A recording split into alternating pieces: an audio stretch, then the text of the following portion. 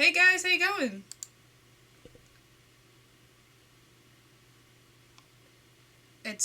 Yeah. Yeah. It's good to see you all. So you have two accounts, Sarazine. Let me unmute so that Ern can speak as well. Say hi. Welcome to the stream. Hello. Hello stream, hello chat. Why is my main so weak? Well, Ern, would you like to tell the story of your 4 accounts that I just found out you have? Alright, so I got bored. And your luck, while your waiting. RNG luck. So at one point I got bored of essentially waiting for the next content because like even if I waited I had done everything, collected everything that I could and was just waiting on the chests and stuff to be opened up the next day. So I opened up, different accounts for different places, for different groups of friends, the usual, like, oh, if I can't play with this group of friends, I'll play with that group of friends, things like that.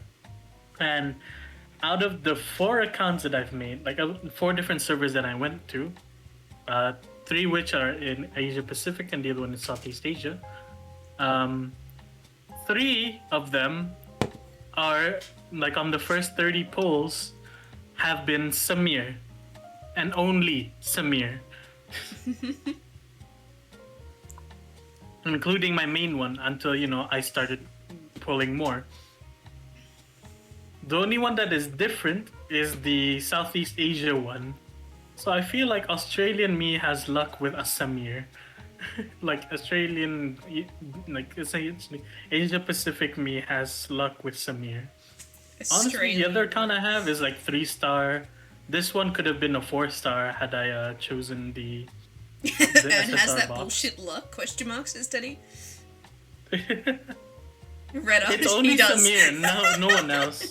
Hi, Retta, you can't say anything. You have Nemesis on 2 different accounts. But not his main. Oh, he has it on his main now. Oh, does he? How much did it take you to get that, Retta? Pity. Hey, Retta, I have Coco now.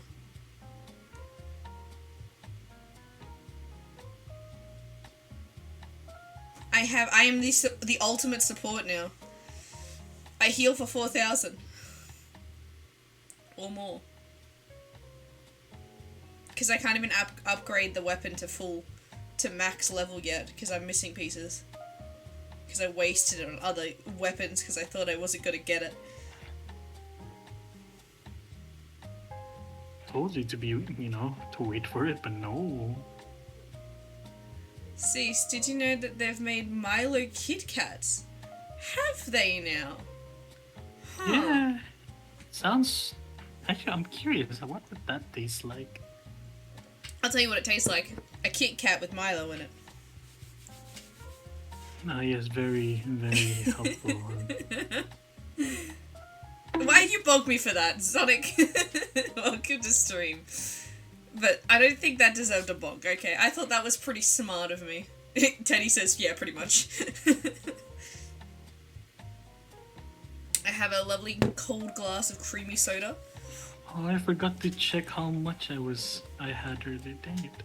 Alright, let me check now. Honey, how you doing, 54 Sonic? currently. And Zoe, how are you doing if you're still there? Long time no see. A hydrate, thank you, Teddy. You get a drink, yeah? Thank you. Oh, I've just drank. Ah, I see. Drink again. Yuki wants to talk with you, Zoe. Sarazine says, also me and my friend have pulled at least 1,500 times on the Black Banner with no SSR yet. I got 0 from that. I got C10 from across 3 characters. 1 star? Yuki! Yay, Yuki. Zoe Man, is I'm glad watching. you're You just have to, at Zoe a few times, Yuki, then you'll be able to hear from her. You're in the middle of a Val match, well, that's your fault. That is your fault. Zonic says, funny story, the I whole- started stream this morning, then internet died 5 minutes into it. Oh, it's a Wednesday. Sonic, I saw. What can we say, Zonic? It's a Wednesday. You know what happens on a Wednesday. Yeah. I tried to Hey, start but my I stream. didn't get any problem though. Maybe that's what we need to do. You need to stream on a Wednesday so I don't have terrible luck. Because So I started I stream. stream on Wednesdays and take over. I join you on Wednesdays. Eh, too much We work. stream together on Wednesdays. I mean, considering what I'll be streaming, I don't think they're gonna enjoy seeing this. So yeah, vodka for Yuki, says Zoe. Yeah, so I started my stream, and well, it turns out my subscription to use the program to get my model to work stopped. So that was the lovely start to this Wednesday. But I got it working. As you can see, I'm moving, I'm blinking, I'm talking. Are you I'm though? existing. What was that laugh after it? Okay. Are you truly though? I can hear your game coming through your mic. That is weird because my game is coming through my earpiece, which is like super quiet. How? It's very, very Honestly, weird. that's impressive. My hearing is amazing. No, it's just your mic is very, very good. How? Wait, does that mean you hear the? I heard the sound of girl me hitting- sound. The girl sound, yes. The girl sound? What do you mean? I heard, unless I'm being attacked. Wait, am I being attacked? Yes, I'm being attacked. Bruh, you're hearing yourself. What is this?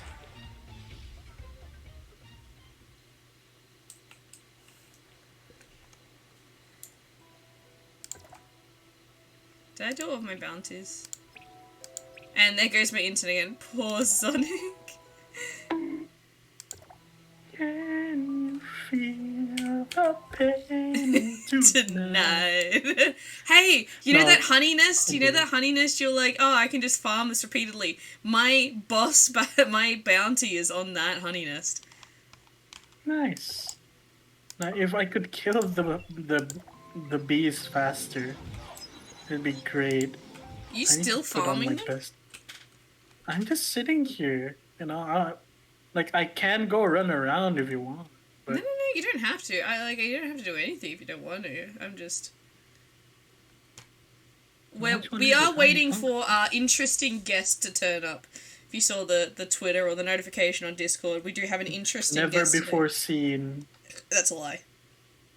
No, never before seen. It's not a lie. You've never seen him yet.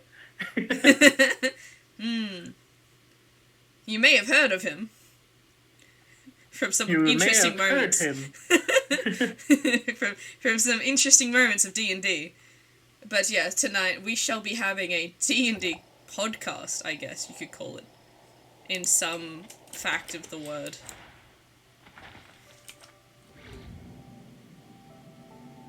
Three DMs talk about what went wrong and what went right.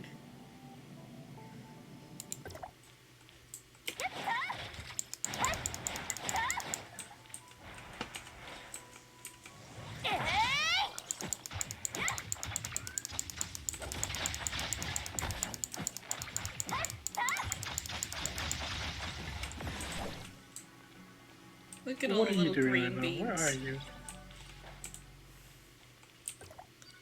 I'm curious, what are you doing right now? Let me see. I just got my bounty. That's what I'm doing. Oh, make sure you have 5 orbs if you want to do what I'm doing. I was not going to do what you were doing. Alright, nice. Oh, done. Alright, sweet. Oh, I have a thingy to collect. Oh, obtain! Alright, sweet.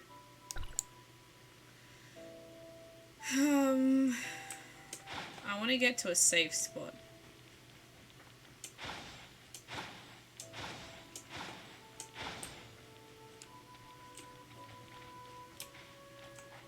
Oh, I have 3 orbs. Will that work? Or should I have 5? How do I get Just more have orbs again? 5. Jump and dodge. You need to jump and dodge. That is not dodging.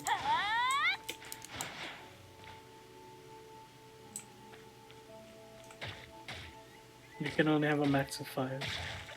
If you want to do what I'm doing, you gotta do what I do.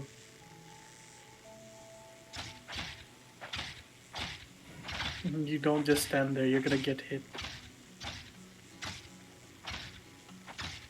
What do you do?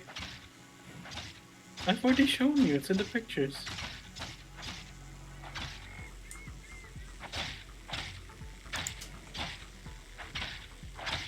Are you crouching in front of the thing? Mm-hmm. Welcome back, Zonic. But crouching doesn't hit the thing, does it?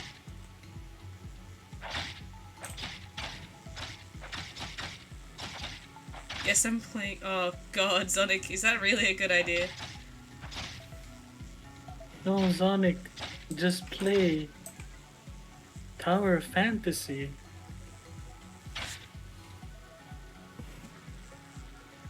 Is there one where there's 2 right next to each other?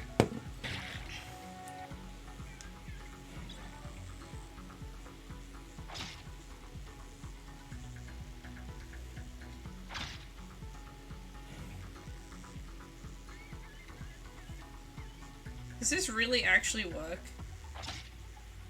Yeah. I mean, the reason why I do it at where I am is like it's easier to hit the bees that way.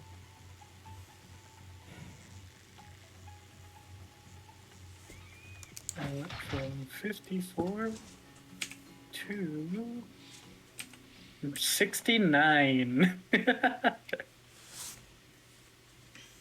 We shall farm.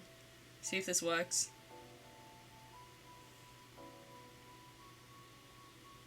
I'm pretty sure somebody made a guide of how to do this anyway. So I found a guy that showed me a place to run for Snow Lotus. Interesting.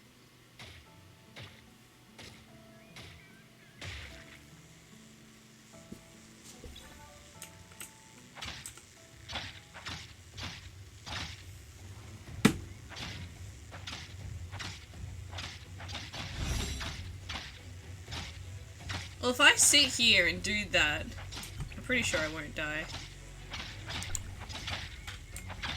And I just go in here, and then I just go here. And then we have the cool music in the background, and I'm just... you just hear slight banging in the background, just ignore that. Yeah, I don't. Maybe you shouldn't have that considering what we're about to do. It's not that obvious, is it? I don't know. I'm just listening to Maya, to Maya's kitchen right now. Every now and then I get 1 honey, XP, 1 honey. What do you mean it would be better if I was in a maid outfit? I don't have a maid outfit. I don't even know. I don't wanna think about my avatar being in a maid outfit. Well, if somebody wants to draw it, go ahead. I won't stop Commission you. someone to draw I it am not in a maid commissioning outfit. someone. Someone else can. I'm not doing that. No way. People could just use their imagination, or they can draw it themselves.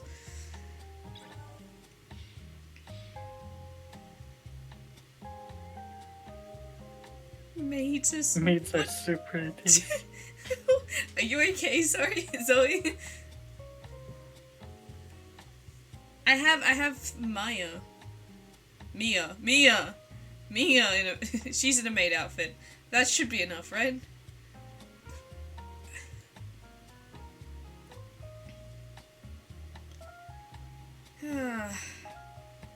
But yes.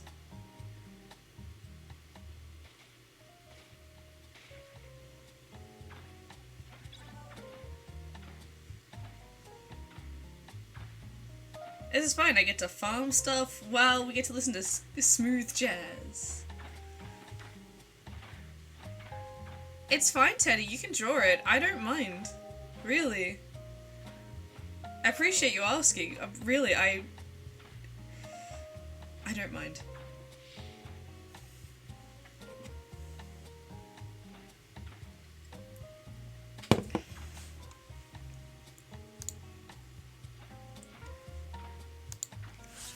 I'm neither comfortable or uncomfortable with it.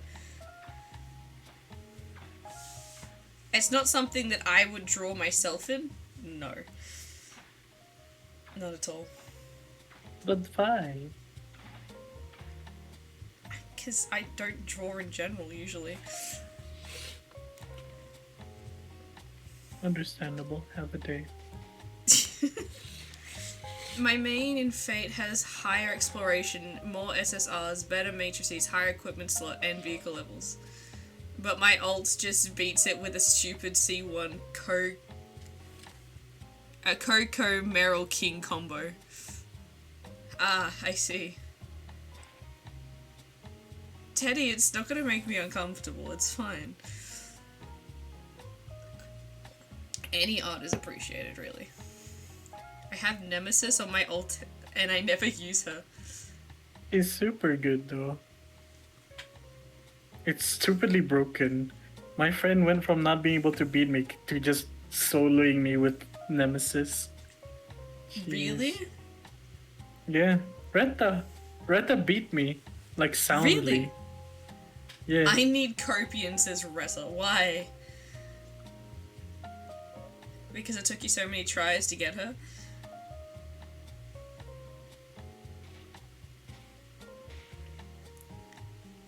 Oh, hello there, Senko. I lost my 50. You lost your 50-50. Oh, did you have to whale that, Retta? Did you whale for Nemesis? Did he? Retta? Oh, wait. Well, he did want it pretty bad. He was down No. bad for No, her. apparently.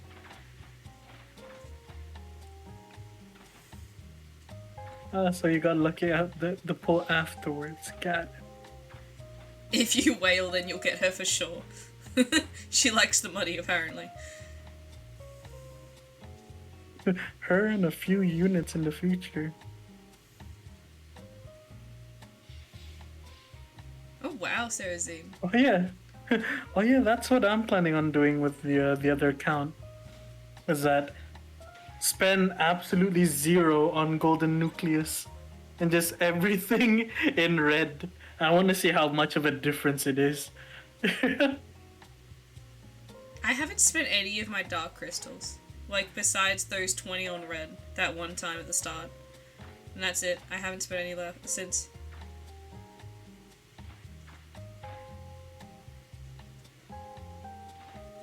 Well, if you want Nemesis, she is good for support.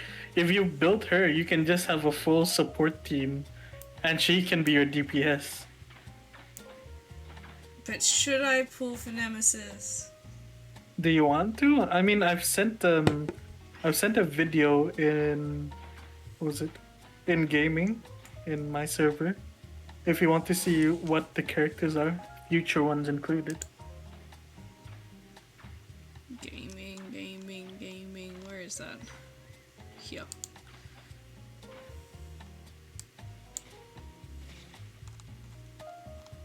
Where did you send it? Gaming. I'm scrolling Gaming, my up dear. and all I'm seeing is Apex. Not that gaming, the voice chat. Oh, okay.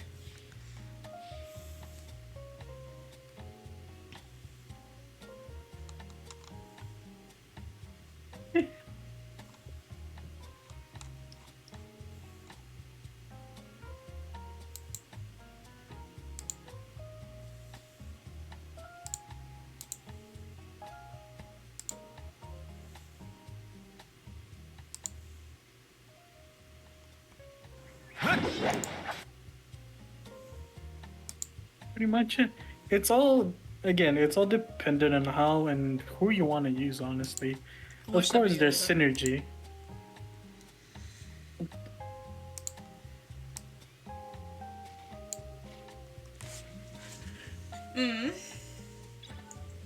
I don't know, like, I don't really mind. Like, now that I have Coco, I'm just like, I feel like I'll be not too bad.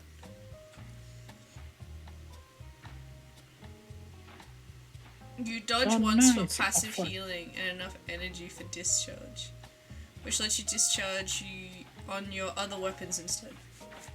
Huh. With Nemesis, you want to do discharge to summon totem and do damage, healing energy generation. Which is why I prefer C1 Coco to Nemesis in PvE.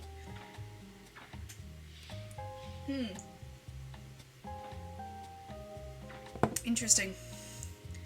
I'll be honest, I just want to play the game. I don't really mind.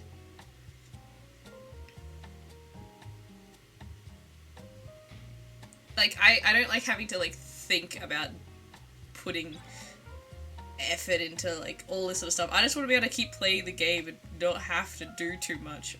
But apparently I can't. I have to actually, like, put time and effort into upgrading things. What do you mean? Of course you do, you punk. If I it was don't that easy, then I don't people would play just these be games. steamrolling, you punk. That's what I just like not having to think about it, really.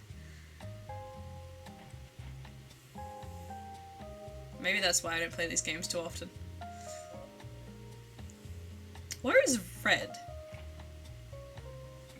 Probably dead. One Well, time now I they know learned who the Captain. now they know who the other guest is. Some people don't know who that is, it's fine. Oh, Like, we can say the name, but it doesn't mean they know who they are. you say this. Your long-time listeners would know. Yes, true.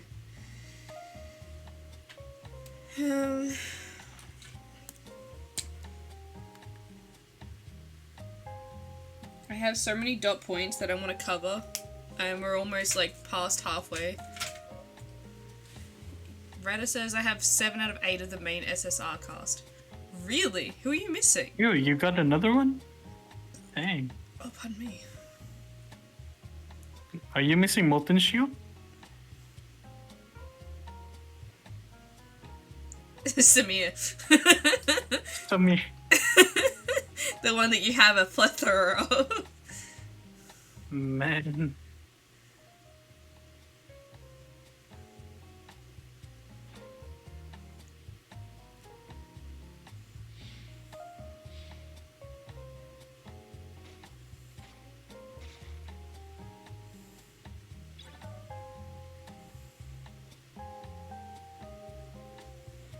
You gotta love elevator music, right? I'm gonna message him.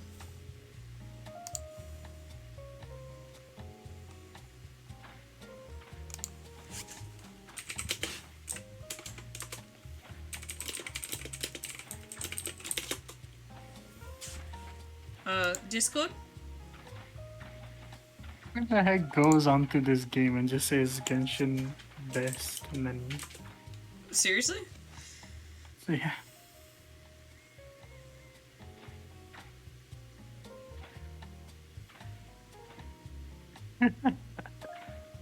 If you just look at this system one, there's like honey one, and then vitality level cap exceeded, cannot obtain XP. Really? Yeah.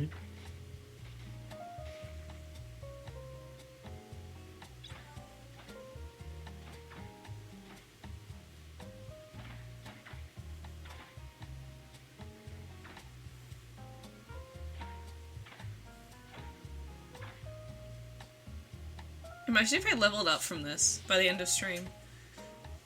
I don't think so. Oh, but I do want to check how much. I get 104 Oh, XP per insect I kill. 54 to 83. I've got 20, like what? 29 so far? 29 honeys? Hmm. I don't even know what I use honey for. Is it just in cooking? Yeah, it's for cooking.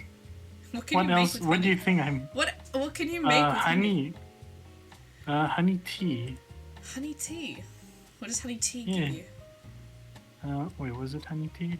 No, Snow Lotus Soup. I was gonna make that.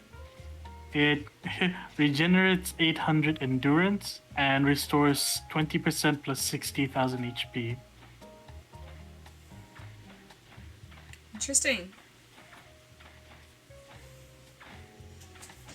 I still haven't gotten all the teleporters for the other side. Now that I've got the How? upgraded thing. I don't know. I just haven't gotten there yet.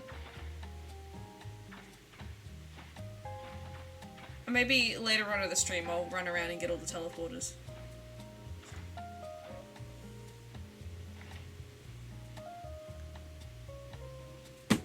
Red isn't answering.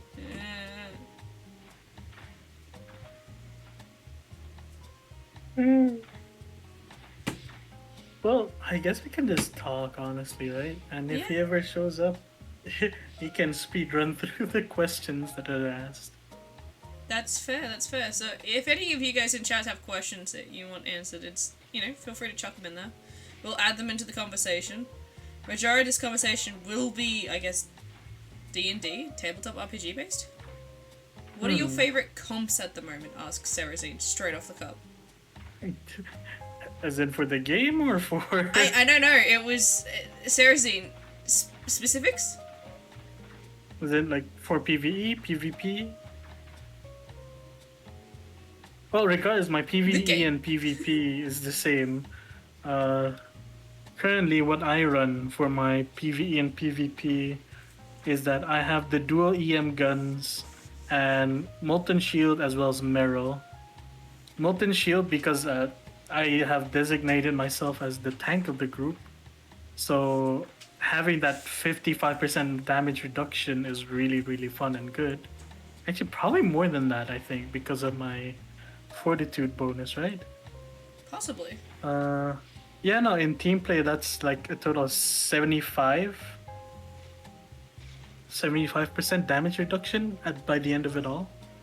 Granted, that extra 30 is from the shield, and then just essentially it lets me do my job of tanking bosses a whole lot more easier, considering things. Meryl, simply because I do like using her ability to essentially lock out bosses from being able to hit me or hit like allies who are trying to heal. So I only ever use that ability when they need essentially like a place to rest, essentially. I don't use it for damage. I use it for a little bit of the chatter and a lot of it mostly for zoning. And the EM stars are just my go-to damage dealers. I have them at C, like 2 stars right now on my main account, and I'm working on that third one very, very soon. With the amount of nightingales and echoes that I'm getting, I am at, let's see, how many rolls until the next one? I am at 70 rolls with 113 extra black gold medals, and that is from just the weapons galore alone. I haven't really pulled anything in like the black one right now. I have saved up a total of 93 since then. Oh my god. Yeah.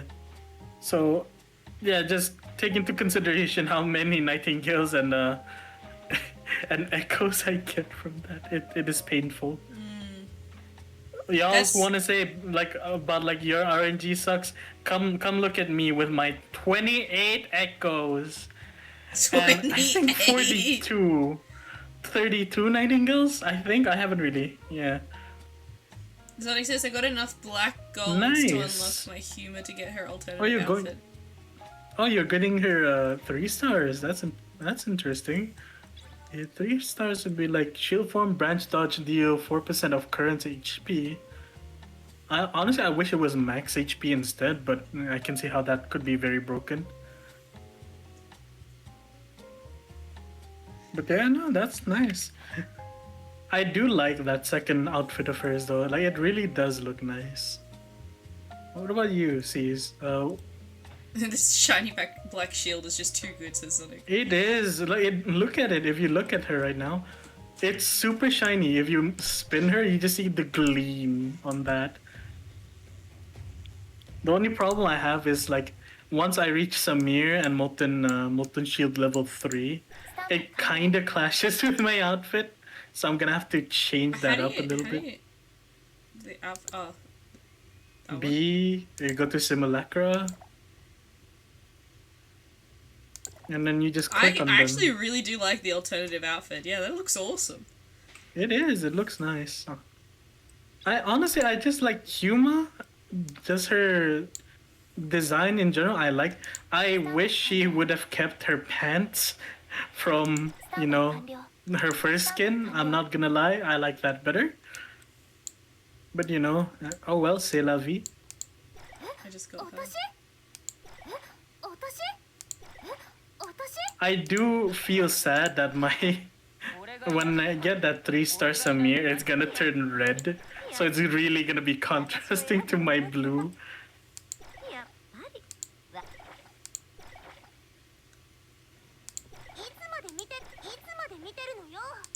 Oh, look who decided to show up. Gamers. We are live. Nice, I'm a god at timing apparently. Just don't forget to call, our name. Please don't use our real name. Oh wait, that's the wrong word. Mom! Look, I'll take mom and dad over anything. At least that's safe. But yeah. So, what about you, C's? What comp do you run for your, what's your favorite comp currently? I think these three, which is just my main set that I normally use now. What is these three? I have it on stream. So, I guess I'm pretty sure you know what weapons I normally use. No, please just say it out loud. What if people are using audio? What if they can't see? It's what if they're deaf? That I wouldn't know why they're watching it in audio mode then. It's a skill, to be fair. They're reading it. Okay. Anyway. They're reading the video. Honestly, they could have done her alt skin a little bit more justice. Just a little bit. Yeah. So it doesn't do much damage, but it's enough to get by now. Before it wasn't so good, but I use Zero's cube, then Coco's spear, and Chakram of the Seas. I just love the fact that it has technically my nickname in it. Okay, but it is also a good weapon. I'm not gonna lie, I like it. But yes, the bias is right there. I like it. Oh, yes. What about you, Red? Currently, right? I know you haven't been playing the game much because, let's be honest, you've been quite busy lately. Mm-hmm. But what's your favorite comp at the moment? Favorite comp? Scythe gun. Just those two? Scythe gun. Honestly, Got it. You're still trying to get your third weapon, right? Technically, I do have the bow. Oh, not that bow.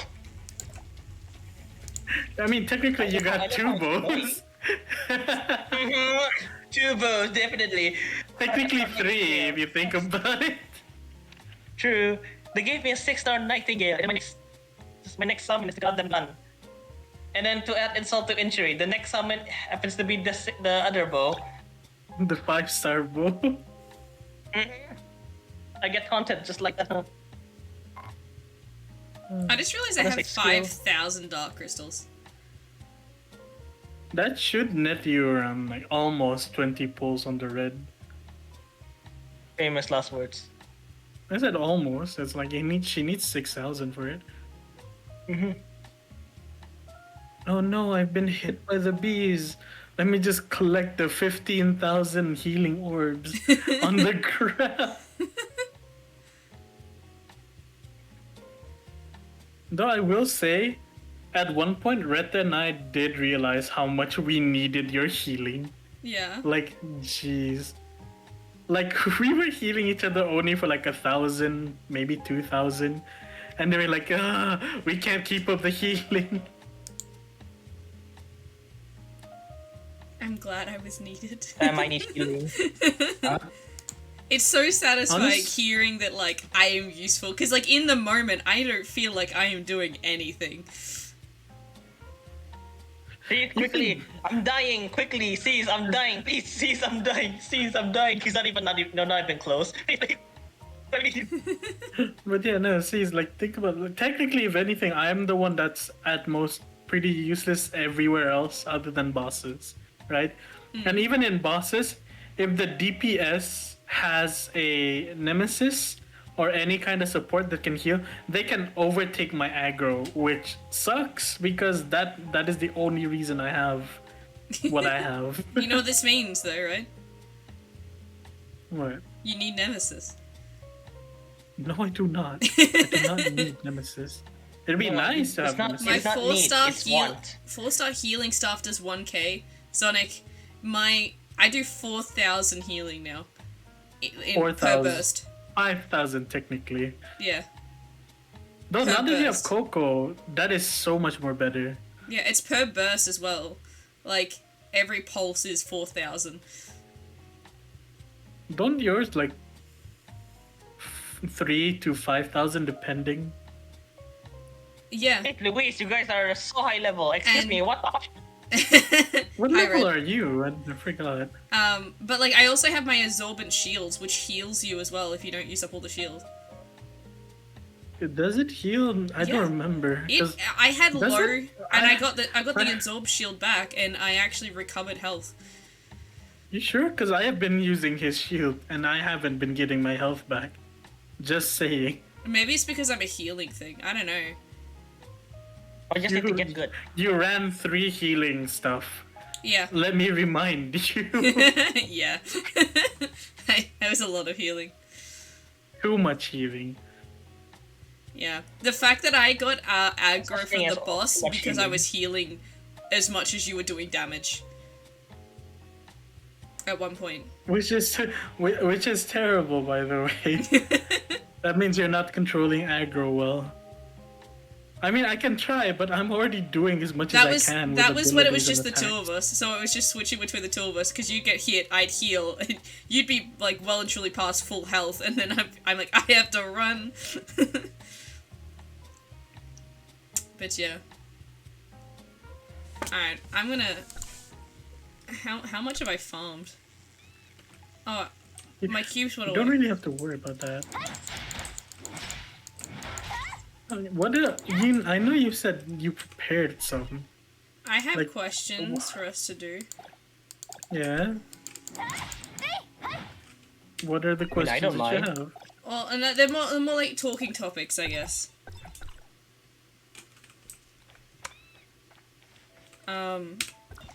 Okay, I'm really curious about this one because this is the last one we said before we jumped in on Well, this.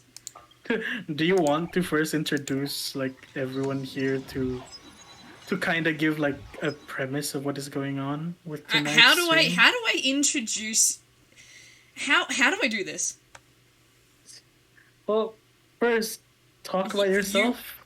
Like, I have One NQR. already. I have the NQR adventures. I mean, introducing ourselves like in D&D tabletop RPG stuff, or like. Yes, essentially Yeah. that. Since this is your stream, please do the honors.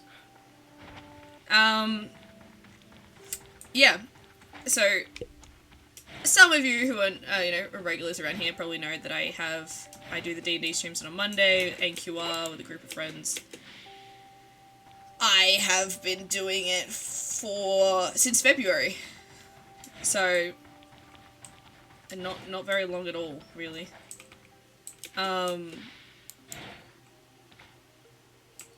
I honestly don't know how to introduce it. I've made it all up. It's all made up, it's all fictional, I hate to tell you. None of it's real. But, yeah. All right. I'm not good at introducing Fine, things, fine, okay? Fine, I'll do it.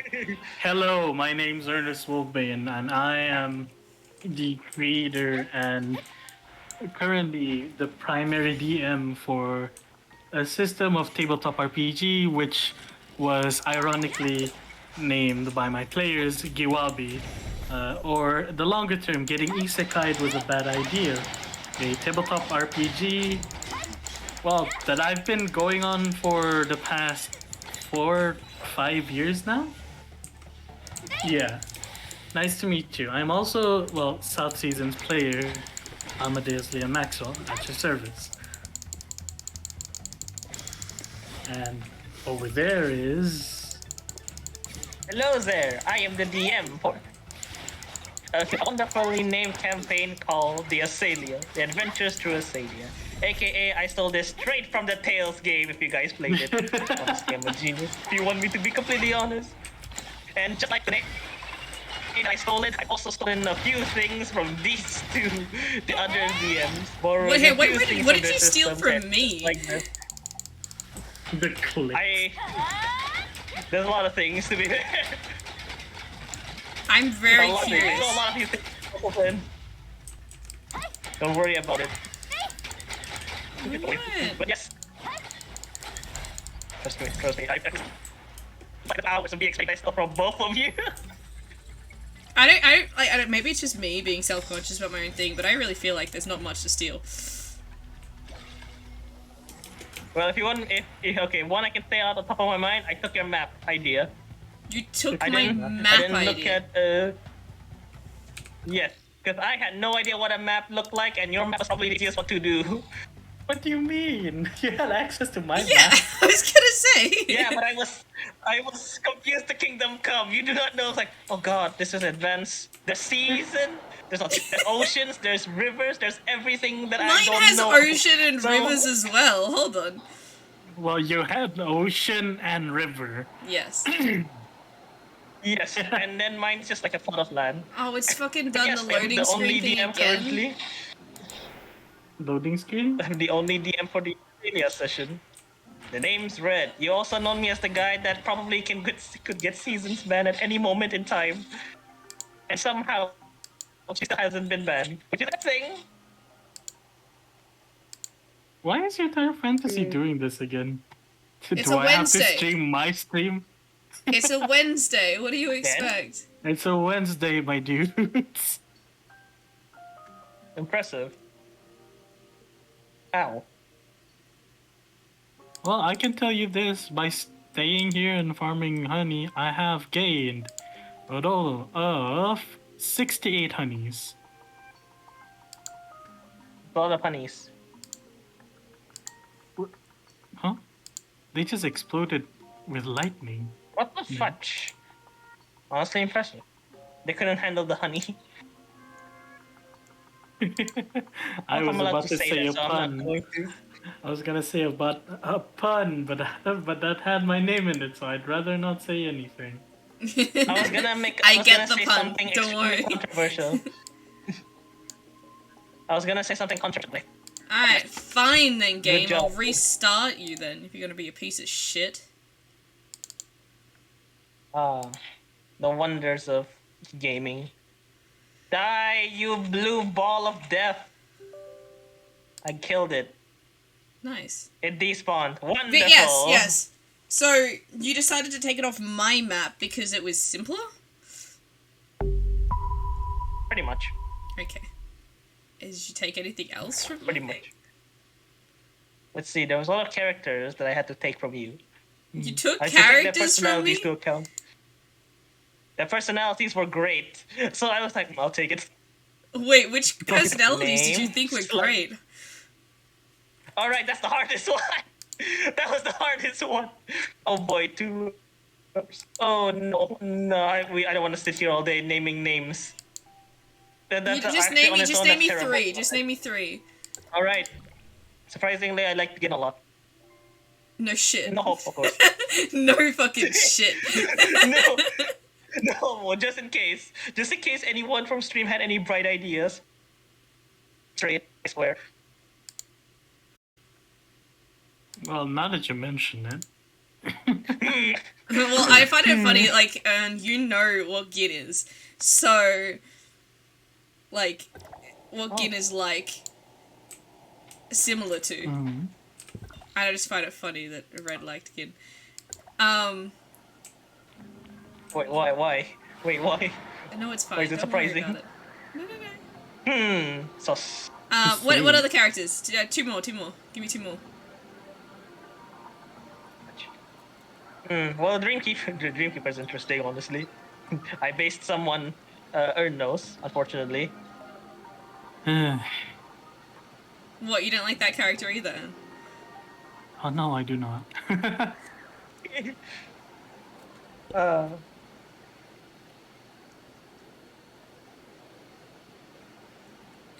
Any others? Who can I say on top of my tongue that wasn't sound offensive? Offensive?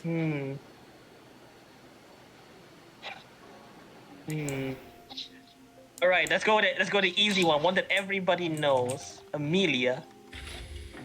Amelia. Although Aethel doesn't get flirted on in Azalea. Yes. There's also an Aethel in Azalea. Aethel is also Aethel in Azalea. Pretty much, just under a different name. It's a different name. A different surname.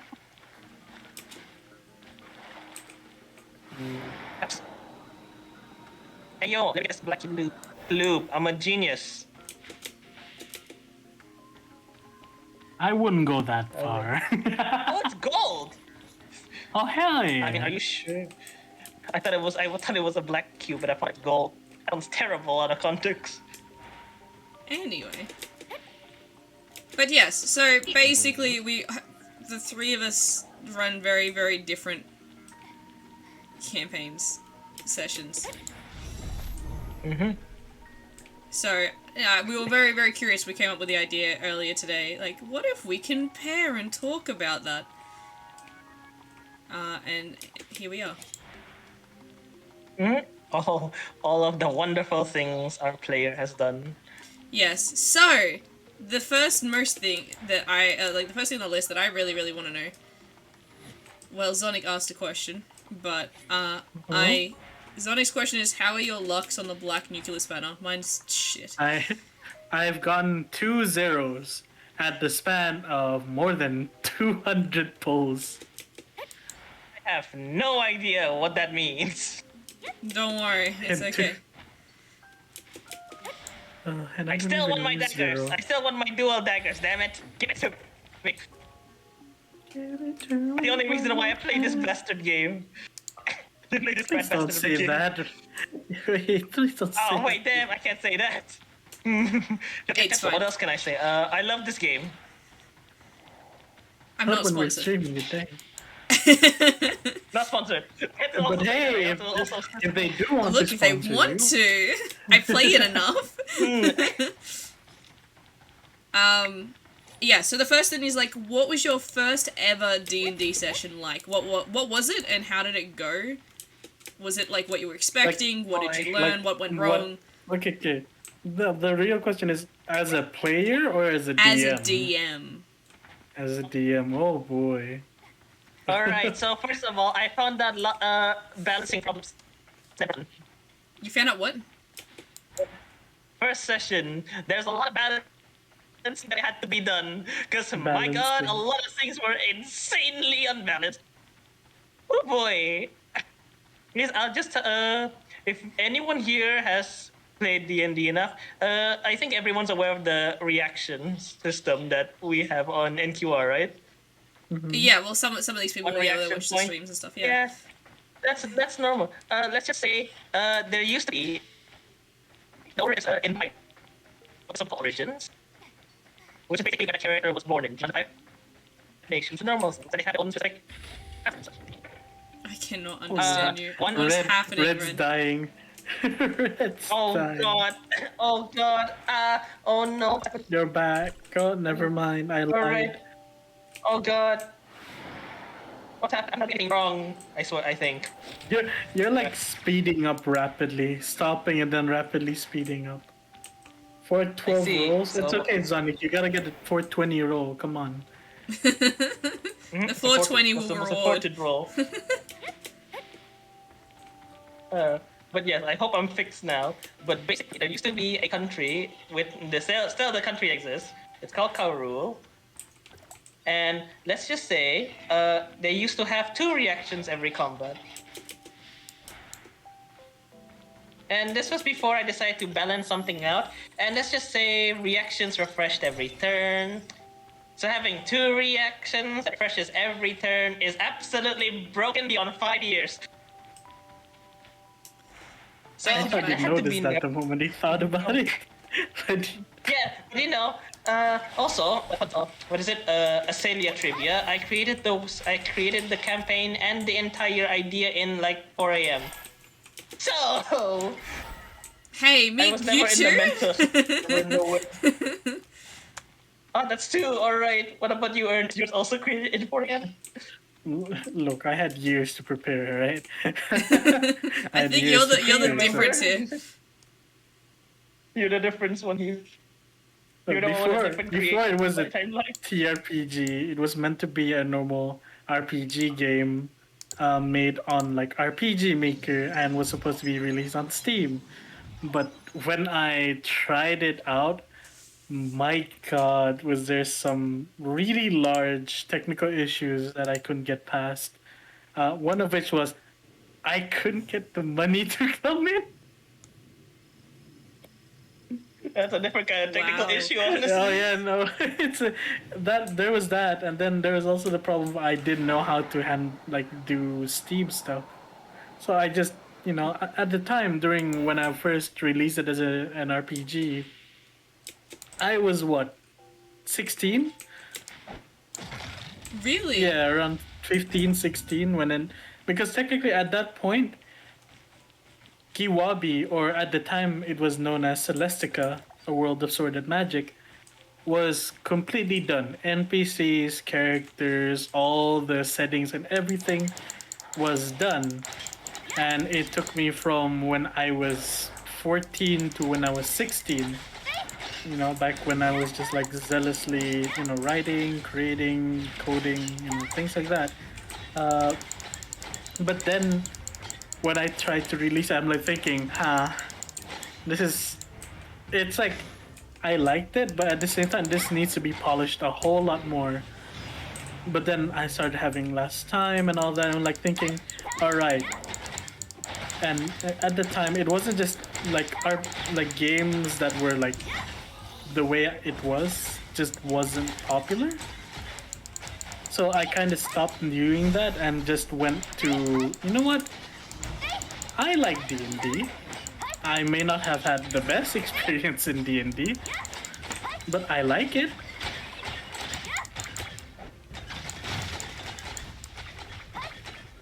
My mouse clicks coming through And my that's microphone. how it all began. Yeah, no, that's exactly how it all began with Juavi. But yeah, no. But okay, so yeah. this stems back to what was your first session like though? The first one that you ran. Oh boy. How did it go? Oh boy.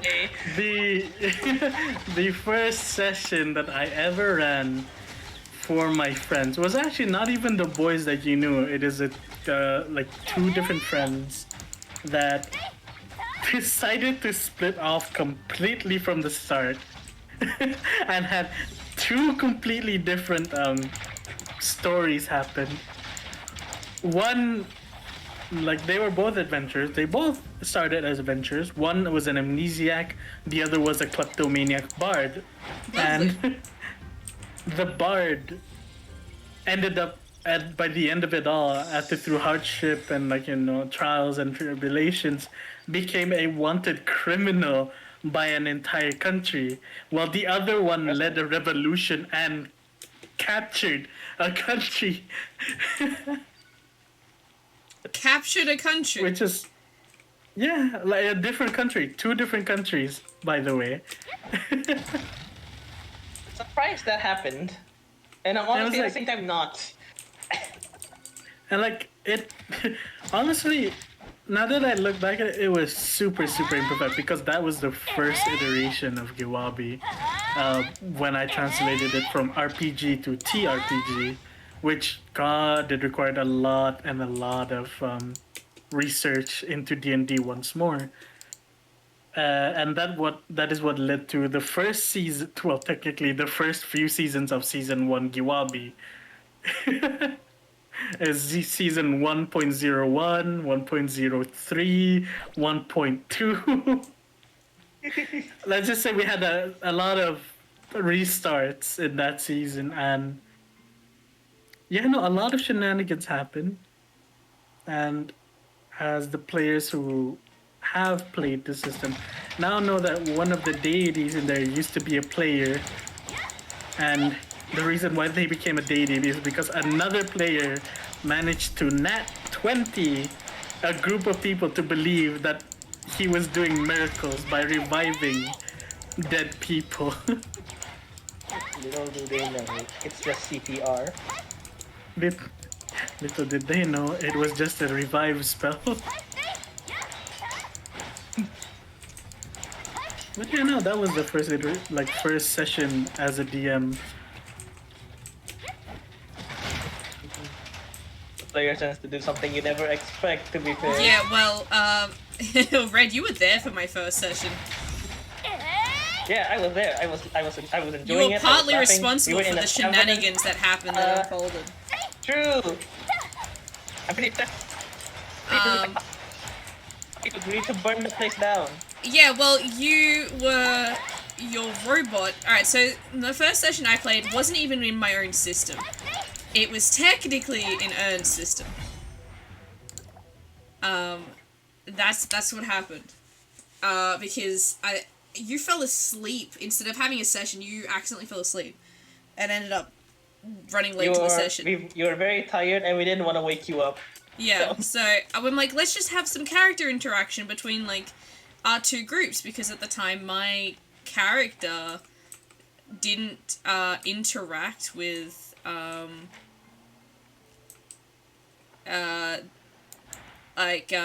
of the other players' characters, because we're in different groups. And so what ended up happening, I'm like, what is the most generic place that you can meet people? Ah, yes, a tavern.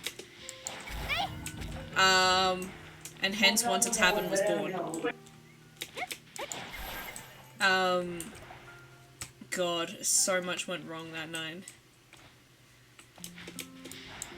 Yes, Like- but it was fun. We Alright, burned so down the it entire started out tavern. this was when I realized that I made a mechanic for alcohol accidentally. And, since that day, well, you guys have been to some of the AQR It makes me streams.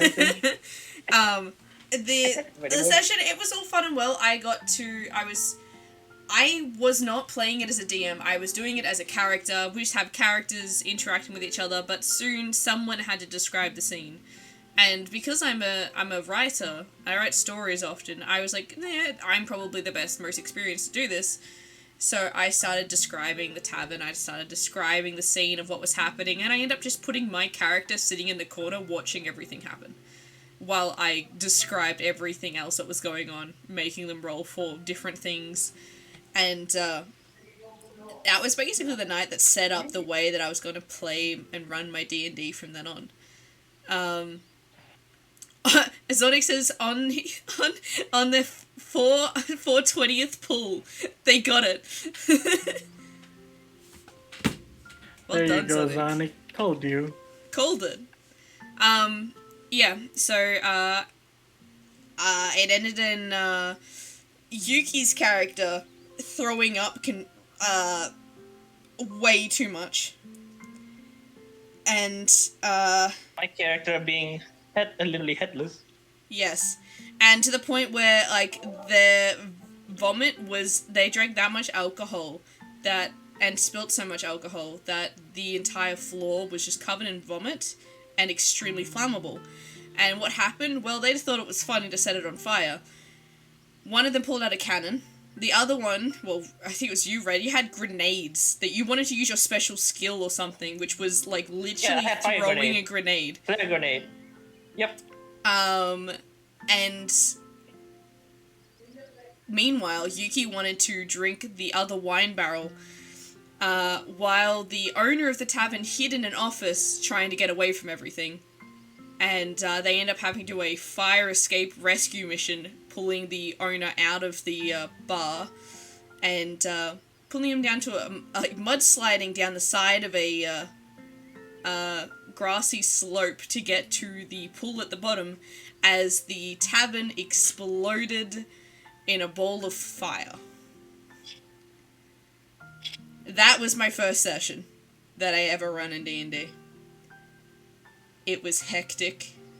It was a lot of fun.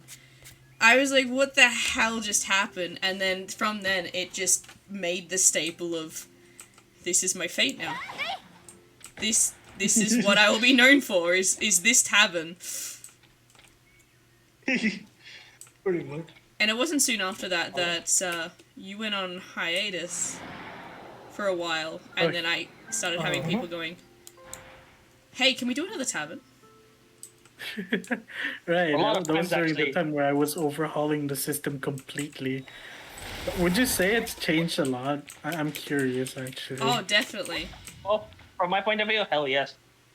Like a lot. A lot, my friend. More times than I can count on this. I was like, oh my god, there's too many changes. I can't keep up with this. I need to relax. I need to read everything again. Oh god, we got more. There's more religions. Oh god, it was a lot. Honestly, it was fun, but also, goddamn, I had to read more. But luckily, I'm immune to reading. Oh yeah, good luck. There's gonna be more reading soon. Yeah. Both in D&D and in real life. God have mercy on these poems. Can't believe you had to read that one though. Yeah, out of all, the worst part is it's 5 poems. And I happen to get that one. The worst part is I didn't even know what the poem was about until I read it. And I started regretting my life choices. Just in case anyone's interested, read poem. The perfect ease of grain. Please be 18 plus when you read it though. Well, now that you yes. said it, I don't think they're gonna abide. Greta, you better not look that up. I don't even know if Red is still here. Use Honestly, no idea. He's probably running around, finding more nucleus, finding more black crystals to add to that Nemesis collection. I am just trying to Give me find. like a good 5 minutes. I have to do something really quick. Yeah, that's right. I'm trying to find. I remember there being a place that had 2 hives next to each other. Oh, yeah, there was.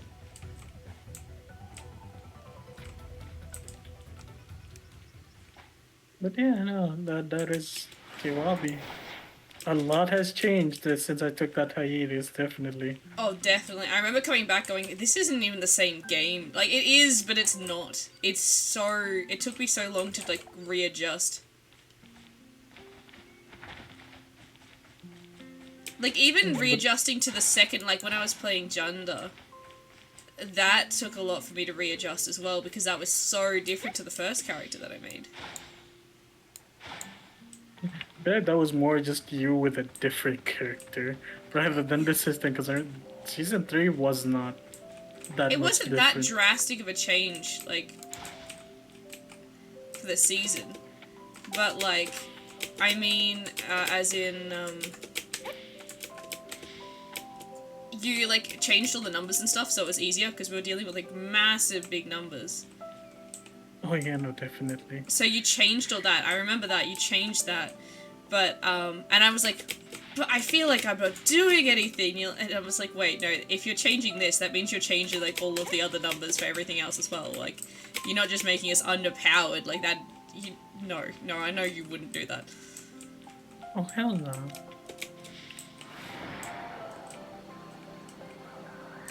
Right. Welcome back. But yeah, that was the only thing I was like, I have to readjust to that. And then the hiatus came, and then the And then everything else changed again. came.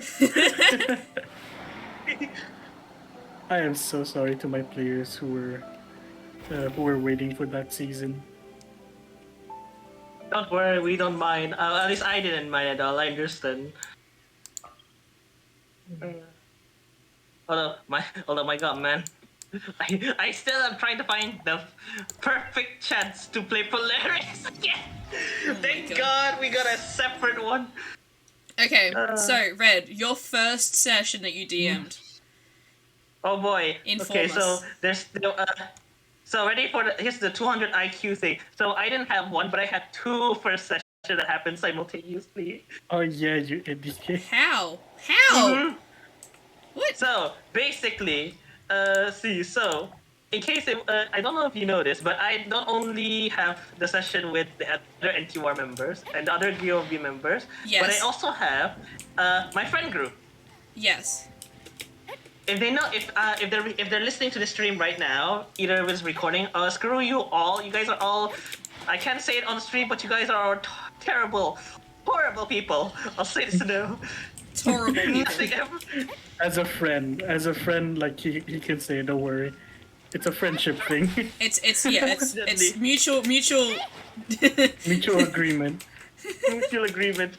You guys never go the things. I hope at least 20% of the things go as planned. Unfortunately, the 20% is not gonna happen. It's about 0%. Anything goes as script. But yes, so basically how Azalea's session started, it's honestly a wonderful way to start. So basically I got the characters kidnapped. Yep. Right, That was very okay. close to what I did. Hold on. Great start. Imprisonment? No, don't worry, they didn't get kidnapped the way you think. They got forced to be kidnapped. I remember hearing about this. So basically, I put 3 guards that I remember their name because they were wonderfully named, and I'm a genius. The names were Dale, Vale, and Gale. Lovely. And the 3 of those guards were all 3 brothers, like a genius that I am. Decided, well, not really decided, kinda was forced to kidnap the said players. One of them befriended them. The other one I cannot say on stream because then they get back. But let's just say he got assaulted, but not in the way you think. Okay. Yes, and that was done by Friend group. But Yuki, Yep. I like how we agreed earlier. Like we're gonna censor name, and then here's you two, like saying their names outright, and I'm here like, didn't we agree? Yeah, well, keep in mind, like, these players are still my players that everyone knows because I still play with them.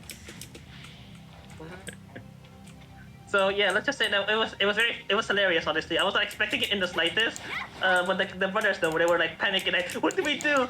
They didn't tell us. They didn't tell us to do this in the plan. But yes, it was great. And then they got kidnapped, and then that's how the Aethel and Marigold met each other in that session. For fuck's sake. Then they were, let's just say, trapped to fight with a goblin. 3 of them exactly, and the goblins got absolutely destroyed. I thought you were gonna say they got absolutely destroyed. So let's just say 2 reactions existed, and let's just say Aethel proceeded to one-shot all 3 of them at once, over and over and over again. And then they went out. Well, not really went out. They more like went to a separate room, a garden of some sorts, where they met one of the, how they describe these characters as God. They're not gods. They just happen to be very powerful, but in their eyes, they're gods. Okay. Ern knows exactly who one of these characters are. It's actually Sarah, the element of water. Yes, I'm a genius. But yes, and from that point, that's how they started to do the journey of. That's how they were told the story of the corrupted, what the world is going through right now, aka what happened at 4 a.m. Thinking their wonderfully genius idea, honestly. And then they had to fight a boss, which had like over 200 health. Not 200, 2,000 health. 2,000 health. Sorry. And then Aethel proceeded to one turn it. Like in a single turn, it just killed it immediately. In a single turn. Yep, let's just say over limit. Oh yeah, and Ern, I forgot to mention, over limit, if you were Carulian, you had 3 reactions, not 2. That refreshes everything. I know. Yeah, they got 1 turn. But yes, they succeeded in killing it, and in the end, honestly, they did the prologue quite well. And then I did another session afterwards, and then from that moment, I was like, you guys want this to be a permanent thing? I was just doing that for my friend group to let them try D&D. And honestly, they enjoy. We'll get to the friend group later. For better or for worse, to be honest. But yes, other than that, the first group went pretty. How do I say, nonchalant. Other than that one instant, other than that, everything went exactly as planned. So that's why I was hoping my friend group went just as planned. My, how you were wrong. So, and that was in that moment I realized maybe I had a little too much faith in my friend group. So guess what happened? So, same scenario, they got kidnapped by Gale, Vale, and Dale, the normal things. But, let's just say, again, they were separate, the three of them didn't want to do anything. So those geniuses, you know what they did? So, let's just say there were a lot of roles per se, and let's just say they got, the three brothers there got intimidated instead. Okay. They were supposed to kidnap them. They were supposed to kidnap my friend group, but unfortunately, they kidnapped them. They pulled a Uno reverse, basically, what happened in that situation. And I was struggling to figure out, okay, what do I do in this situation? I wasn't expecting the other three to get kidnapped. Let's just say they used the rope that was supposed to be used on them, tied them up, and then proceeded to ask them for their equipment and their money. Asked? I don't think that was asking. No, they were asking. In their exact words, we'll ask them for their equipment. Because he proceeded to shank a guy multiple times. Oh my god. But yeah, I was not ready for this, so instead I was like, alright, what can I do in this situation to fix this, to salvage whatever this is? Alright, I got it. So I made the brothers activate a trapdoor that pulls them into the dungeon which they were supposed to be kidnapped to originally. So I saved that situation, but it only got worse after the goblin thing came up. So, when you're fighting goblins, and your very first D&D session, I thought you would be slightly serious and, figure out attack patterns, focus on HP, look at their skills. No, let's just say one of them proceeded to, nut punch a goblin several times. Carulian. So he used his reaction and his action to nut punch a goblin 3 times in a row, and then killed it. Honestly impressive. And then the other one proceeded to cause the goblin's head to explode by crushing it. With his thighs. Sorry, her thighs. Right.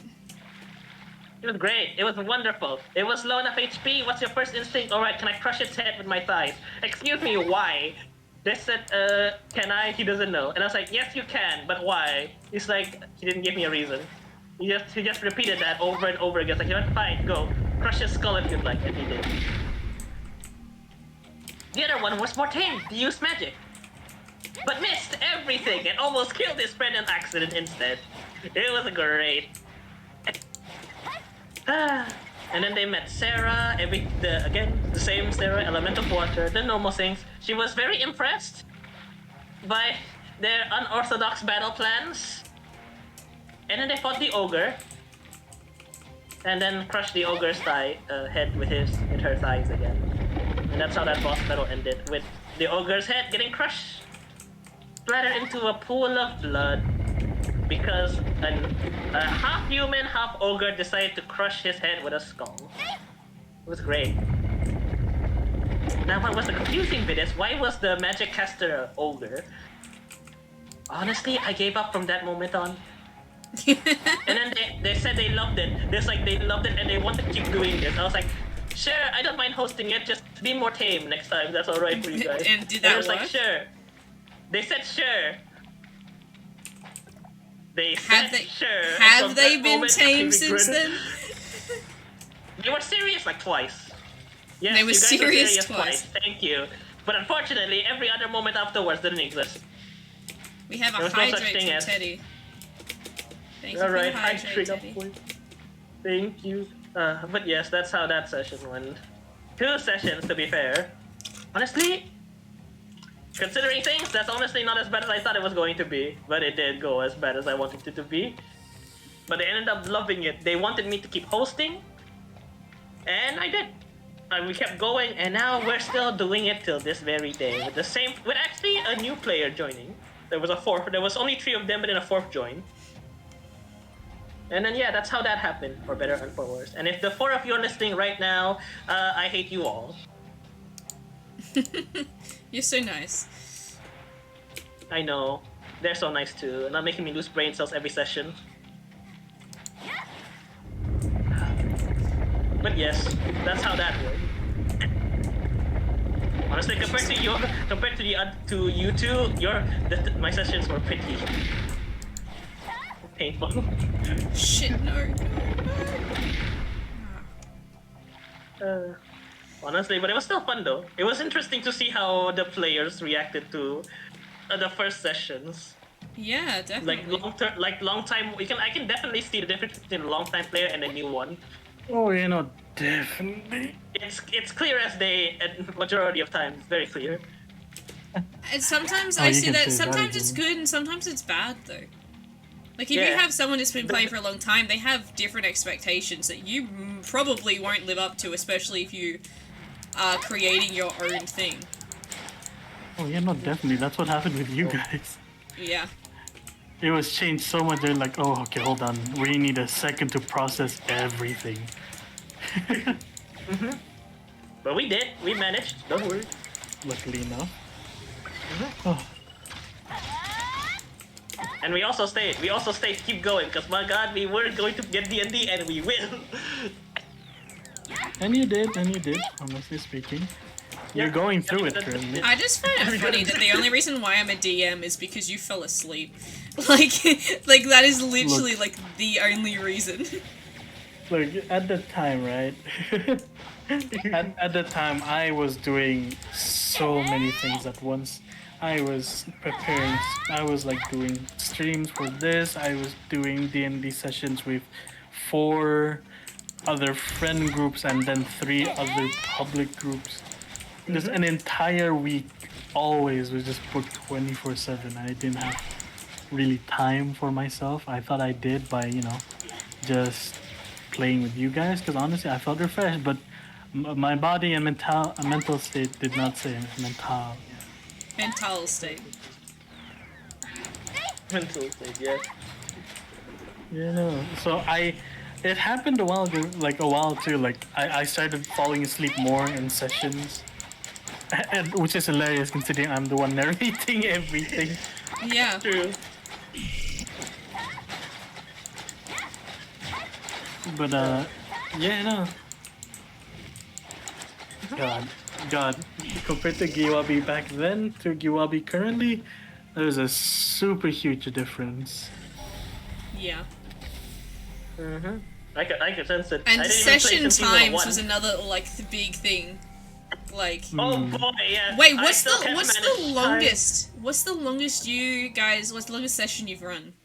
How many hours? 11 hours. 11 hours. I think mine was either a 16 or 20-hour one, and that's with the boys. Yeah. I think. I did 11 with Your actually, friend group. I think my friend group and I think your group as well. But I'm not sure. Yeah, no, I think you- like max is like 8 or 9 most of the time. Essentially, you got off yours, and then we're like, "Hey, can you do ours now too?" Like, oh. Yeah, technically they're not really the same. It's more like separate sessions. That's like total hours. But the longest session, the longest single session, I think it's roughly 11 hours. Specifically the friend group, where we started like 5 and then at like 4. Actually, no, I saw the sun rising. I think that could be 5 or 6. Luckily, we Don't had be those. like us. Just don't Yeah, be no, like us. it's unhealthy. It's extremely unhealthy. I actually If I'm giving think the advice- longest D&D session I've had is probably a Wasn't it solo Technics? session with you. Oh yeah, the almost 24-hour session. Which no one else was really there Impressive. for either. Like people dropped Yeah. in here and there, but like let's be honest, like we stayed up we did an all-nighter. Yeah, we did an all-nighter. We almost did another all-nighter. Yeah. Oh, So I boy. think maybe I'm worried. are you a bad influence? Maybe. Nah. can pick the That's it. I can pick the weapons. I finally got the General SSR box. Nice. Nice. You better. I don't know. You want to pull before you use it, you know, just in case you do. Yeah, don't be Get like right. me. Psst. Alright, I need one more. I need one more golden nucleus, so I'm gonna get one from this. Alright. What do I roll around the roll it goes? What do I get? Nobody knows. If it's dual daggers, praise the god. If I don't, I'll kill. Oh, Alright. God. Alright, I didn't get it. I got. God damn it! Leave me alone, Nightingale! Leave! I already have 6-star of you! Welcome it, to my alright. world, Red. What gun? What gun? What the weapon? What's fun? The chakram is pretty nice. Didn't you want 0? It's not there! It's not there! What do you mean? do you mean He it's should not be there? there. Oh, not 0. Crow. No, I already got Crow this side. Oh wait, it's here! I can't read! It's the Thunder Blades! There's an S! There's an Oh S! my fucking god. I Idiot. did it! I don't need to play this game anymore! I'm done! Yeah, Goodbye, I'm guys. done. This is the last Tower of Fantasy game this is the last game you've ever seen me in. Goodbye! He says, going on it to. Full but upgrade, yeah. let's go! I guess I can copy, honestly, I'll be happy. Oh! Maxing out! Spending all my resources on this one weapon. Easiest. Luckily, I'm rich. I'm rich. Not You in say money that now. IRL. Not in money IRL because I'm broke in IRL. Woo! Switch. Screw the guns. I already have electric. Let's go. I'm now a dual blades main. Are you sure about that? Yes. I'm gonna main this weapon and I'm not gonna use anything else. What's the ability? Oh, it's the same thing. Impressive. Why am I red? More red than I'm supposed to be. Alright. I got 20 black nuclei, let's go. Good luck. To get dual blades, I'm gonna hate my life. What Okay. other thing did you have set Alright. for us anyway? I have a list of like 12 points, alright? 12. I don't think we can go Impressive. through all Oh, we're not of going to cover all of them. Some of them we'll cover as we talk about other things. But I think one thing also to point out to people watching is the fact that when we run our D&D campaigns, we run it on Discord. VC only. Oh, like, unless, Oh, yeah. Red, do you turn videos on? I don't know. Technically, I do have a different session. It's called Holding It Via WhatsApp Call. Oh yeah. It's called Right, what? because some of your friends on Discord. No. Well, 2 of them. One of them just got Wi-Fi. 2 of them don't have Wi-Fi. They use their data. Ah, that's pain. I can So that's feel why I that use pain. WhatsApp Call, which is free. It's terrible at times because they don't have music, so I just tell them to listen to their own ambient music. See, Other than that, it works. but But yeah. my Own question is music. like, so we run VC only. Some people, like, you know, we have to have videos on, or you Oh, have yeah, to only no, do it in we've had face to face. those. Oh yeah. Would you guys ever do D&D face to face? I have done it face to face. I've done it video call. I have done voice call only. And all 3 of those are super different from each other. Oh, definitely. Like, I kid you not. And ooh, When I started playing I played like traditional D&D for a brief period of time before I joined you in Gawabi, and that was video call, and I was so uncomfortable. Like, I don't know why, but like when I'm on video call, I get extra shy, especially with Well, a people group could of see people I don't you. know. Yeah, exactly. I don't like that. Like, they can tell if I'm bored or if I'm like not happy with something, or like if I'm stone-faced. Apparently, that's even worse. I don't express emotions very well, apparently, with my face. So, well, back then, I don't know if that's really changed. I don't go out much, so I don't actually know. I can tell you this: it has changed a lot. Just look at your streams. What do you mean? Just I look mean, at your you're more stream. relaxed. I mean, you're Yeah. more relaxed with us specifically. Well, I've known you Like, guys I for think what, it- 3 years? About 2 or 3 years, yeah. But I remember the first interaction. It was very awkward. You interacting with me, especially because of Solstice being, exotic dancing. It was I don't very even awkward. remember. I don't even remember our first interaction, even out of character. Oh, you were with Mikkel. It was not Mikkel, not Mikkel. Michael. Sorry, you were with Michael. He saw my poll. You saw my poll. It was greasy. I remembered exact words I used, and it was terrible. You were. Oh like, yeah, no, quiet. I It's like, remember. I was what? given direct instruction from your teammates to keep an eye on you, and Mhm. don't let Yep, you that do was also anything there. stupid. Yep. Did I do anything stupid? Well, not really, but at the same time, I did. But it was great. It was a shift. It was like, I don't know if she hates me, or is she shy, or both. It's impressive it was both. And it's more of a and case I of was she like, was oh, like, no, it was- finally I get to spend time with Michael alone. Who are you? No, hi, I'm third wheeling. My name is Solstice. I'm Yeah. the guy Oh, he's you inside. hire. God, you're So inside. unexpected. And then slowly after we got more used to each other's company, you end up becoming more relaxed. You're now more talkative now. Well, that's what happens when you get to know someone. So I'm pretty true. And Red's just having a terrible Although- time with his activity. don't worry. I'm always having a terrible time with my It's a internet. We have a Wednesday. love-hate relationship, but mostly a hate relationship. It wouldn't be a Wednesday. This is normal, Hey, sadly. unfortunately, my internet is basically bad no matter what day it is, for better or for worse. No better. I don't think that's ever a better in that situation. Okay. It's better if you believe it isn't. Excuse me? But Didi, are you okay? I feel like I'm the one that had a lack of sleep here, not you.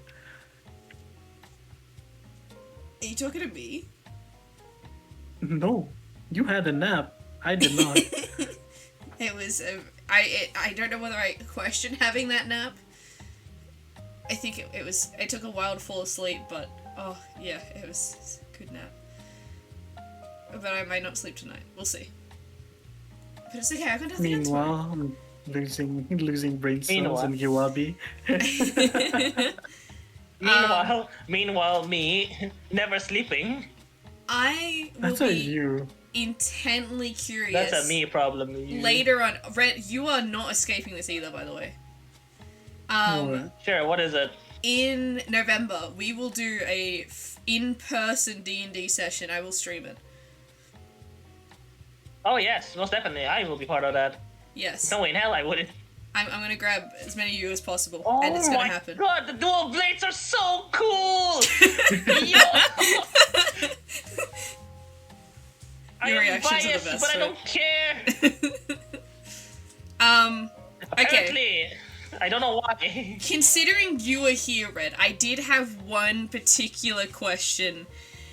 That I'm just curious. What places have you banned dice rolling? Because we know we brought in a no bed dice rolls for you, because every time you rolled on your bed or rolled off your bed, you got a 20. Surprisingly, I have video proof. I have 4 video proof Oh actually. yeah, So- it was terrible. I have banned rolling dice on beds, because Redda had the same luck. He also flicked his dice, like, off his thumb, and always rolled a 19 or a 20, and I banned that too. I'm like, no. Nah, he put his thumb. I flicked with the bed sheet. There were a lot of ways, but yeah, I've been rolling it onto my laptop, like right in front of me, or on top of my desk that rolls off many times than I can count. Many times than I can count. But do you And have I any also- places I that you honestly have rolled it on my Switch. banned for other players, for your players? I banned them using an app. An app? So basically, I don't know if I still have the video, but I have video proof of my friend, we used this D&D app. At first, we used it. I think we did it for like the prologue and then a half of chapter 1. And let's just say, when they got 4 nat 20s in a row, I started giving up on life. Oh my god.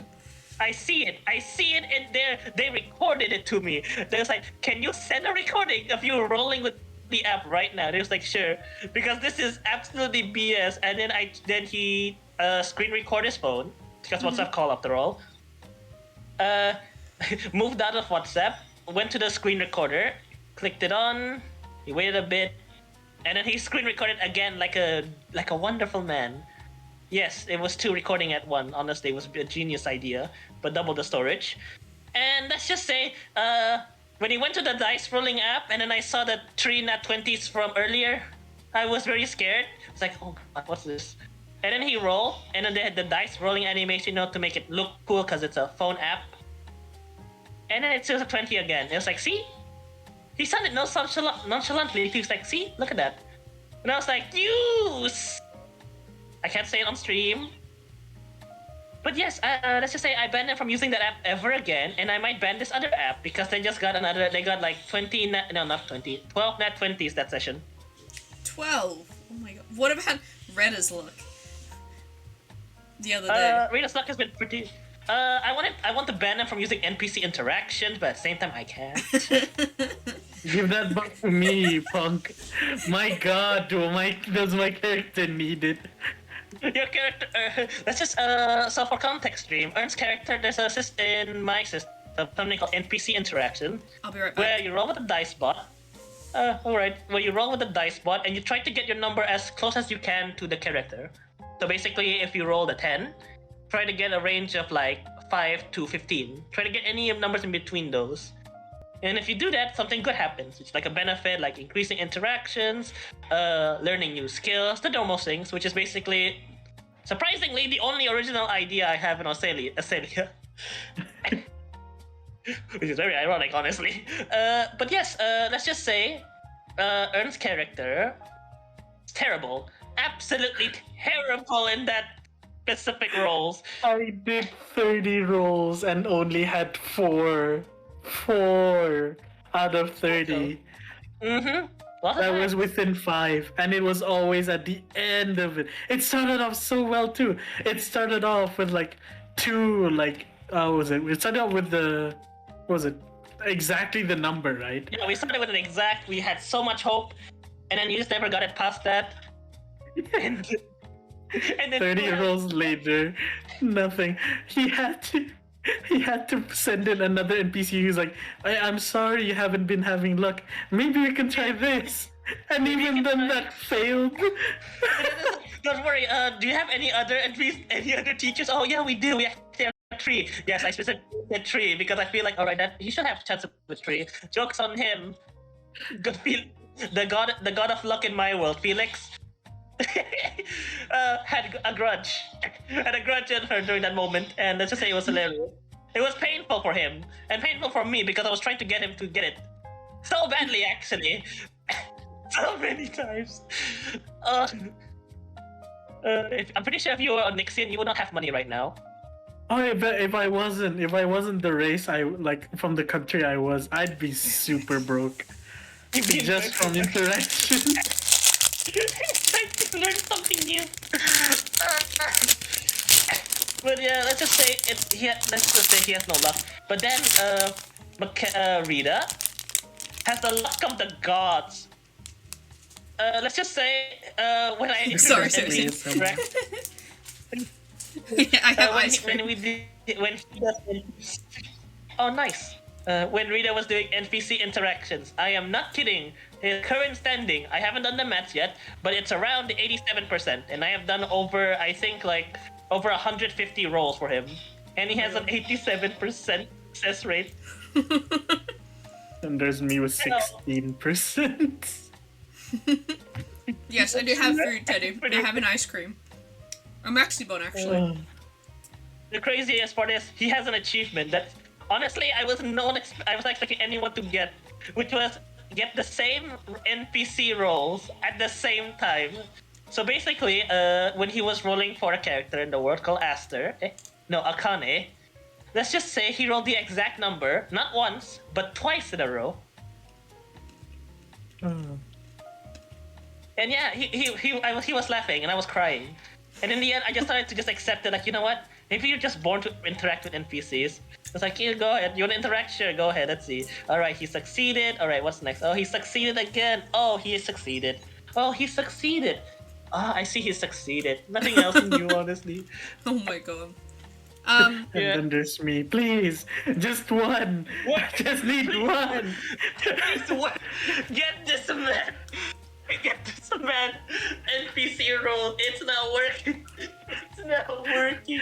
I used up almost 2 million trying to learn conjuration. It was pain. And then there's just Rita who got it on the first.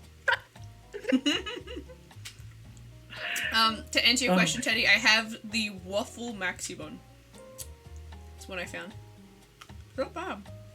It actually brings me to another question, this conversation. What is the most unbelievable thing that has happened? Like, in a session? Alright, 12 nat 20s in a row. I guess that's a good one. Yeah. Yeah, no, that is a good one. Having the player become a god is one. Yeah. Oh my god. Having a player What get a- 4 wives is another. Player with the most ridiculous name known to man. Dear God. Ern, you know What? who this is. It's Cersei. Oh yeah, we can't even say his name on. Yeah, we can't even say his actual name. We have to call him Cersei, or Yeah. not. You would probably get banned off of Can you send it Twitter. to me? I'm curious. Chat, no, I'll send you. Here, I'll send it to you, Shay. Hmm. Here you go. It's Okay. this is his character name. It's spelled like this. Like that. Pretty normal, right? You know what's the whole spelling supposed to be? Okay. Oh, okay. Okay. I see. You know what's the best part? He wants to be a pope. For fuck's sake. So when you what's your name? My name is Pope Cersei. What does this thing stand for? You'll know one day, my child. That's the worst part. My That's child okay. is what he would say. But yeah, he's probably gonna get arrested in several states once they figure it out. But other than that, you know, he's good. And I don't think any of you guys have players named like this. I pray, and I'm praying to you that you don't have a character name with this as well. No, I do not. Luckily, I do not. No, Oh so just my me. god. Unfortunately. Oh, Just, oh boy. What's another thing? Oh, another unbelievable thing. having 4 of my players fight over one NPC What? who was the big bad evil guy. How? They weren't trying to kill him. They were trying to. When they say slay, you know that TikTok Oh of my like God. one shot, slay the dragon, slay the dragon. Oh, They were no. the pure embodiment done? of that. Like, I didn't even know how or why, like, they fell for this big bad evil dude so hard that they were fighting over him. They legit had like a tournament they decided upon themselves and had me referee it Oh my god. through dice rolls. And the funniest part was the winner wasn't the warrior, was not the rogue, was not the duelist, but the merchant. The merchant who had a sack of gold as a weapon. Impressive. Honestly, it was super impressive because, like, I usually do this with my players, in which I have a dice bot or several within the server, and then we roll with that. Rarely, if do I ever let my players use a real life roll, because at one point during my DMing, I found that like many of them had lied about the rolls that they were getting, and like considering things like, you know, it was difficult to get the proof and everything. So I was like, you know what? Let's be fair. Let's have the dice bot roll, right? And honestly, impressive the fact that that person, that player, managed to roll, I kid you not, consecutively 6 nat 20s to smack that bag of gold on the top side of that person's head Bonk. without fail. I guess money is power. Money is power. That would be the achievement. That's what you would. That's what it'd be called. If That- you- yeah, if that's it the wasn't just achievement. going over. Money is power. Oh, no, definitely. I think the only other thing I can think of that was unbelievable for me would be Andy. Getting when the group found Andy, which was not even like anything. But like, alright, Andy was an enemy. And the other unbelievable There. thing is everything that happened with Ali. That was unbelievable. Okay, I'm on the look for that one. What do you mean? I was desperate. You kissed we the didn't have enemy. magic. I rolled really, like, you rolled well, I rolled technically well, or not well. You rolled terrible. You rolled terrible. Let's be honest. A nat 1 is not good. it's depending on how you look at it. And then, you know, you roll to persuade her to join you. She rolls low, you roll high. Then you two go on a date, and then those rolls, the 269s And of then- D100, you can't make that shit up. Like, what the chances of us both rolling a 69? Look. And we rolled the same number like 5 times in a row. Yeah, no, that was crazy. Jeez. That is.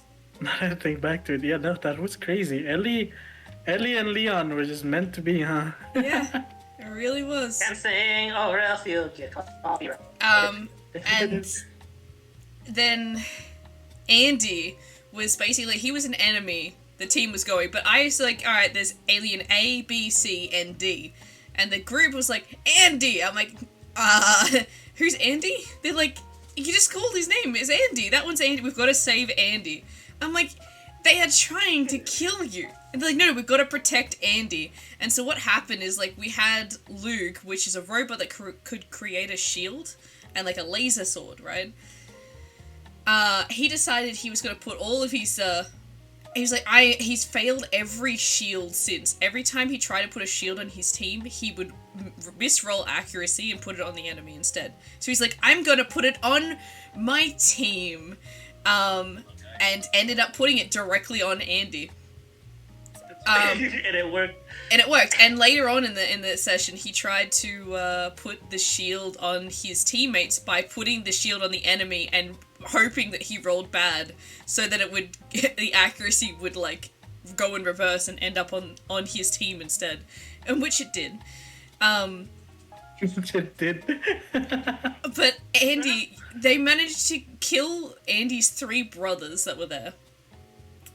And then try and persuade Andy to not, like, kill them and to, like, become their friend. And,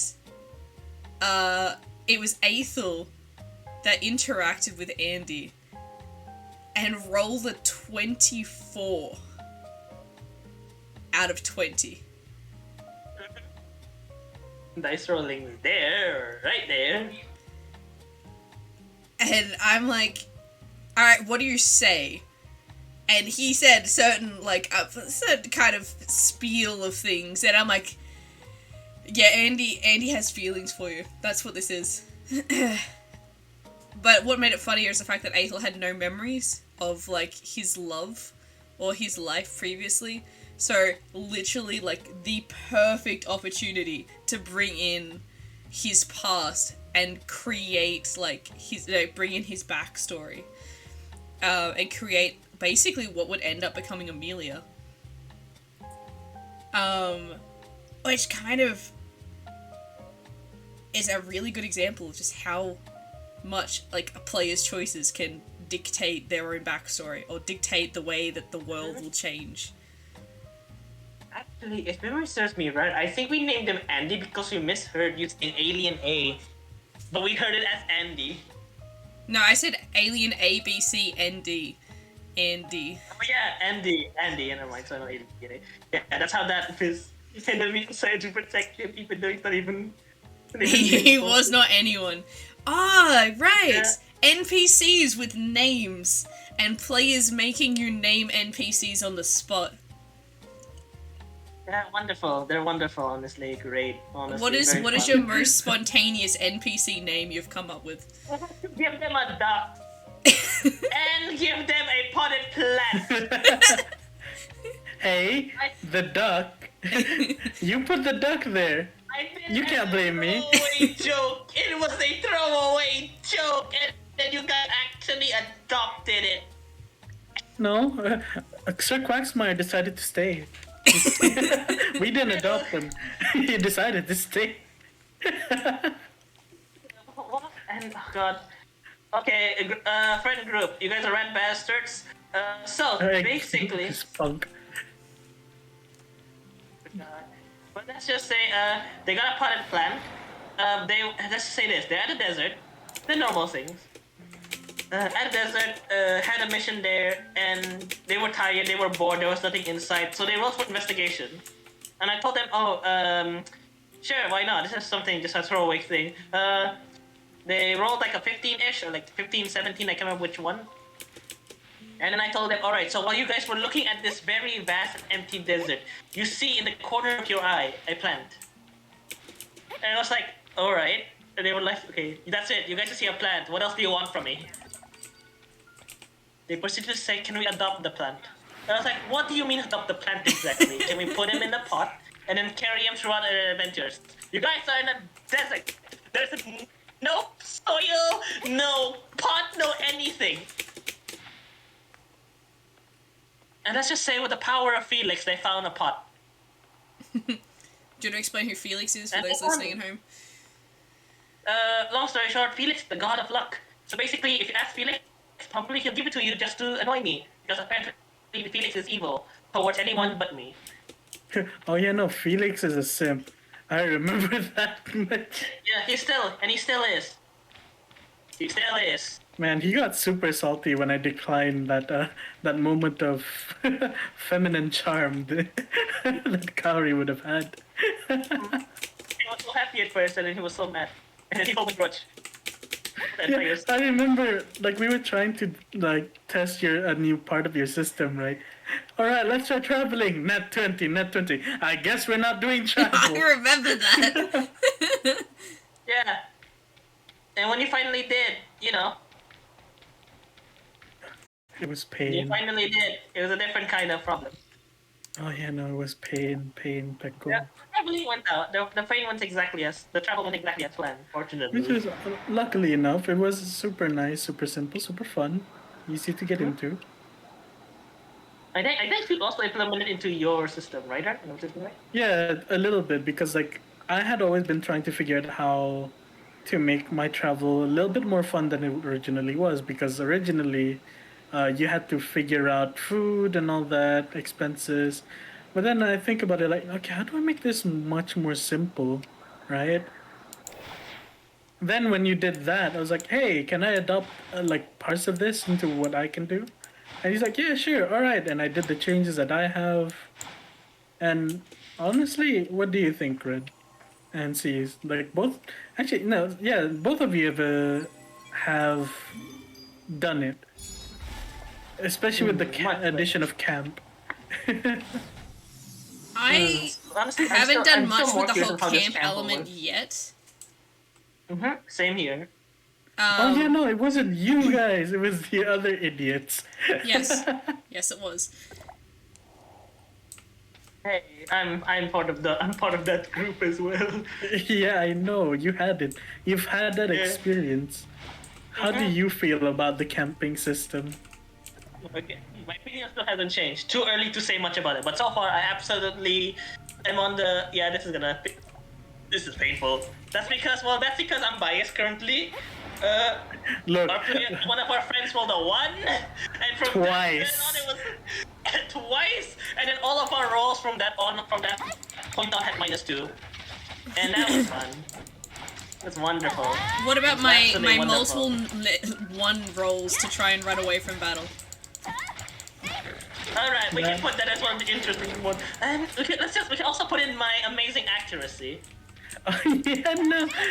What is it with you two, right? Whenever you play my system, it's always this. With full red, the enemies and himself can never hit anything. And then with C's, it's always a matter of, can you please run away? For the love of God. I am trying. Context stream. You roll Three? three nat No. ones. You throw 3 nat ones. And that to was with run the away. bot as well. Yeah. We saw it live. We saw it live. It was wonderful. Not like It was I'd make painful. that stuff up anyway. Like, let's be honest. Yeah, I know. Yeah. The fact that you yeah. didn't survive is honestly very impressive, but also very grateful. Thank But you. then the one time I rolled really good in battle was when I killed another player. Oh yeah, no. Like, man, I was like, okay, no one's gonna die. I'm gonna make the enemies run away.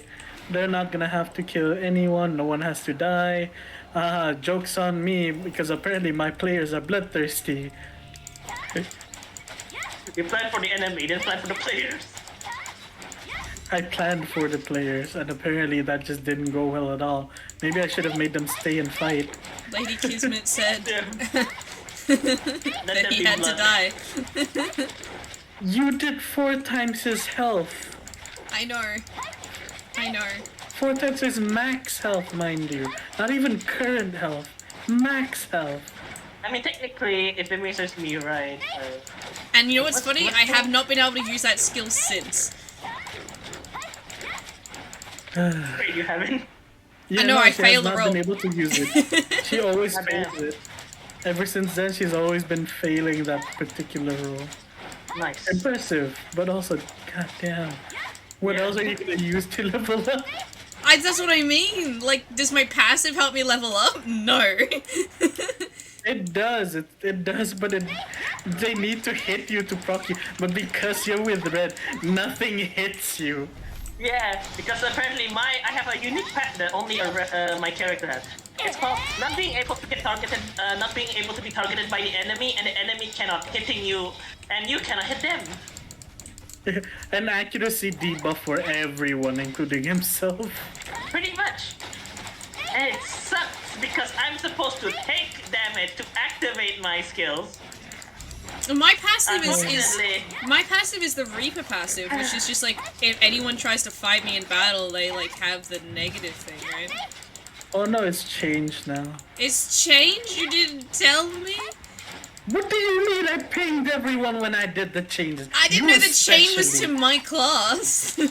I said it was Reaper. You so hold on. I That means you changed didn't even other know. things. I changed the other things. I didn't change It's been that. 4 months. I'm sorry. It's Thank you, been 4 months. thank you, You changed the butler. You changed the butler class for the better. For me, I can level it up consistently now. Right? Well, let's see what happens. Yeah. Yeah. Somehow I have to lose MP. I have to lose MP. I have to have someone use a skill. Please, someone use their skill. I use my skills, but like it doesn't help me. Yeah, but you just have to use it. I need you to lose MP. Posture check. Yeah, no worries. Posture check, everyone. Oh yes, thank you for Alright, the posture. my check. posture is wonderful because these dual blades are awesome. You I'm, really are falling in love with that, don't you? I'm still using it. I have swapped it like once just because I want to use the weird, powerful elemental discharge. Oh wait, it's not mentioned. Not sponsored. Not wrong place for that too, bruh. Magic. But yes, it was great. Ah. It's impressive, and it's only with you, Red. It's only with you. When Frey is on her own, everything is working perfectly fine. Well, except for Reap. Other than that, everything else perfectly fine. Yeah. Then the moment you enter, Nothing ever goes as planned. Nothing works anymore. It was apparently the so DMs just aren't allowed to work together. No, unfortunately. Actually, I just realized that when the DMs are in another DM's place, something it tends to be the most ridiculous thing and the most important thing to be screwed up for us. On what part? Let's see, your issue with me would be how NPC Yeah, NPC interactions is killing me physically and mentally. What is to be an NQR? What does Rear have an NQR to screw them up? They're not anything yet, right? Yeah, nothing seems off to say the least. Why is it with only Rear. with me? Excuse me, hold on. Actually, impressive. Oh yeah, that's true, because technically it's your system, so the accuracy technically all on you. What do you mean? Your system is almost. Actually, no, it's pretty different from mine now. Pretty different, I'd say. I think it's still similar. I think it's still pretty similar.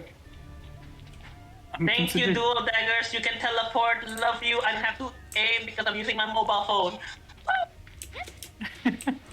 Oh, but then I want to ask this for everyone. What is the most ridiculous thing that was it like a ridiculous thing that we have done to each other in like the systems, like other than the wife situation, right? With Yeah. Leon. For me, it's easy. So, the creation of Solstice. No. The like- very start. No, what we do to each other, like that is super, like to this point, you're like, why would you do this? Like for me, definitely was Solstice. Like, why would you run into that ruin, man? That is all I will ask. I'll say it now and I'll say it again. I was new, and Solstice is, for context, Very Solstice is my special. very first D&D character. Well, technically D&D character, and let's just say he's not the brightest. In fact, he had no intelligence whatsoever, but he had literally a perfect agility. Oh, he had the lowest intelligence score between everyone. Alright. But my agility stat was so high, combining all the players in that one group, and I'll still be higher. Yeah. Oh my That was god. crazy. Alright, would it be Shayla not saying yes to Hideyoshi? Oh yeah, no, that was the most frustrating thing I've ever had with you. Because like, okay, clearly, I'm setting up this, this abyssal right here for, a certain story, sisters right there. Like, hey, what else could it be? Let's get the other. But no, somebody had to go and start literally bickering with the main, like, NPC. And literally almost ran off without getting them to continue the main story. Because someone, Okay. Shayla, My reason for that was literally at the start, one thing you said to me which stayed in my mind was like, my blood was like very special because I was a fairy and a lord.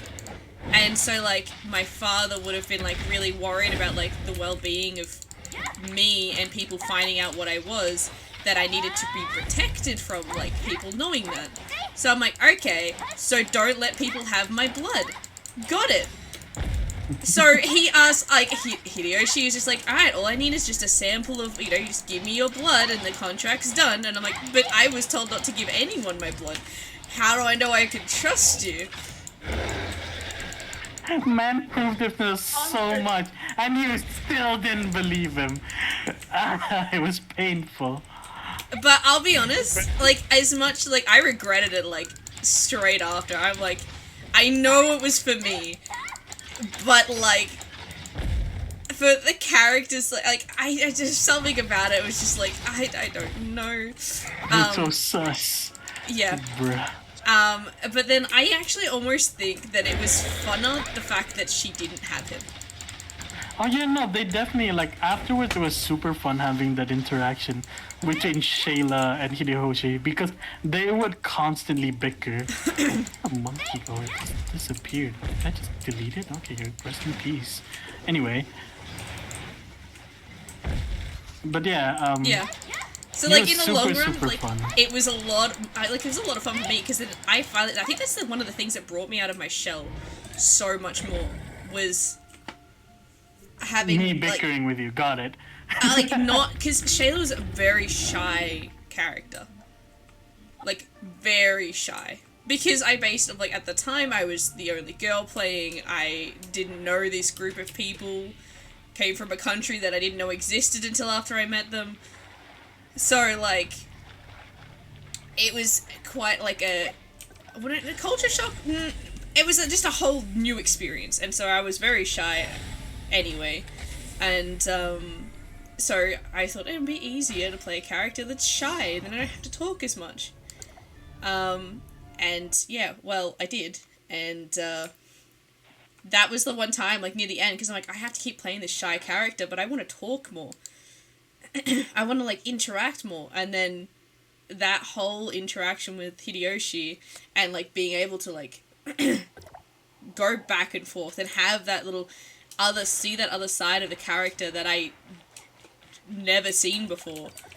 Also a side of myself that I didn't know I could actually like pull off. So there's that as well.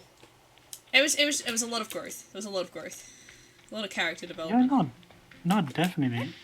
Oh, this ties on Reno. Teddy asked, like, what has been your favorite NPC interaction with your players? Let's start off with C's for that one. Let's start with C's for that one. All right. Because I feel like we have talked a lot. We have way too many. Yeah, we have way too many. But I wonder what C's is. I'm curious. What was your favorite NPC interaction, right? Let's include both on stream and off stream. Like because you stream and we don't. So let's have like an on stream one first. So my favorite on-stream interaction, me as a DM, I'm guessing in this case. Mm-hmm.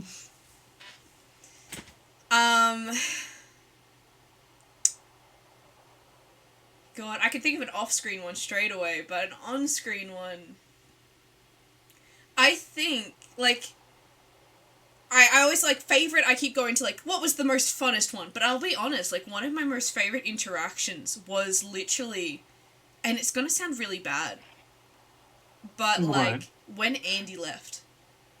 When Andy left. Oh. And that was one of my favorites purely because I got to see just how much an NPC means to a player. But it was also the time where I had to teach my players, if you screw up, there are consequences, and you will lose people. And, like, Andy wasn't really meant to be anyone. And it wasn't like I was taking away and not giving back. Andy had to leave to progress the story. Andy had to leave for Amelia to come back. But seeing, like, everyone's reactions to Andy leaving and me having to play out Andy as Amelia going, I'm Amelia, but I'm not Amelia. I'm not the person you want. I'm the person filling in the gap for the person that you want.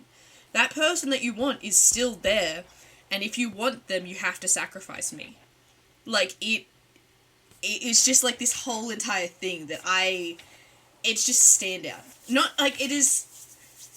Andy was one of the most funnest NPCs to play because Andy didn't speak for the longest time. So literally Andy would just like touch your hand and then telepathically tell you something or would make you feel something or would shift forms and like shapeshift into something to answer your question. Which meant I had to think outside of the box, and it meant that I didn't have to talk as an NPC because I was really nervous about doing that.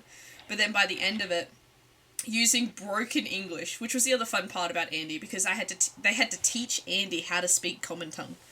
So it was like the most broken English I could muster in order to talk. And I found that very interesting. I'm not sure whether that was on stream. I feel like there was a lot of Andy interactions on stream, but I'm not sure how many exactly. I've had a lot of D&D streams at this point. It's hard to keep track. But, like, if it's not, like, you know, emotional for that reason, if it's just favourite and fun, the Dreamkeeper is a lot of fun. The bickering between people is great. I mean, me and the Dreamkeeper. I feel like the only one who bickers with him is me. No, Mary does too. The fact that because of his personality, people were able to like Mary became his follower, and like a lot of the people were just like having conversations and just call him out in the middle of the dream, and I roll to see whether he answers, and he usually does. Which means I get to play this, cool hip dude that's just like, whatever goes kind of.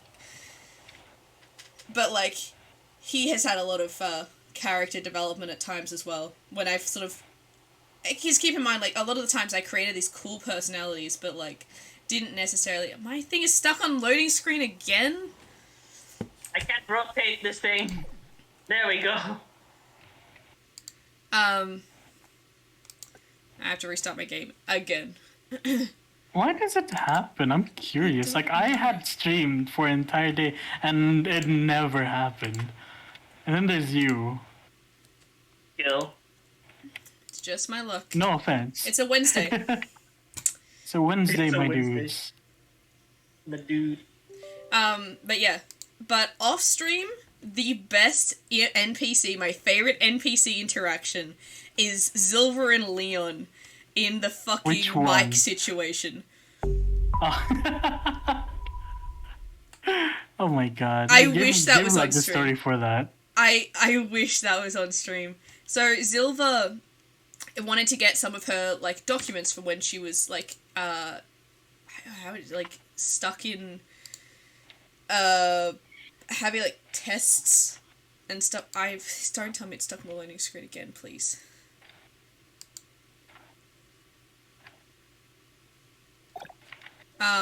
Yeah, she was in like a science place and having tests done to her as a kid, and her file was there, and she wanted to find out more of her information, get like her history and stuff of this place, about like where she was, information about her parents and what tests they did and all that sort of stuff.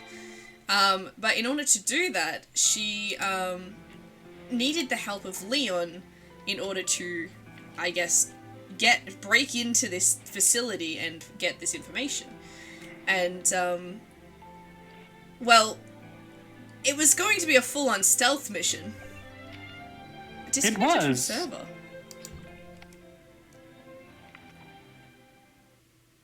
Sorry, I'm having game problems. How did it... It was, but it wasn't stealth. What do you mean? It was perfectly stealth. You were going to just, like, knock a few people out, and but instead you ended up just murdering them, just straight up killing them.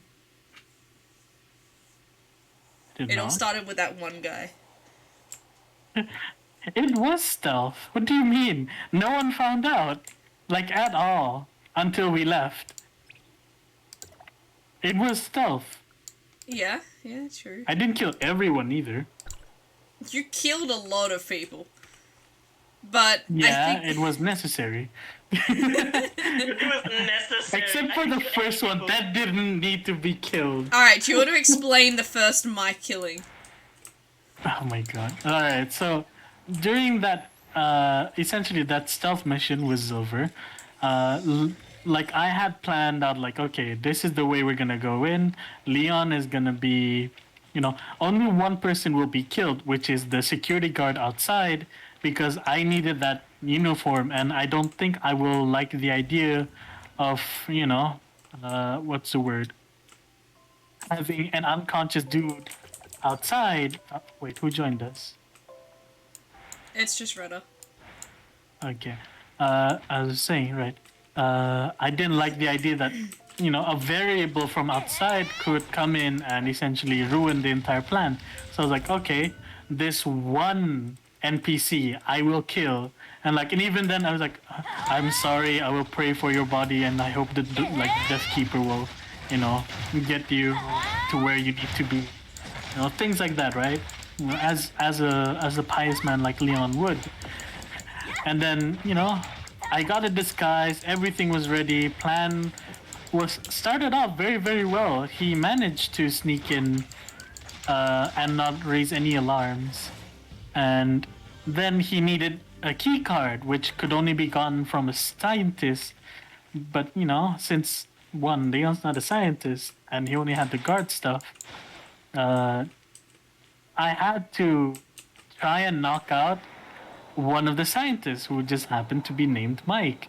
And ever since then, Leon has a very, very deep-seated hatred against anything Mike related, whether it be male or female. Yeah. So the first Mike that happened, literally, like I rolled so well to try and knock them unconscious, and somehow they managed to resist it, almost foiling to the plan, and I had to like literally make Leon kill. And I was like, okay, you know what? Screw it. If I can't get it that way, I'll just kill him. And that is where it all started. You may continue the story. This was also like the session where we found out that Silver Oh my god. a very interesting reaction to Leon's tactics and abilities. Leon's abilities. Yeah, Leon's abilities. Explain to them what happened. How do I want to explain? No, I really don't want to Yes, explain yes, this. you do. You started the story. You might as well say it now. If not, I am going to. But you know, this is your stream. You do the talking. Come on. Okay. All right. Well. So. I can't remember exactly at what point in the. Well, at some point during that, they went into like a. Oh, the office sort of second to last level. Yeah. And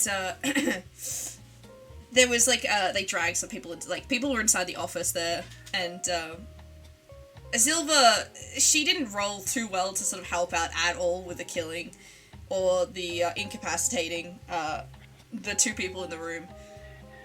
I rolled very badly. She's sort of just standing there. I'm like, why is she rolling so badly? And then literally Leon is like, I want to take like this dagger and I want to throw it through the other guy's head. After killing the other person that he was fighting with, that he stealthed up behind. And you rolled like a 20 for accuracy on that, didn't you? Like an insta-kill. The first one was a 20, the other one was a 19, and you just happened to roll really low afterwards. Yeah, so a guy got a dagger through the forehead, and I am not proud of the thought that came through my head in the personality of Silva. And then I rolled, like, is this really something that she would say? Does she say it out loud? I rolled 2 nat 20s. I'm like, how loud is it? And it was, like, an 18. And I'm like... So I had to say in character, like, damn, that was hot. Loud enough for Leon to hear. And ever since that day, it has followed me around. But it is still, like... It has been something that Silver has been known for ever since. Anytime a situation like that comes up, it's Leon in battle, or it's something like Leon with a gun, Leon with his daggers, or she Leon gets as a distracted. vampire. Leon is a vampire. She gets distracted because she thinks back to how much she kind of likes that. Am I missing anything? Feel free to add in. No, not at all. The fact that you even made it quiet enough where usually people don't hear it, right? Because it would usually be a group of people. But because it was a solo session, I just picked up, that was hot. It was like, excuse me? And immediately like, Yeah. And I couldn't. It was a super intense moment. I was into character. I was ready. Was it on stream? I don't remember. I don't think it was on stream, it wasn't right? on stream. It wasn't. It was just you and I in call, and I was super in character as well. So it wasn't even my normal voice that said it. It was like in Silver's proper Silver's voice. voice. Yeah. Yeah. which I think makes it even worse. Or better. Better, technically. Technically, huh? I see. You know, technically better because like at that point it cemented how Silver's and Leon's interactions would be, Yeah. essentially. And my other favorite NPC interaction was the ramen. Again, with Silver. As Silver and Leon, when Leon was like trying to get Silver to marry him, and actually it was the same session. They finished all of the thing, and they were, we'll go back to Choo Choo and go back and get some ramen like they did a couple fun nights beforehand. And we found out that she's not good with alcohol. Well, it's more of Leon is too good with alcohol. That too. But yeah, and Leon had been constantly asking her, like, will you marry me? And she kept saying, no, not yet, I'll be your girlfriend, but I don't want to, like, I'm not ready for that. But then after seeing him kill someone like that, and going through that whole thing, apparently my dice decided, yeah, no. She's now been open, like, she really is into that. And, maybe he's not that bad of an option. Because it was a matter of fact that throughout the entire time, right, there were 3 separate missions that he went with her.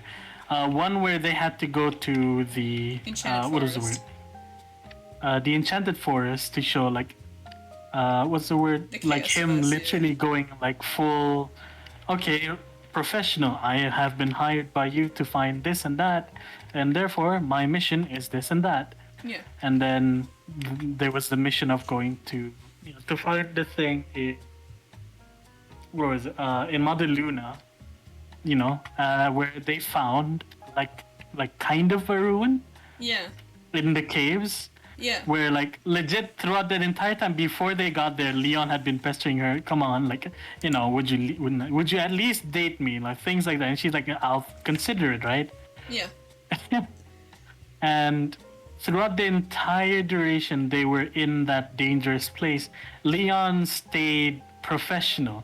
He didn't bring up any of, there was no flirting, there was no distraction or anything like that. He showed the proper, like, hey, when a ruin hunter says he will find the ruin, he will find the ruin for you. And he did. He genuinely did. Which kind of scored some points with her, but again, still not enough.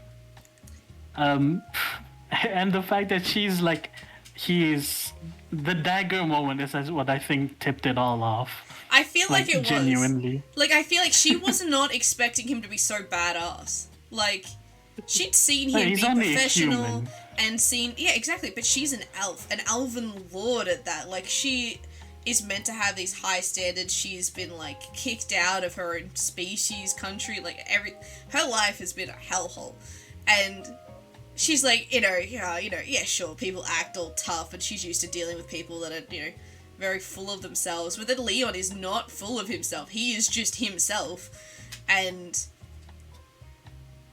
like, just, I guess, it was almost like a vulnerable moment for her. Because she's like, technically, he just saved me, rather than me saving him. And I didn't even use magic. He doesn't have magic. He doesn't have any kind of real magic part, because at the time she didn't really know he was celestial, or part celestial, did she? Oh yeah, no. It was during the time where Leon was the most human yet ever. Yeah, so in like general. She was like legit taken aback by the fact that this human with absolute zero magic and hardly anything going for him is actually really damn good at what he does. And I think at that point, I feel like it's like one of those anime moments, when the guy turns around, he does the dagger, like, everything is just in the perfect position, the pose, the lighting, the, like, just the slight gap of light through the window, like, the dust particle. Like, I feel like it was just, like, one of those picturesque moments that just, like, was that moment in time where she's like, holy shit, I think I love him. Like, one of those, holy like... shit, he's hot! Like, I can't believe this actually happened! We have a hydrate from Teddy. Thank you, Teddy. Thank you. Boys. And it was that entire time. He never once flirted either. Like No. throughout the entire 3 missions that they went on together. Like, they technically picked on each other 4. a little bit, but, like, it Yeah. wasn't like it was anything, like, super flirtatious. But, like, at Yeah. that point, like, before... Was it... Was the whole intimate scenes before they left for that? No, that was after, wasn't it? And that was after all those intimate scenes were after all Yeah, that. so they came back from that mission. They went and they got ramen at the restaurant. They kind of enjoyed their ramen, and they went back to like old style Japanese Ichu. Oriental like style place, Ryokan, hotel. essentially. That's it. In Choo-Choo, and like there was no like real flirtatious stuff, but like something changed, and you sort of, cause I'm not sure whether you could tell, but like I could feel like as a character, it was different. It was different now. Like she said that outwardly, like, and he heard her, so. Look, he's like, I have a chance. Got it. It's And my she's moment. like, shit, what am I gonna do now? What do I do with this? And so what do? What any, like, 2 responsible adults do. They drank. I drank a lot. Wait. I didn't know this part of the story. Excuse me. Oh They- yeah, no, this drank is a also the time where she found that Leon can outdrink an elf. Yeah, and Multiple out times. drink a dwarf. And he can survive being magically drunk. Impressive. Or not. Honestly, I'm terrified now. Yeah, so they ended up getting pretty damn intimate a number of... The first time, they couldn't remember it when they woke up in the next morning. They're like, 2 of them waking up, basically like, naked next to each other, like, did we just... What happened? What happened? Hold on. And then, well, in the morning, she's like, I can use magic to recover the memories, but you will remember my memories and I will remember your memories.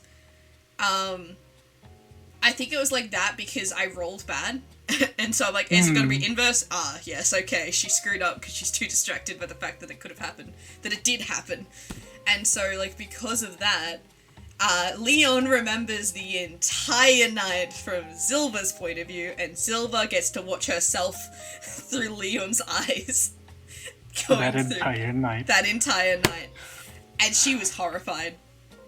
I Downright. never want to see this side of me ever again. And then there's just Leon. Actually, that's quite hot.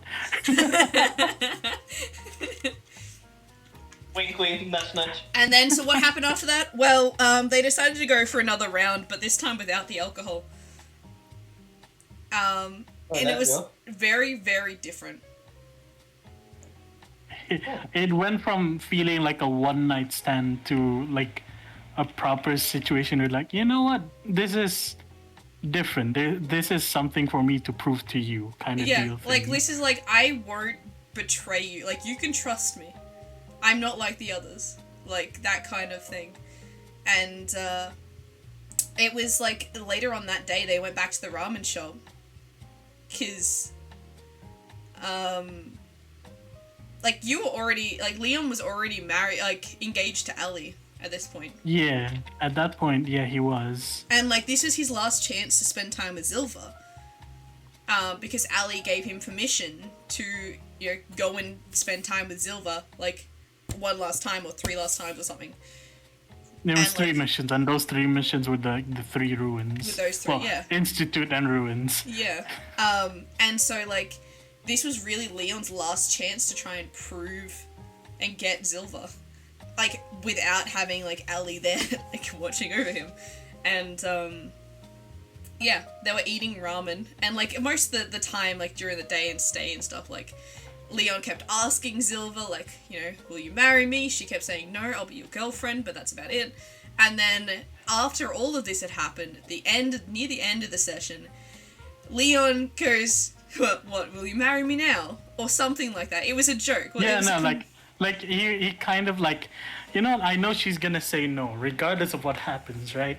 Might as well just ask this. So while they were eating ramen, he asked her, so, you know, you've seen all that, will you marry me now? And as he was eating his ramen, She said yes, which, mind you, I almost failed my like death saving throw. He actually started choking. Yeah, I rolled 3 times and almost died as at a ramen shop.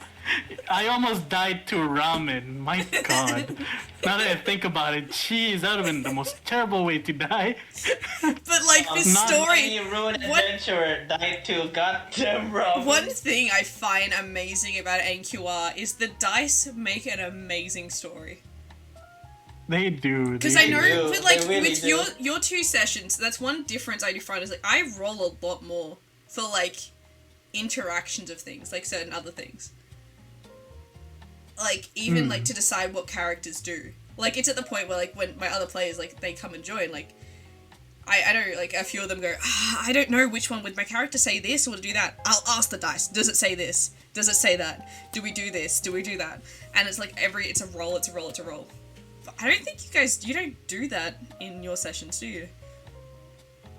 We do. It's just that Summertime. I will say this. I'll be honest. Like I was a bit jealous because my players would never interact with like an NPC. They'd either like I'd put an NPC over there. They're like da di da di da. That doesn't exist, and I had to point them towards that character to continue the storyline. They legit ignore the main character, like a main NPC, 3 times in a row. It's like, okay, y'alls are not getting it, so I'm gonna put it right out there. That is the son of a noble that you need to talk to. Like, oh shit. Then they did it. Wow, I am good. I'm the best player in the world, boys. Holy hell. Ignore that. Talking to myself. You especially were a criminal in this. True. But to be fair, I can't say that on stream. I ain't the brightest tool in the shed. I pray that someone else That- do it. Someone else that with is a the wrong brain saying, or a Red. smart character. Red, just stop, please. Because my character's supposed to be the But yeah, yes. so Mhm. that was Zilver and Leon is still one of my favorite character duos. And especially it just gets more and more like we think about the bunny situation. Oh my god. Are you really gonna bring that up of all I'm not things? gonna bring it up on stream. I'm just gonna mention it. I'm just gonna mention it and just drop it and leave it, right? That Okay, that buddy. was fun. That was very interesting. And the whole Ali Zilver, like that whole thing was interesting as well. There's a lot of off-stream stuff that just solidifies why that is some of my favorite NPC interactions. But yeah, it's great. What about you guys? It's honestly great. Ooh, that's a hard one, honestly. NPCs that I DM, that I enjoy with the players. Yeah, I'm curious. Well, to you guys personally, any of the elements are just fun to act out. But so Even far, though like, is there like a favorite? Even though, yeah, no, Dark and Kaori do not get along. No, but respect the profession. Yeah, no, they respect each other, but they do not consider each Will other they friends. like each other? Nah, probably not. Absolutely not. Especially with the latest thing that happened. Oh yeah, no, it's like oof. Ooh, that's a hard one. Oh, that's a very hard one. I don't know if I told you this, Ern, but did I ever tell you what happens if any of the elements' names were revealed? Oh yeah, no, Unfortunately. it's like a guaranteed thing, right? Yeah, it's a guaranteed. They're gonna have a guaranteed scripted death, but when will it happen? You guys are not. Nobody knows. Punch, I need a Accidentally wait. breaks dagger. Yeah, but there's that. What else was there? Oh, I guess it would be. Is I it guess the it'd be abs? Volt. okay. If it was that, honestly, Valent is great. Because honestly, I just like I made her to be this very serious royal guard, takes her duties seriously, and then Kaori just comes out of nowhere with that statue. When she happens to roll that 20 on enjoying it, and was it the abs? Oh yes, it is. He rolled that 20 again, or was it the abs? It's the abs. And then it was just hilarious every time Velen pops up. I always like, she didn't mention the abs, isn't she? And I love it. Well, you see, I'm busy with work. Yes, Valen, we know you're busy with work. Definitely work. You're gonna work on those apps, that's for sure. Those chiseled apps. What else have we done? Every time you guys I know I say I hate it, but honestly, I just love everyone's reaction. It's like, all right, Felix, what is everyone getting today? Okay, let's see. Yes, Mikkel, you're going rich again. I see. Nothing new to Cody. What again? Nat 20. All right, you say. Can't say that on stream. You goddamn rat. You rat. It's only Felix. Only Felix. It's great. Honestly, it's not NPCs, it's interacting with Felix and you guys. Because it's always an outcome I never expect. Even though it's always gonna be mostly not on my side. But some of the things are like just not in our favor at all. Like Kaori, oh my god. Sometimes it's painful, sometimes it's hilarious. But like, jeez. How can you be so bad? And the funny part is she is the most friendly and social of the three players.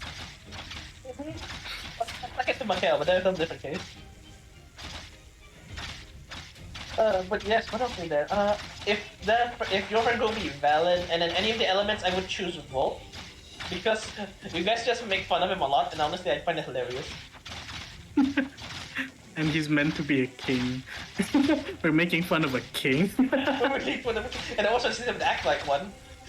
He doesn't even act like one, which only makes it better. Because I'm a sucker to the trope that they may be royalty, but my god, they're just normal. They're just normal like any other person. Although he does have a...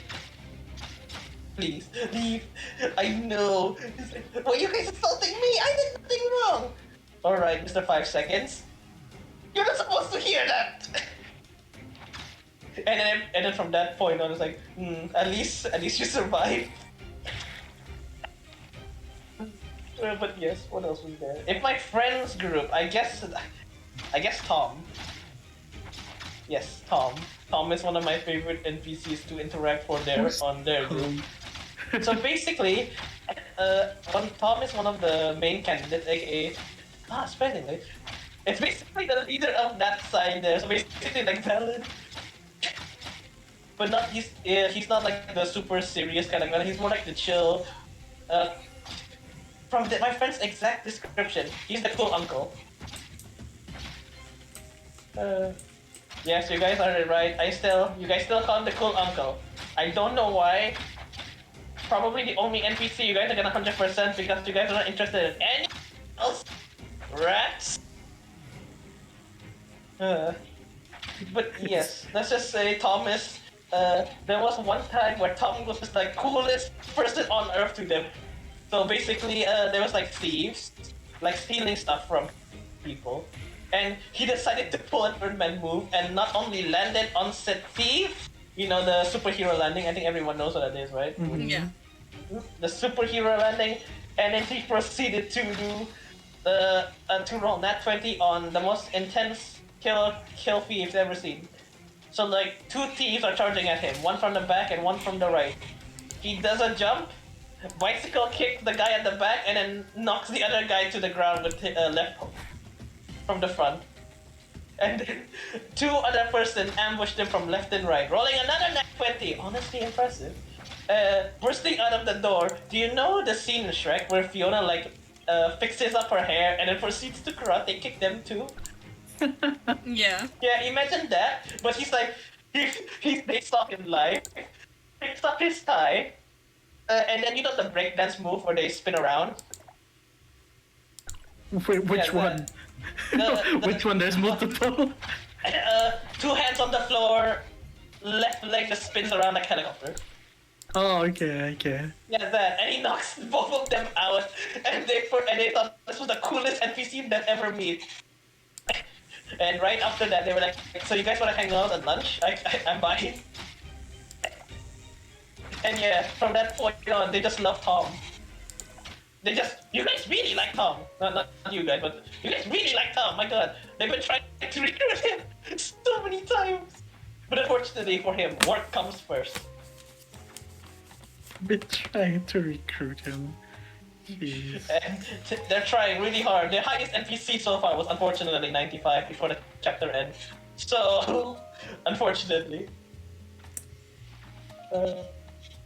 They love him, honestly. I wasn't expecting them to love Tom. I thought they were gonna hate him, to be fair, because I made him like a stuck-up. But he ended up just being cool to them, and I was like, alright, I'll not ruin this image of this guy for you. What about that, actually? Okay, question to you two. Have you ever had an NPC had a really big shift because your players like them too much? A really what? big ship? A shift. Like the character was not supposed to be the way they were, but because the players had such an unexpectedly high expectation on them, like, wow, I have to make this guy much more different than he's supposed to be, you know? Oh God! Thank you for the raid. With a party of 15. Quick flow. Thank you. Welcome. Welcome, raiders. Thank you for the raid. Let me. Quick flicky fox raid, hell yeah. Let me see if I can. Just this hopefully. It's a Wednesday, which means I have a lot of issues technologically. It's honestly just. So this should work. Yes, alright, sweet, it works. Thank you for the follow! Nice. Oh yeah. Whoa, I'm a god! Whoa, I'm a god! Such a cute name. Alrighty. Yeah, we are just chatting about D&D. We have 3 DMs here. Well, I am one of them. Sharing player experiences. Yeah. I don't know why I can't understand. Keep it nice. God. But yeah, thank you for the raid. Oh, why is it always a Wednesday that you get a raid? I always get a raid on a Wednesday, and it's always I have technological problems on a Wednesday. Well, luckily it's not as big this time, right? You just need to restart. Well, I had no. So what this stream so far, I had my model stop working because apparently I didn't pay the bill, which is a lie. And then my game has crashed 3 times, and I was disconnected once. So impressive, honestly. And this game is so addictive. D&D, yes, quick flow. But yes. Yeah, no. We have 3 DMs. With 2 of them who have experienced D&D, though differently than the others. Yeah. And are essentially making their own systems. Yep. Well, based on what they like, essentially homebrew. Yeah. There you go. We each have our own version of homebrew. We're each a player in each other's servers as well, which is very interesting. And we're answering questions from chat, so if you guys have any questions about what we do. So technically we do tabletop RPG, don't we? It's not necessarily D&D. Yeah. Oh yeah, not necessarily D&D anymore, I'd say. No.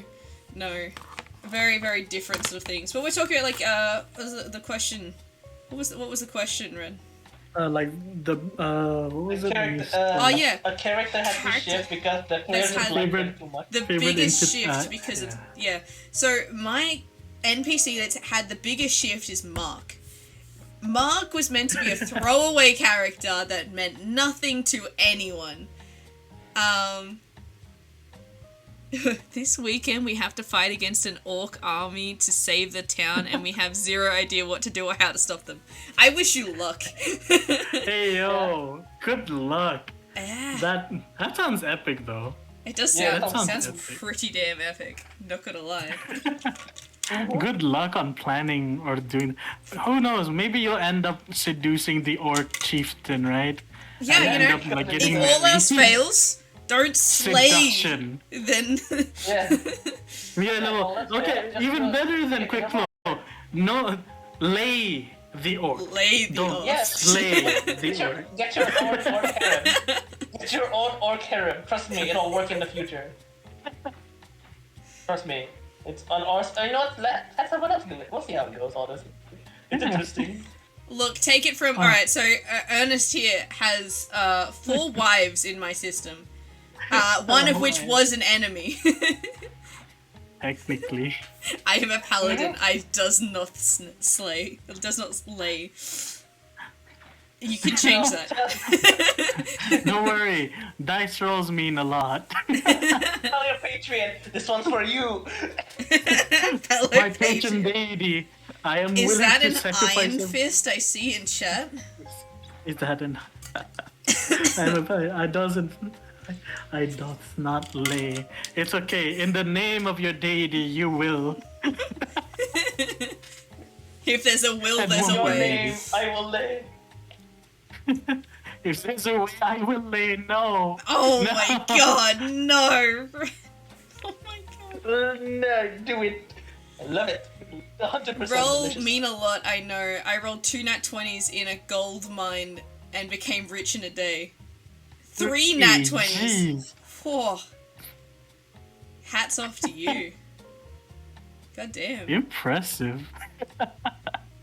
Good luck That- though with that rate. Who knows? Yeah. Worst comes to worst, let that be the last line of defense. Seduction. I walked out with a 45G. Jeez, that's a lot. 50G. Yeah, God. Oh God, I didn't play much on 150? D&D, but that's a lot. No, that is a 450. lot. That is a hell of a lot. Jeez. Imagine if Good you had God. 450 gold coins. I did. Did you forget? I can't remember how many you grabbed or how many you found. I have sold over 700 now, technically Jesus, speaking. how many did I give you? No A wonder why you're lot. fucking rich. I mean, if you You think roll about it well. for mine, I will give in you my that, like, you system, money is roll not a well. problem for some groups. Money is not a problem for some groups. Yes. Okay. And it's exactly as I planned to. But yeah, going back to the Amazing. question at hand. Um, Yes, Mark was meant to be Mark. just a normal tavern owner in the middle of Old Dust. That was like, Old Dust, for those of you that are just listening in, Old Dust in my sessions is the center of the continent, which is complete desert. That is old western styled, like cowboys, kind of like old western. Yeah, a very outlaw kind of town thing. So, he was just meant to be a lone tavern owner there. He had some pigs out the back. He has a slight side bacon business. He has one of the players had a large debt to him. That was it. That was the end of his story. He had a name. He had a place that he lives. He had an ex-wife. That is it. That's the most I had planned out for this guy. No, what ended up happening was every single character, every single player ended up coming through that tavern, meeting up at that tavern, talking to him, getting his phone number, finding ways to contact him, to keep in touch with him, giving him money, giving him a deed to one of the oldest taverns in the entire Contentient.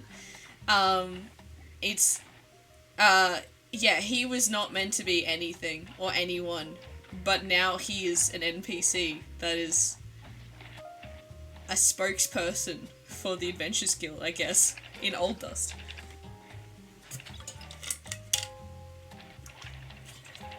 So that's my story. What about you, Ern? About me, God. There's... Oh God. Too many to count. There is Ooh, a which ones stood out lot. to you? I'm like thinking a lot of them did. I'd say one of my favorite ones is definitely the ending of the second season, definitely. Like not during the ending, but like the post ending stuff, where one of the NPCs, Claire, a very trusted member of the guild, came back and had an emotional moment with Vortimer. It was short, it was sweet, it was super, super nice. And honestly, it was great. It wasn't as none of the things that I have in mind are like as epic as some of the things that you guys have done. Mine, the one that's sticking to my mind are like the small ones, the small little interactions that each one of us had. Though one of them is being the most stupid one.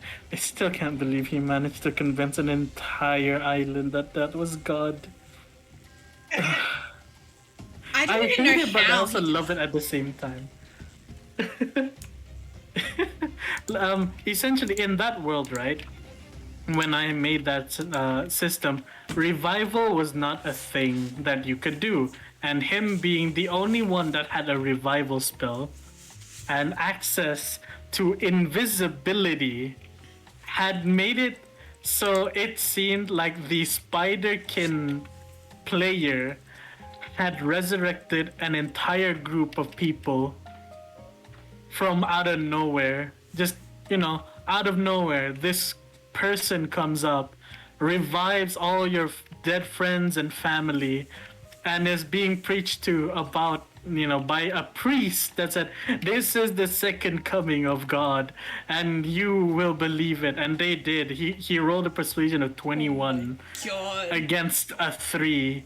Impressive. A cumulative of 3, mind you. I rolled 3 d20s, And you got. and all of them were Three nat nat ones. It was meant to be. It was It was just meant to be. That is the dumbest and biggest change ever. That reminds To me of that me. time we're in battle and one of them used a grand revive on a vampire. Yeah. Oh yeah, I remember that too. And so basically we rewrote history. Or the future, I guess. Yeah, we think we wrote the future. Yeah. Man, I love my players, but you guys give me headaches, man. I love y'all, but god damn. Don't worry, Ern. We love you too, for better or for worse. All right, boys. 10 summons, 10 red summons. 10 red summons, alright. really? Coincidence of that night, and the DM just like, nope, no more. Yes. By the way, have you tried Void Rifts? Actually, yes, we have Yes. tried Void Rifts. It's not bad. Come on. It's interesting. Give me. Well, at least a- me and Seasons has. Yes. No, it's just purple. Oh man, no luck, unfortunately. Purple, what that? Yeah, because it's red for you. Hey, it's nice. Um, It's nice to meet you again, Nightingale. Okay, here's a question that I had. What is the favorite enemy you've ever created? Oh. That any of the corrupted is high up there, honestly. Fuck the Whether peacock. it be because of game mechanics, whether it be because like it has an awesome backstory or like it has awesome just like it's a fun NPC to play, or if it's just ease of battle or has a really awesome skill. Like why and what enemy and why? This is gonna sound dumb. Okay. And I know it's gonna sound dumb. And I made it so that it was like this anticlimactic thing. Which is when the players found out about Asmodeus and when he essentially failed his plan. That I remember NPC for the longest time had been a thorn to all of the players. Whether it be the Amadan, whether it be the Broken Anvil, he had been single-handedly the one that dealt the most trauma, I guess, to the players. Yeah. From outright killing some of the players to outright killing NPCs.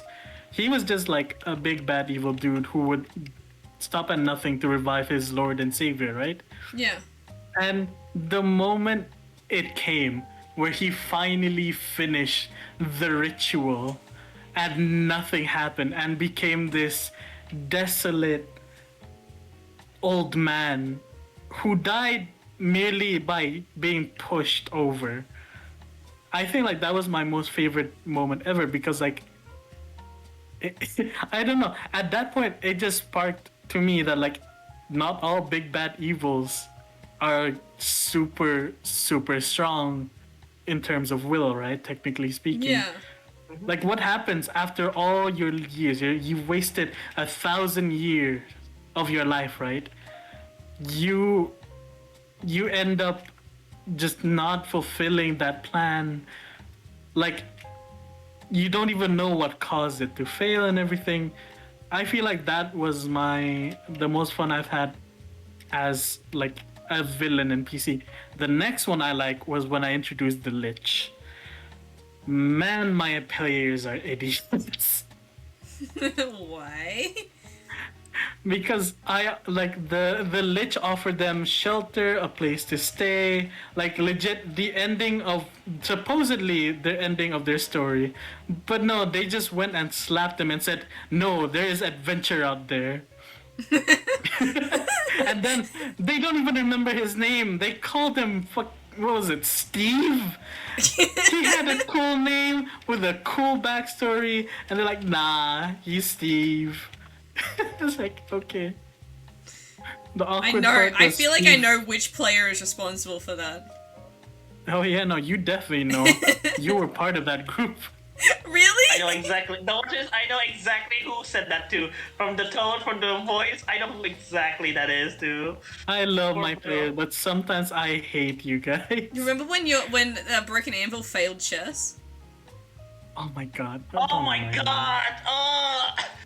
The worst part is, the 3 people that were able to solve puzzles in the group, all 3 of us died.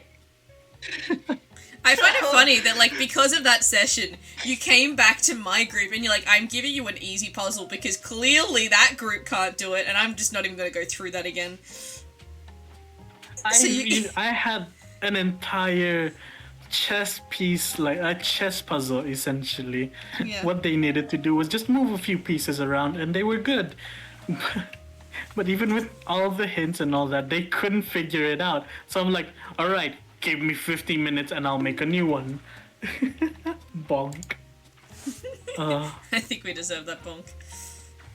Okay. Uh, Well, my Okay, what about you favorite, guys? my favorite enemy that I made, which I am still to this day a little bit annoyed, but at the same time, I am completely okay with the way it turned out. Ali was the best enemy I have ever made. And I didn't even get to use, like, you guys didn't even solve the puzzle that was Ali. Well, technically you solved it, but... oh yeah, I did solve Ellie, but not in a way you'd expect. No, but like I feel like that was a part, like at the moment, at that time, her only backstory was she was the Wicked Witch of the South. She was like the youngest of all of her siblings. You know, her other sisters, like the Wicked Witch of the West, the Good Witch of the North, like she'd seen them like go up and do all these things, but like she was there just doing her job, which wasn't even what she wanted to do, but she was doing it to help save other people from the wickedness that was everything else. It was a safe haven that she was like swearing to protect. And so seeing strangers go, well, we need to go in there and, you know, talk to the queen. She's like, no, I might be the queen, but I'm not telling you that I'm queen, and we're not doing this. Like, you're not coming anywhere near this, like, place. So, yeah, like, her whole mechanic was, like, you use the element to, like, get rid of her. Me under the assumption that, like, I don't know, you'd find a way to figure out the puzzle. Which you did, but not in the way that I ever expected you to. And the only reason why it worked is because I rolled a nat 1 for her, like, reaction. And I'm like, is it because that was her first kiss? Yes, with a 20. Right. So, yeah. You took this With the girl reaction who's so to strong for so long. She was the queen of Emerald City. Like, she was doing, like, really well, and she was very independent. She did everything herself. She never relied on anyone. And then she experienced her first kiss from a person that had her in a head. You guys had her pinned down at some point, didn't you? Oh yeah, no, Leon, that entire match, Leon was just grappling with her. Yeah. Yeah. So she was like, no, that didn't get to her. Like, she's like, this is an enemy, and then he kisses her. And she's like, shit. The worst part was before that, like he was like playing this role of like, oh, I am an emissary from a faraway land, wanting to talk to the queen about something, right? Yeah. And then after kissing her, her reaction was, I know you had a mission. I wasn't expecting that. It was like, oh, I guess I'll just roll with this then. And it did. I like literally like I accidentally said it in character. I remember this. I accidentally said it in character, and I meant it both out of character and in character.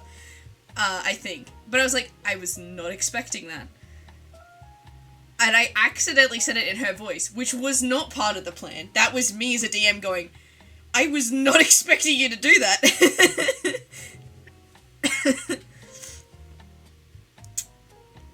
And hence the roll persuasion. And that was the first time I was on the live session, right? Yeah, it was. It Yeah. was. What did I do? I seduced an enemy as per NQRA rules. Okay. Yeah. So Ritual. that is What she is my initiation? favorite enemy, and to this day she is one of my favorite NPCs. She's an absolute gorgeous character.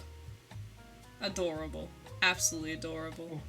Super adorable. She needs to be protected. And the fact that she is the only like main protection for people, like because of her magic, is just wonderful. And it's But not yes. just that either. Honestly, like, just I don't know. She went from being this like this super powerful queen to this super adorable girl. But then she still retains the fact that, you know what, of all people, she is still the one that can wipe out an entire party. Yeah. Like Zilver can still be handled. Jalia still can be handled. Iluka can still be handled. The And then person that there's can Ellie. handle everyone is Ali. Yeah. So- She handled a god. She trapped a god in a bubble, mind you. Yeah, God. Oh. Yeah. God, that's not a god.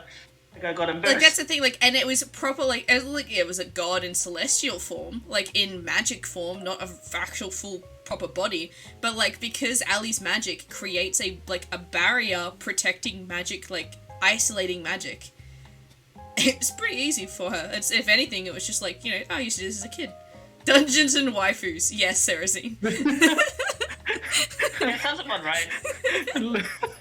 That's Wait, this brings me. Okay. That's Hold on. beyond- We're gonna hold on to that. We're gonna hold on. Let Red, you tell us your story, your favorite enemy, and then I have my final point for tonight, and that Sarrazine. I'll come back to that in just a second. But yes, Red, go. So this is gonna sound extremely biased in a sense, but my favorite enemy is not because of the story, not because of the mechanic. It's because that there was just times the player forgot what his skill was, and I was laughing so many times. It's so basically one of the enemies I played, it was an event enemy. His name was Bolt, and he has an ability called preemptive evasion, which is basically it's called prevasion. So basically, any first damage he takes, it just goes whoosh. It just misses him no matter what. And the number of times during the event battle that they forgot that existed, it was hilarious. They were like, "All right, I'm gonna attack him. Okay, sure." He rolls, nat 20. All right, what happens? So the attack just whooshes past him. Like, oh, I forgot.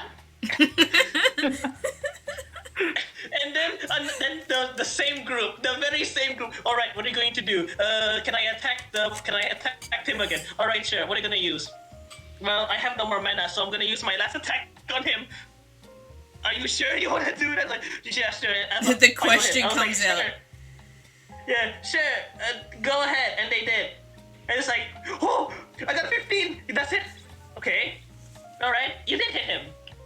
Well, unfortunately, it went past him. No! Yeah. It happened so many times I lost count. There was also my friend group that was just even worse. Over and over again. Alright, can I attack him? Are you still going to try to attack him? Yes, at least we can do some damage to him. Sure, go ahead, do it. Alright, 13. Alright, your attack pushes past him. Oh yeah, he has that. Over and over and over again. They forgot and forgot and forgot. And I just kept laughing because they rolled like that 20s, above 15s, and then there's that character who didn't even try to dodge, just stood still and it just swooshes past him.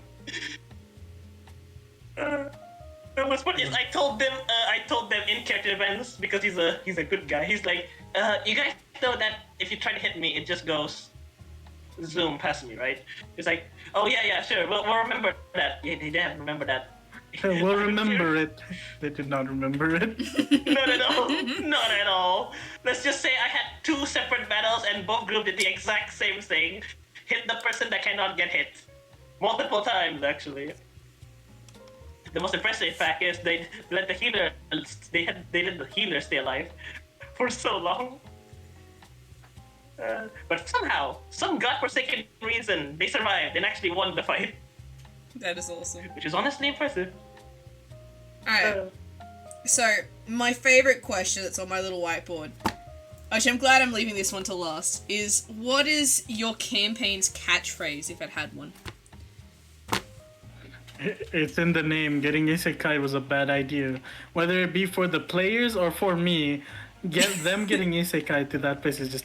Chat, if you put some suggestions in chat as well if you want to. Like catchphrases or like titles or also known as...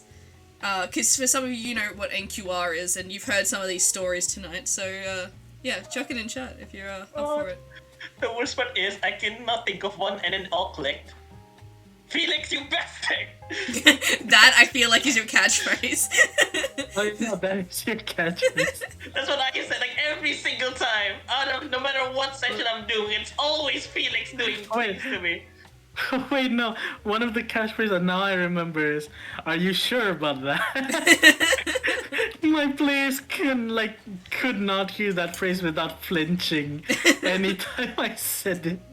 Like, are you sure about that? And they start second guessing themselves over and then over. I found out that you say that you don't say that like now. You don't say that like when you're gonna do something bad. No, you say that just to double check, because sometimes you just want to make sure that is what someone wants to do, or like if there are other options. Like, are you positive you want to lock in this one because you can't change your mind? But like, so instead of it being, "Do you sure you want to do that because you will die?" or like, "That is a bad choice," it's not. It's just you're double checking. It's just like But, making sure like you're not psychologically saying this accidentally. Like, this is an avoidance slip, right? Yeah. No. Okay, just making sure. Okay. They're like panicking. I am one of those For me, players. I I say panic. that for 2 things. Yeah, I'm also one of those players. When I say it means 2 things. Either you're gonna do something really bad, or really, are you really going to do that? You sure you want to do this? You're gonna make me do this? Exactly. Not like warning them. It's like, guys, I'm gonna be in pain for this. I feel like I am on my knees. I am begging. Please stop. Shit, no, I want to do it. You. Why? I feel like I only say like, "Are you sure you want to do that?" I only say it when it actually is something like, Leon's "Is quest this for more waifus. really a good idea?" But what do you what do you guys think for NQR? I think Dungeons and Waifus is kind of not wrong. Honestly, it isn't. And I hate that it's kind of not wrong. I don't really have dungeons though. It should be adventures and waifus, because quests and waifus, like it's a real bad tabletop waifu simulator. No, D&D is just character simulator. Leon's quest for more waifus. Yeah, well, I don't know what would be a good catchphrase. I think NQR, the name is the catchphrase. The not quite right adventurers. I heal myself. Wow, this dream, the parkour dream is so bad. Holy hell. It's easy. Yeah, but I'm garbage at parkour because my phone is not the best for anything. He's playing on phone. I forgot about that. But yeah, I don't know. What are the catchphrases for NQR? Another wife? That's just Leon. That's not anyone else. Come on, you don't gotta single me out every time. It's hard. I mean, You it are makes like sense. the main character at this point. It's not my fault. I know it's not your fault. It's okay. It's all of our faults. Din, din. Catchphrase. Cat's Role fault. persuasion. Roll persuasion. At one point it was, yeah. What else? I feel like for the NQR, right? Roll for it is something I say often. Yeah, no, you say that a lot. That I feel like that is the catchphrase for the NQR, because regardless of anything and everything, right? Yeah. Roll for it. Let's see what happens. Like literally, because everything comes down to a dice roll for me, basically. Like for AQR. Alright, 10 Because summon like voice. I want Amen. to make it like, you know, not everything in life happens in your control. Sometimes it is just random luck, just dumb luck. Leave me alone! Why are you still here? I've been summoning in 3 different manners. How are you the only ball I get? Anything else is fine. 10 times Black Nucleus, come on. Come back to me Anything when you reach but- 48. Leave me alone, man. Holy hell. 40 different summons, only one 4-star. Oh, I just remembered another Leon and Silver interaction that I loved. God, man, that's so hate. I've been here for 2 hours. That's not even. Even in session, that's just me crying in real life. So Wait, context. So context. It was a session where Leon and Silver were essentially interacting, right? Kind of story mode, actually. Now that I think about it, like it had something to do with progressing the story and whatnot. Kind of. Kind of. Uh, It was an intimate During moment. one of the, it was an intimate moment. Silver and Leon were just like, oh, like, you know, emotions, hearts right out there. And then just in the background, just like, I have been here for 2 hours. Just red molding over trying to buy Elden Ring. Only to find out that he couldn't buy it because there were taxes. What? That's why it's getting declined every time. Yeah, the money was there. I told you, the money was there. $50. I took a picture and sent to you guys as well for proof that I had the money to buy it. And I couldn't buy it. So, and then Earth told me, go check out the website, maybe you can find info there. And then I found out there were taxes. And what I find hilarious is the part after that when you had to try and download it, and you're like, I have to. One of you has to. I'm sorry. I rest in peace, but you need to die. I need space to download. I haven't got enough space. There's a lot of The things. guy with 4 wives or a crystal selling elf. Something's not quite right with Lot. these adventurers. You're completely right, Teddy. You're completely right. Yeah, Yeah, we have a definitely. talking. We have a humanoid lizard with a possessed talking Five Nights Freddy Fazbear, buddy that's like Freddy that sits on his shoulder. We have a guy with 4 wives, and like way too many children on the way, Too many children. and in just about every country at this point, and that can outdrink almost a dwarf, Almost not quite. everyone. But and then a Getting there. crystal selling Getting elf there. that is engaged to fairy royalty. Ah, And we have a shadow elf that had his entire village burned down, and he's now in love with, in a relationship with a blood elf that used to be a human. oh god. And the hypersensitive fox who's Hypersensitive Who's fox who's dating in a love with blood a fairy. ex-prisoner. Ex-prisoner blood fairy, mind you. That's the best part right there. And he's the That's normal one. really And he's the normal one. For Something better is or for definitely worse, not the normal. quite right with these adventures. Mhm. I think that's the catchphrase. That is the line that comes underneath the title. If it was on a book, it'd be like that, the phrase that follows it. Something's definitely Pretty not much. right with these adventurers. Pretty much. Can't deny it either. Leon tried to deny it at one point, but just stopped, and he's like, "You know what? I'm not the person to say this." And like one of them is engaged to a god, and he's married to a god, who is now pregnant. And It's also about- now part royalty. Not even part. He's royalty. Yeah, He he's has the an king of the entire country now. kingdom. He is now royalty. And all of them Lord, have what's your- associations with gods. Pretty much. Is Leon trying to get a god as a wife? Maybe. Probably. Will you guys ever find out on stream? Probably not. Maybe. If he Will we tell succeeds, you maybe. guys? Yeah, we will. If he succeeds, you will find out. But Yep. if he But does not it's- succeed, you will not. It's not like I'm actually trying to get Licia. Like, I have legitimate questions. Whether or not this triggers flags, I do not know. That's the thing. Dungeons and I Dragon want a wifeys. dragon waifu, but she doesn't have a dragon waifu, and I'm upset. I don't have dragons. into I don't like. dragon. Okay, I have dragons, but they're extinct. So, no. The most dragon ladies to slay. Damn it! But Technically, if we're thinking in terms of power level, Ali is pretty darn powerful. yeah, but she's No. not a lizard, so not attractive enough. She's not a dragon. She's akin to a dragon, but not a dragon. Yeah.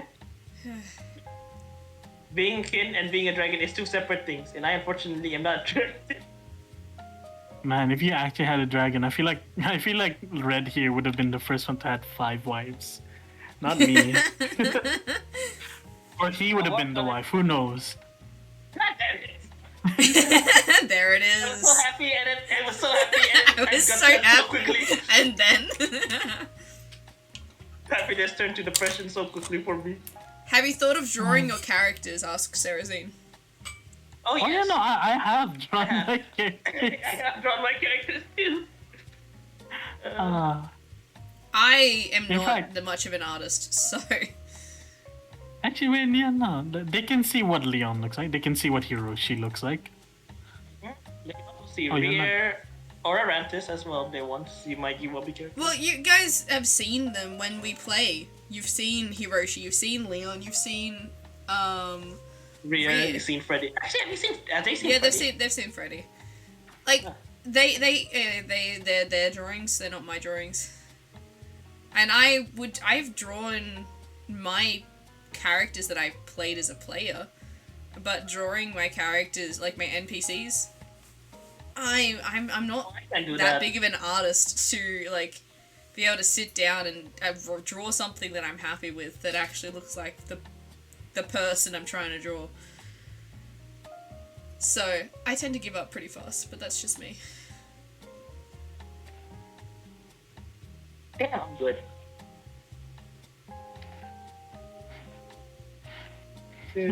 I'm just happy I finally made a muscle like male instead of just the lean one.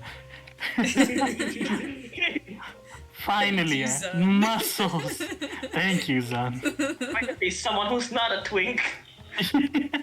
No, I have I drawn a twink? Arun. It's a different kind. That's a different kind. That is.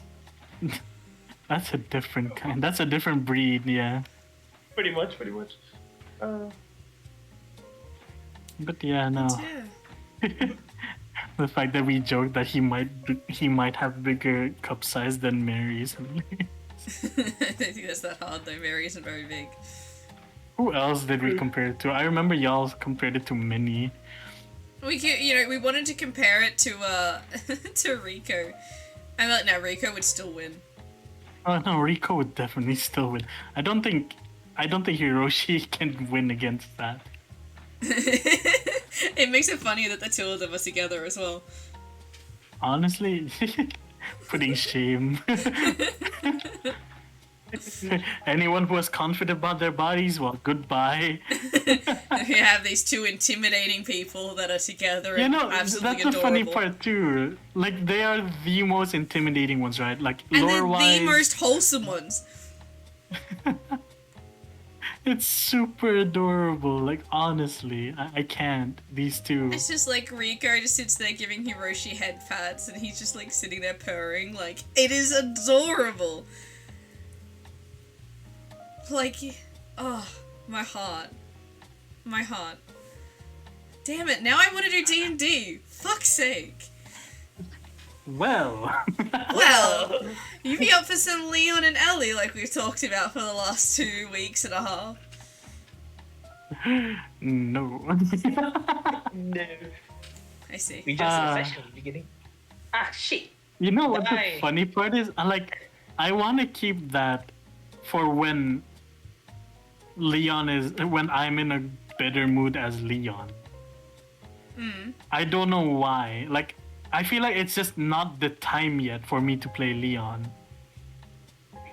Because I don't know, I feel like I want to give them their chance at doing the things that they want. Like, Mary with her wedding, Aether with his thing, Bailey and Talis, Rhea with Freddy.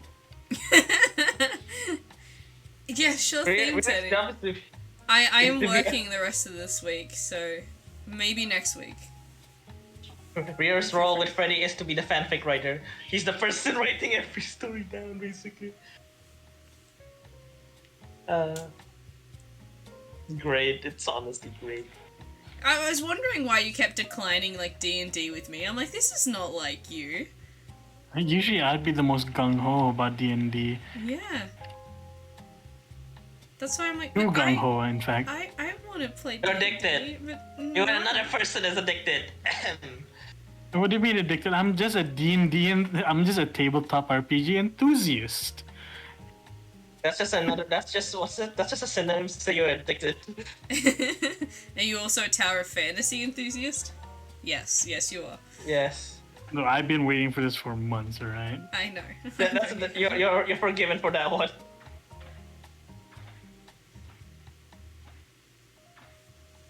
But yes. Get styled on. Woo! I'm the best player in the The world. funny part is I'm perfectly fine with being Hiroshi. I don't know why.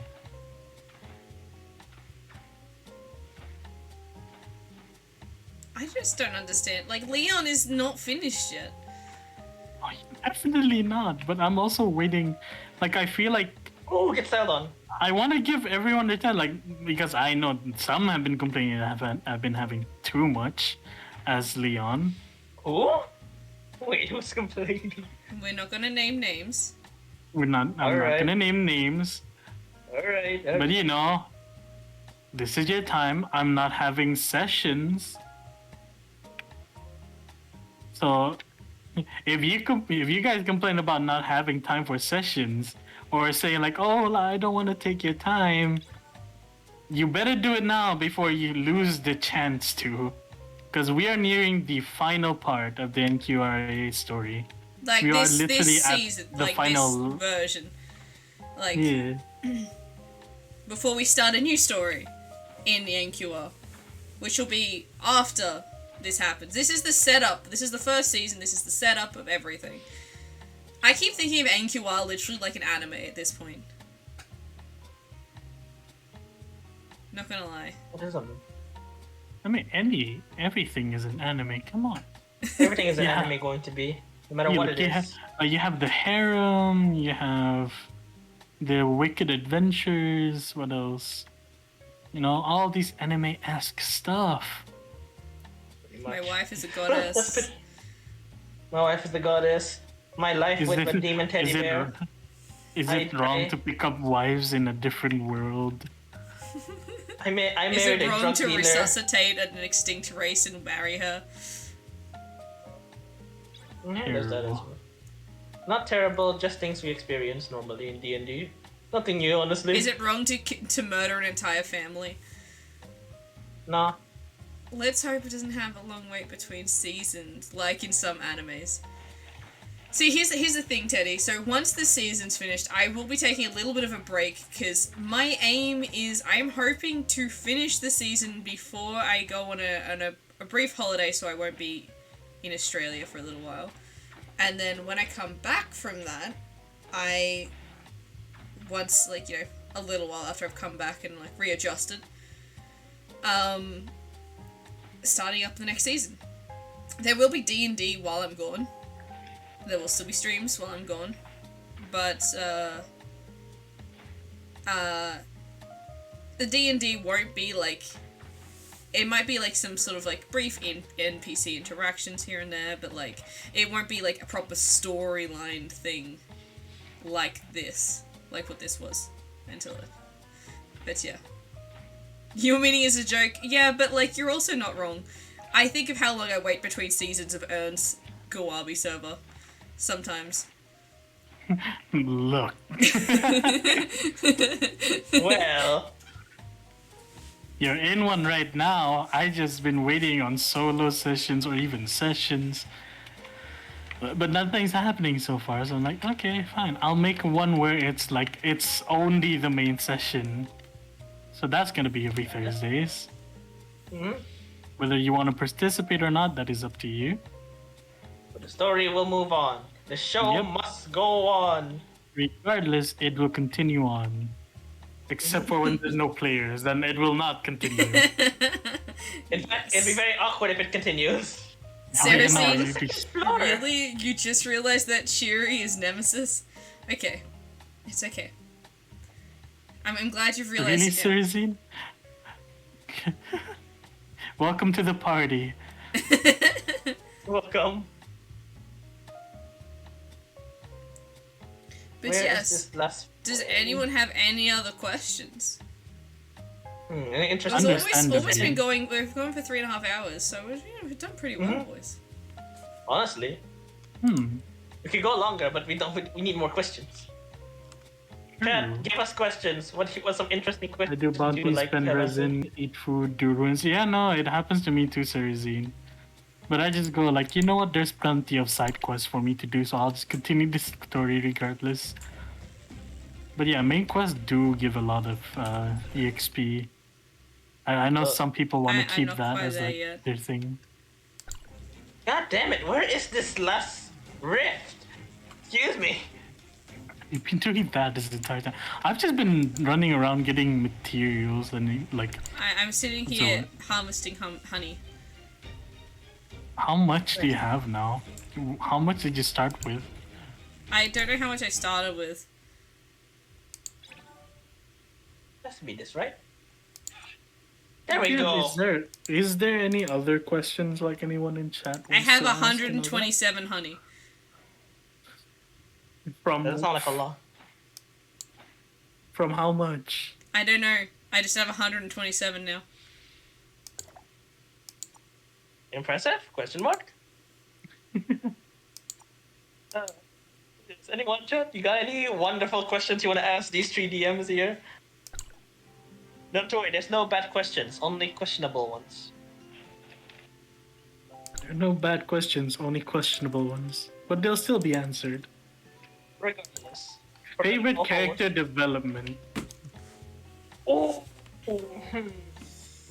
Allie. Oh, get Bella. Reasoning? She has changed a lot. She also went through a lot. But like seeing like the change, like, you know, I was worried that like after, you know, she was like super like big enemy, and then she changed into like this adorable humbleness, and then I didn't think that she'd still have it in her until like something happened with Amelia. And basically, like, her like, in her mind, I feel like it'd be her family is being threatened. She might lose a family member, and she doesn't want that to happen. And so, literally, tapped back into what she once was. And went toe-to-toe with a god. And one, by the way. And one, that's the fun part right there. That is my favorite character development, I think. There is a lot, but I think that is my favorite. What about you boys? Oh. You go on, Red. You first. Honestly, I'm thinking. Actually, I'm thinking. Who's got good character development?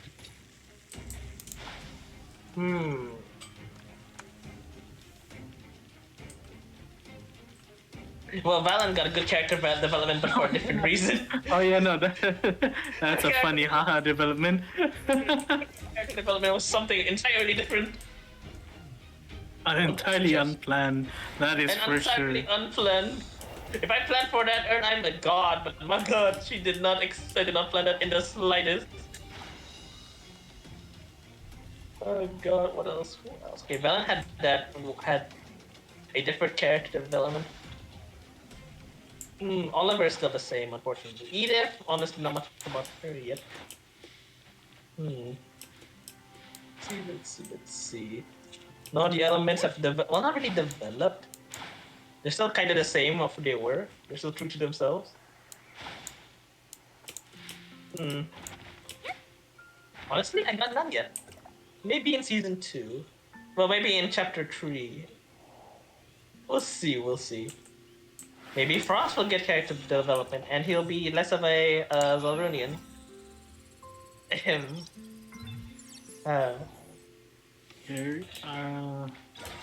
Do we count players? Like, do we count players? Oh.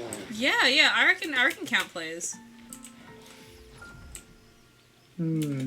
If that's the case, honestly, my current favorite one amongst all my players. I think my current favorite one is Erantis simply because Erantis has been doing a lot of like changes to how he lives. The next one would be Yuka because like she's actually going on like finding out more about the things she does. The one that makes me laugh the most is definitely Reta's character. Oh, that. Finally, I can show them not all roles that you do will be a good role. Like, even if you win, you don't win. It is super hilarious. He's probably like the one like spearheading that part of the story. And I don't mind that at all. Like, honestly, I like all my players' development, but the one that makes me happiest is Erantis. Because it seems like it's such a dumb, brain-dead moment until we get to the part and it's like, wait, I'm actually learning something. Hey, yo, wait, I can actually do this. We'll keep doing this then. We'll go with this flow. Man's story was, I wanted to be a button, but I was jealous that no one else could learn magic. Because I told her before, like, I want to be a beastskin. The problem is, I can't learn magic. So, you know what would be funny? I'll have a magic-oriented class and be a beastskin. And then I made it a story where, I am a writer because I want to write the stories of others. Unfortunately, I would like to have my own story one day. But there's nothing interesting about the life of a writer. And suddenly, it all changed when I decided to simp for a different... Oh yeah, it all started when he's like, I'm gonna go visit the adventures school. And like, let's see. And then he found the one Beastman character there that could do magic. And he's like triple taking, like, wait, I can do that? It's like, yes, you can. I never said you couldn't.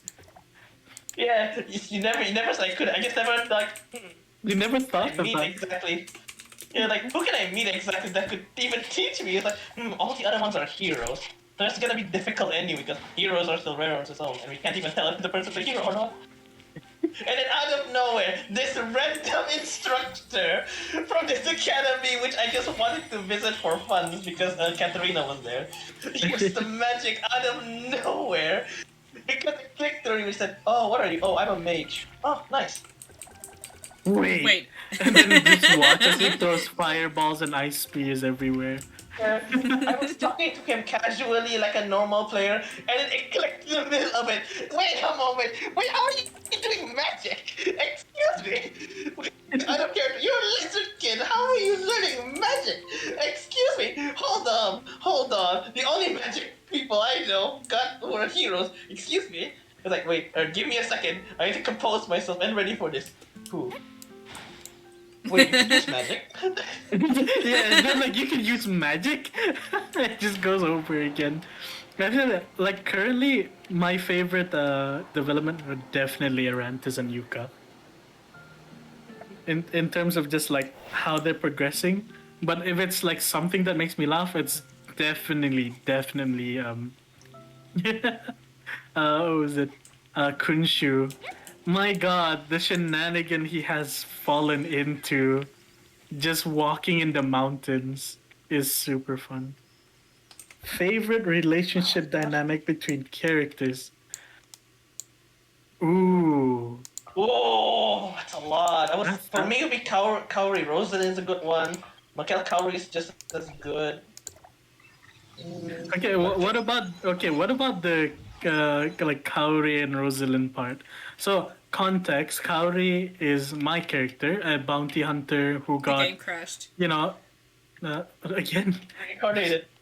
Actually and got reincarnated. actually got reincarnated into a different world because like she was a coder who never really lived a life. So being given the chance to live a different life in a different world after being kidnapped by a god, technically. Yes, actually kidnapped. Soul Yeah. got kidnapped. Literally came into my world, stole a soul from my world, and just like, With hey, no permission. She's like, I'll take her, have her, thank you. yeah, I'm gonna have her. You don't miss her. Don't worry, you won't notice anything. She left an IOU. She made it canon. She left an IOU if it's had canon there. It is canon at this point. Yeah. And then Rosalind is just this slave girl. Like I was like, Red, I want to find an NPC that I can nurture, right? So he's like, find it then. And I went like, yeah, bet. I go to a slave trader. I was like, Honestly, really? I didn't expect that. Yeah, I was like, really? That's your... Honestly, it worked, but really? I expected something else. And then like her reason is like, I've seen how the slaves are treated. I want to at least give one, like a happy place to live in, right? Like I can't have all of them. I can't be a hero. I can't save everyone. Like as like friendly and as optimistic as Kaori is, right? But she has her realistic moments where she's like, there's no such thing as everyone being happy. So she's like, I'll settle with one person being happy at least. So she bought a slave, adopted said slave, got the slave out of her slave contract. So now she just has a daughter. Yes. Yes. And the daughter-mother relationship is wonderful. It's super fun because like it's sort of like, how am I gonna do this? And then like it's slowly but surely she started warming up to Kaori. At one point, like they had that moment where like it was finally Rosalind called her mom, right? Finally being called mom when she never had a child, when she couldn't have a child. They're like, oh, this is great, this is wonderful. Immediately afterwards, holy shit, this might kill Kaori. It's like the relief when we triumphed over that boss. Holy And hell. having Rosalind and Kaori interact afterwards, it was super wholesome, super nice. Yeah, it was so very terrifying because, oh boy, that was a fight that was not supposed to be there in the slightest, but the roll said otherwise. That could have ended in a really bad note.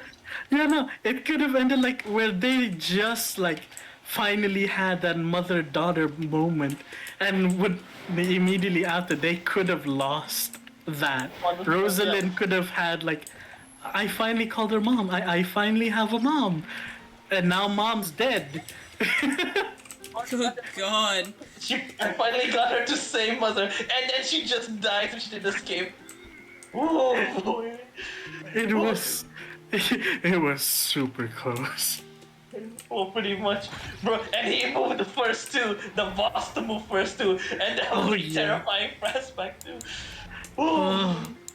But you know, they pulled through, and honestly, I really love Kaori and Rosalind's like relationship and Dynamic, how yeah. the dynamic. The dynamic I wasn't expecting was definitely me and Reta's character Mikkel. It just fit really well. I don't know how, but it just did. It just clicked. Just click different. Alright, yeah, that's it. That's from my world. What about Ern and seasons here? Do you want to go first, or should I go first? I honestly, I don't know. I honestly, Honestly, if I were to say something that I like the dynamic in your world, is the dynamic between Leon and Amelia. Just like it started off like as strangers, like, "Hey, I'm going there. Do you want me to help you to get there?" And she's like, "Yes, yes, I would like to not be lost." To, "You are my brother, and you are not going anywhere." Like I feel like, I mean, yeah, there is the dynamics between the wife and the husband or the wives between each other, but I feel like in terms of just how it all came to be, I like Leon's and Amelia's dynamic because there's no sense of relation, like like a romantic kind of thing. It started off purely out of work and like good heartedness. It's like and it evolved to literally them. They're like, "Hey, anything ever happens to her, I'm gonna kill whoever does it." but I also feel the same way with Maya.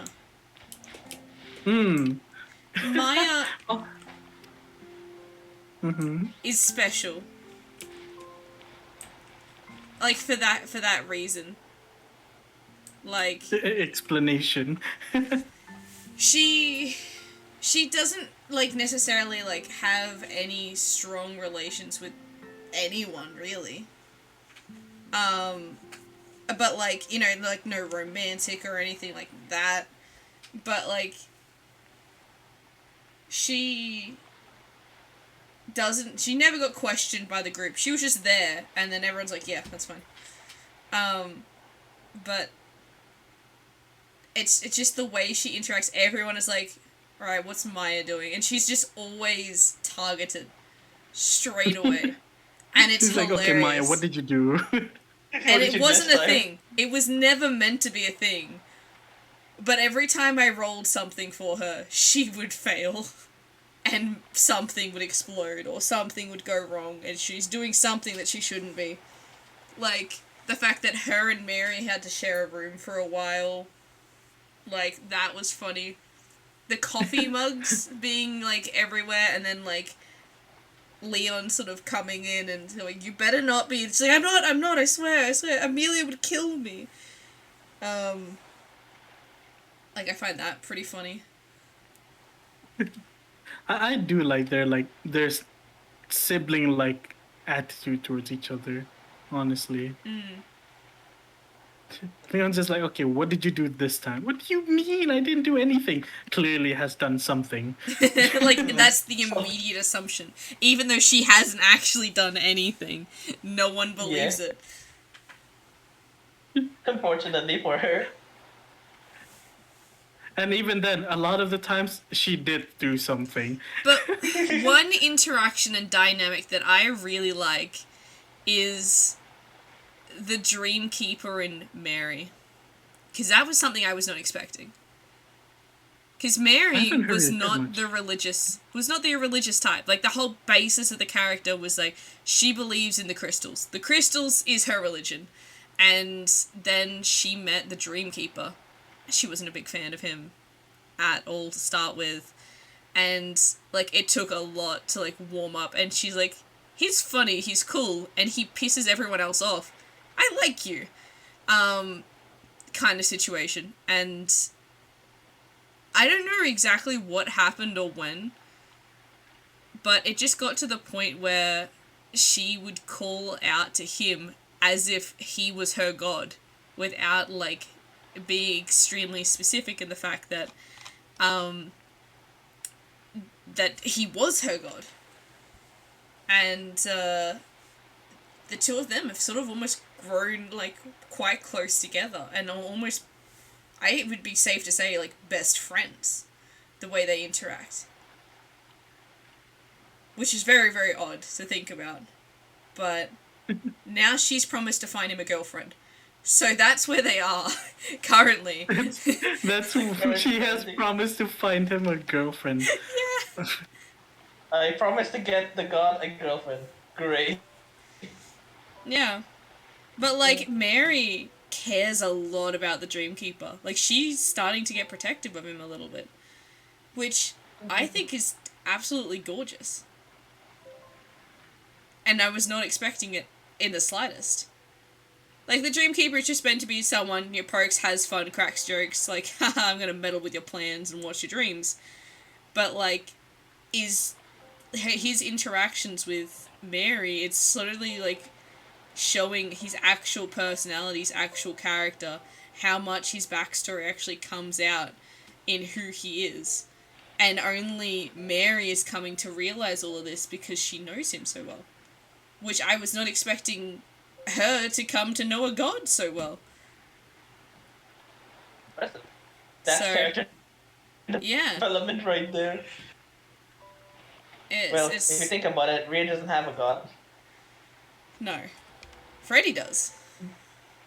Freddy does. Rhea doesn't. Yeah. Before you ask her, I don't know if you know this, but Rhea worships the cult flying spaghetti monster. I was explained about this a while back. It's like, interesting choice. Interesting choice. Never thought Scientology was here. Oh my god, why? Different reason. I thought it because it was funny. Rhea's entire name is even a joke. His name is a joke as well. I end up loving the guy. Rhea, my boy, you just had unfortunate timing. You have not the right people for this.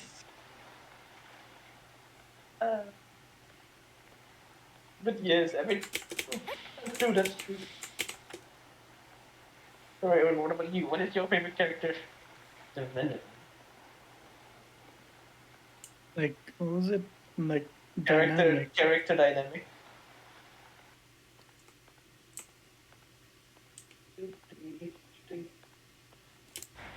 In terms of Going character dynamic, like I'm trying to go through, right? There's no real favorite yet. Currently, I am enjoying the dynamic between just this weird dynamic between Kunshu and Yugure. One of a dragon, like an immortal dragon girl, one of the immortal dragons of the Eastern Island Federation. Why they're immortal? Well, that they still need to find out about. Well, he still needs to find out about that. And Well, the fact that it started off well until he rolled for one of his like faith abilities, in which he gets an item like in an area, like based on like who's there, what is there, things like that, right? Unfortunate for him, his roll was good. It gave him an equipment. The problem was which piece of equipment it was. See, he rolled pants. As a male who doesn't know this woman, who just came and stared at one point, is now holding on to her pair of pants that had gone missing. So you can probably take a gander at how that will turn out for the male. nothing It's just- bad. It's nothing good, definitely. But favorite, I won't say I have any favorites. Something that makes me laugh, definitely Kunshu and Yugure. No favorites just yet. Still waiting. Still waiting. There are circumstances that are funny. Like Maria being part of the guild because Virgil felt sorry for her because she rolled a nat 1 for balance and then I rolled her luck, which was also a nat 1. So she dropped her entire purse down the airship into the ocean. Honestly, that's Oh. impressive if you think about it. Honestly, better or yeah, it for was worse. very, very impressive. So, out of pure kind-heartedness, he's like, just invite her to the guild. Just do it. This is just too pitiful. It's just sad. It's just pity at that rate. I'm still waiting to see how their relationship goes.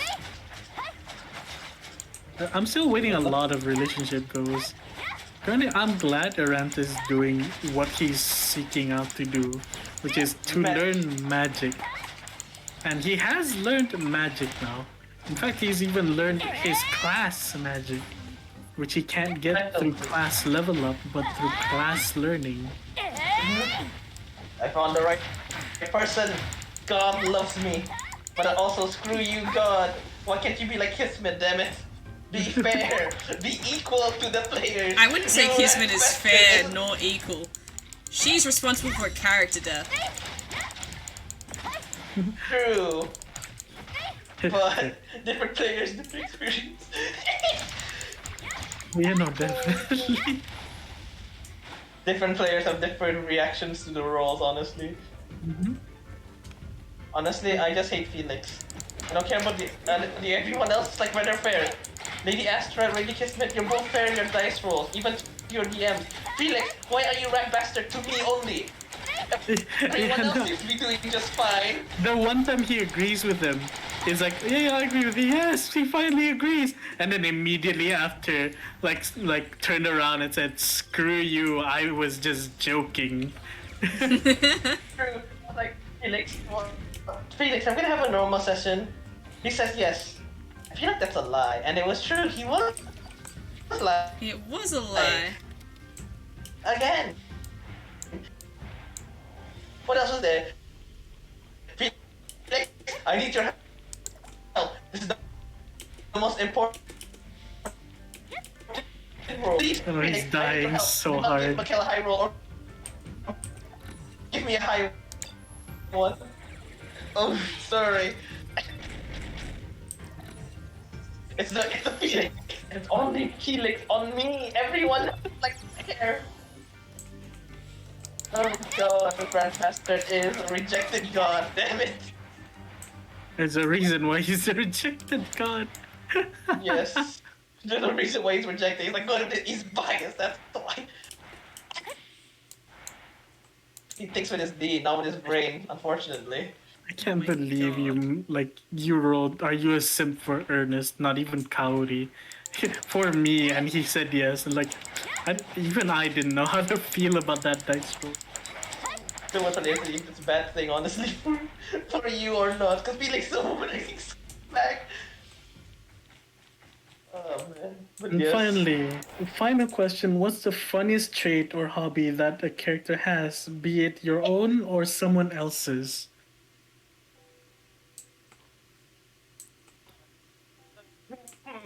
Who do I use? Who do I use? That's terrible.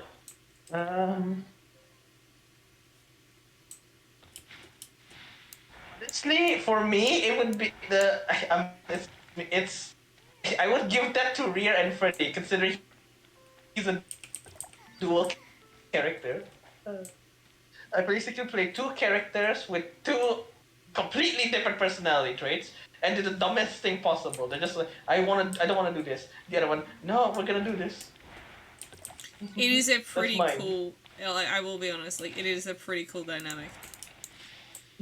Honestly, I was not expecting you to approve it.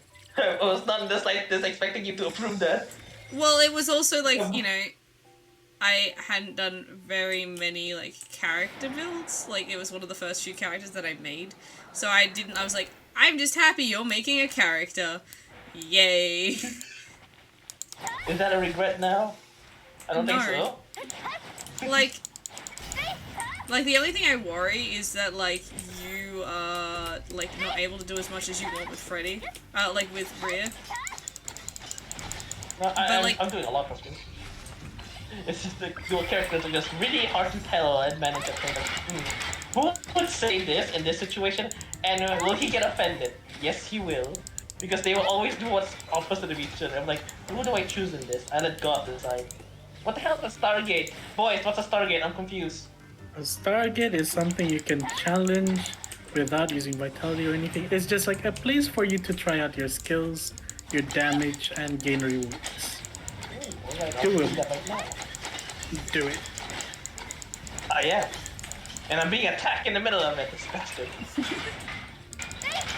But yes, I'm biased, so Freddy and Ray would be my favorite character trait. Oh, If yes, it's not me, it would be Kaori with the Onyxia origin, where she gets a shiny. She Oh, gets just- mental turn off. Serious bounty hunter because ooh shiny. No, I was gonna say, I think of all the characters I've made, I feel like I like Kaori's the most because she is by far the most brain turn off moment, but also brain like galaxy moment that I've ever had I think in my life. maybe like if I had to choose a character, like a character I play, Frey would be the most interesting thing. The fact that she failed geography. She's a pokey one because I'm a terrible player. I will not deny that. I'm like, have you made sure? Oh yeah, I have. 2 weeks later, oh shit, like I told you to make sure. It got so, you did it so many times, I just decided to give you a negative point at that point. Understandably. But like the amount of negatives she has because it's not about her Lady Kismet. If it's not to do with her goddess, she has like a -4 or -5 roll to it. Dear God. So I think it's come into some very interesting situations because of that. And it's Oh a yeah, lot no, of fun. definitely. But like I find it funny, like Good for roleplay. she will be like the navigator for a session. She has a -1 to navigation. No, she has a -2 to navigation. But for some reason, whenever she rolls, she asks Lady Kismet to guide her, and Lady Kismet gives her an advantage. So she usually has a +1. So she only has a -1 or a 0, or like surprisingly manages to get them from A to B, but she just doesn't know locations or names of things.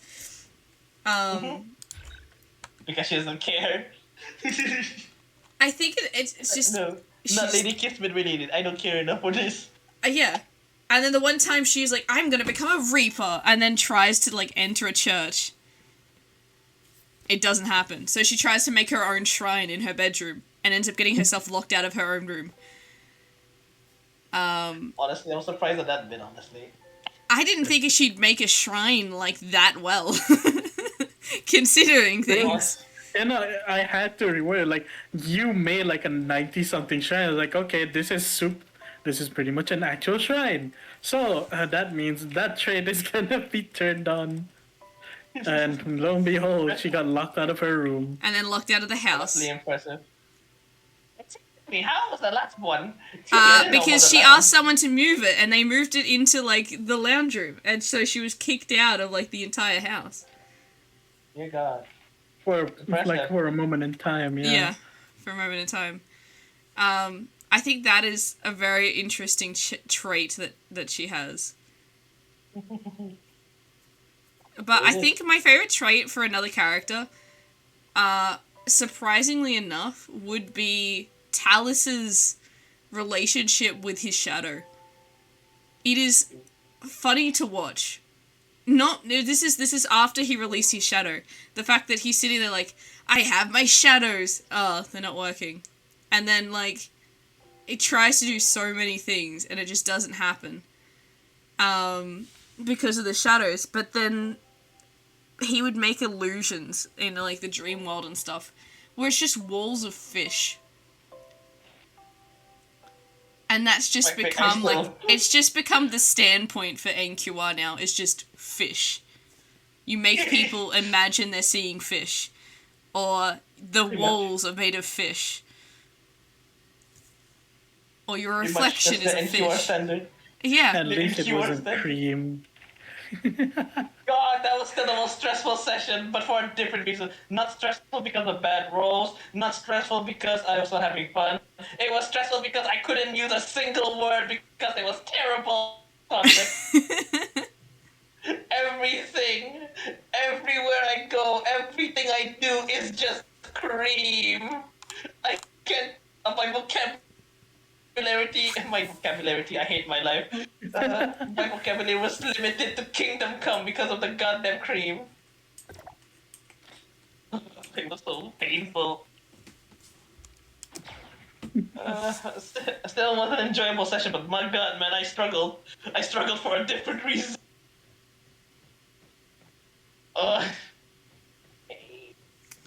yeah, I think that's what it would be for mine.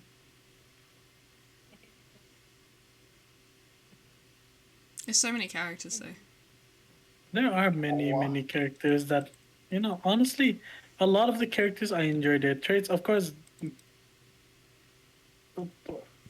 And honestly, it's super fun seeing like the kinds of characters that, has been brought up. Oh, wait. What? Oh, yeah, no. Recently, there has been a favorite dynamic of mine. And it's not even people you know. It's a different group that I, that do the voice. No, not voice, a video call for. Remember the jokes on you. I like that. Yes! Oh my god. So I have a group of players. They will know who they are if they ever watch this. It's essentially it is a ragtag group of adventurers, like quote unquote veteran adventurers, who have been tasked with delivering a message from a very important noble to another important noble.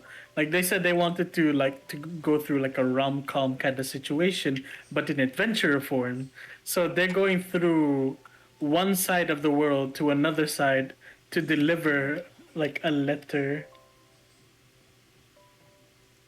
And and at one point, one of the players, a human, fell so hard in love with this elf, which I will not lie to you, I made it the most generic elf that you could think of. Tall, blonde, pretty, good with archery, things like that, right? The most basic of basic things of being an elf. And apparently he liked it so much he was willing to forgo the mission and simply live out his life there. But the problem was he was the one that had the what's the word? Permission to hold the letter. So if he stayed there, they couldn't bring the letter because this fool, this fucking fool, had kind of angered the father. So you know what? Just to make sure you're gonna do this for my boy, so that he can get that letter out there, you're gonna be marked with that letter, meaning you're the only one that can hold that letter. And he was willing to just you know what? I don't care. Let's not do this mission. So the dragon, quote unquote, dragonkin wannabe, who, by the way, whose character concept was literally, I am a dragonborn. No, dude, you're a lizard. A man can dream.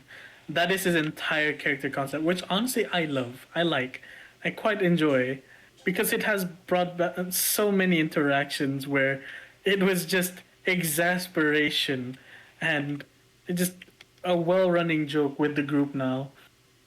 And he had to try and convince the human to go with them. He tried everything. She's gonna live longer than you. Oh, I don't care. Love will last forever. I'll find a way to stay immortal. Or I'll turn into a vampire. I don't care. It's valid point. He's got a point. He can do that. And then he went through well, you're of a different species.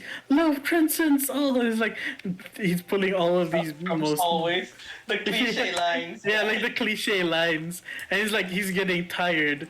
And he's oh, I know. And they go through this this kind of argument. And she's old enough to be your mom. And the line that took me by surprise. Ha! Joke's on you! I'm into that! It's excuse me!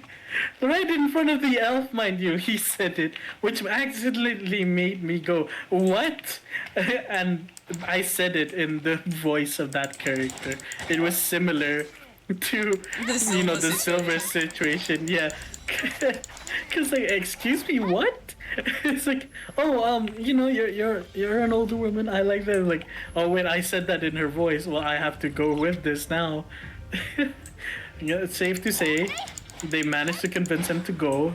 She said like she will wait for him until he has done his business, so that he has a place to come to. Things like that. The usual like lovers farewell and all that. And now he has a goal of going back home so he can have a kid with an elf. Nice. He That's went amazing.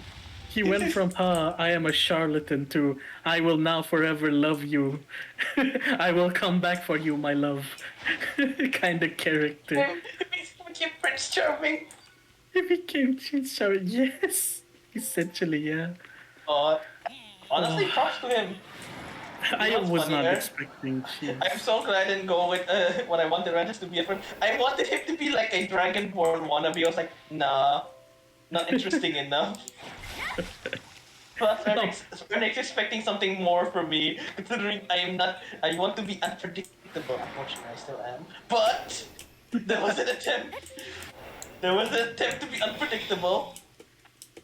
And it ended up being a much better story plot for him. Like, oh hell yes. Take it. Dragonborn that wants to learn magic has his own journey, hell yes. If memory serves me right, and if memory serves me, I think you said Erant, out of all the characters, Erant had the weakest backstory in terms of actual physical prowess. Yeah, like when you made him like compared to others who had like this and that, like I'd say it was pretty weak. But now that things have progressed, like I'm kind of glad you went with it, because like it is making things so much more interesting.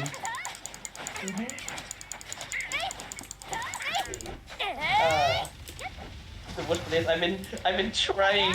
You see me Facebook. Man, I want to be a magic class so badly, but the problem is I am very how do I I'm say? just not the race for it. Yeah. And then the moment you found out, excuse me, I can do that? I can do that? It's like you were so excited. It was super adorable. Honestly, it was super because adorable. usually all the other policemen we've met that learned magic were heroes. So I was like, God damn it! So in order to learn magic, I have to first step one, be a hero. All right, that's like the hardest thing already. So I'm just not gonna handle that plot line. You went And then that one character, changed my mind. So I was like, oh hell wait, he's not a hero. The worst part is he even told me like, are you like no? Are you a hero? Oh, no, not at all. I don't think I can ever be one. I've heard the stories. You heard the stories. I just conquered my sin in my head. Excuse me, a generic person. Conquered a sin. All right, sign me up, Scotty. I'm coming in.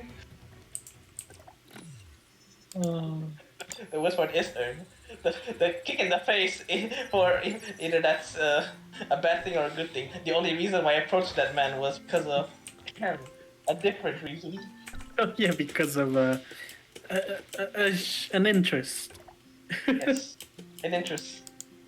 Not not bias, I swear. The word is I was gonna interact with NPCs regardless. The problem is he was too attractive to get out. Like,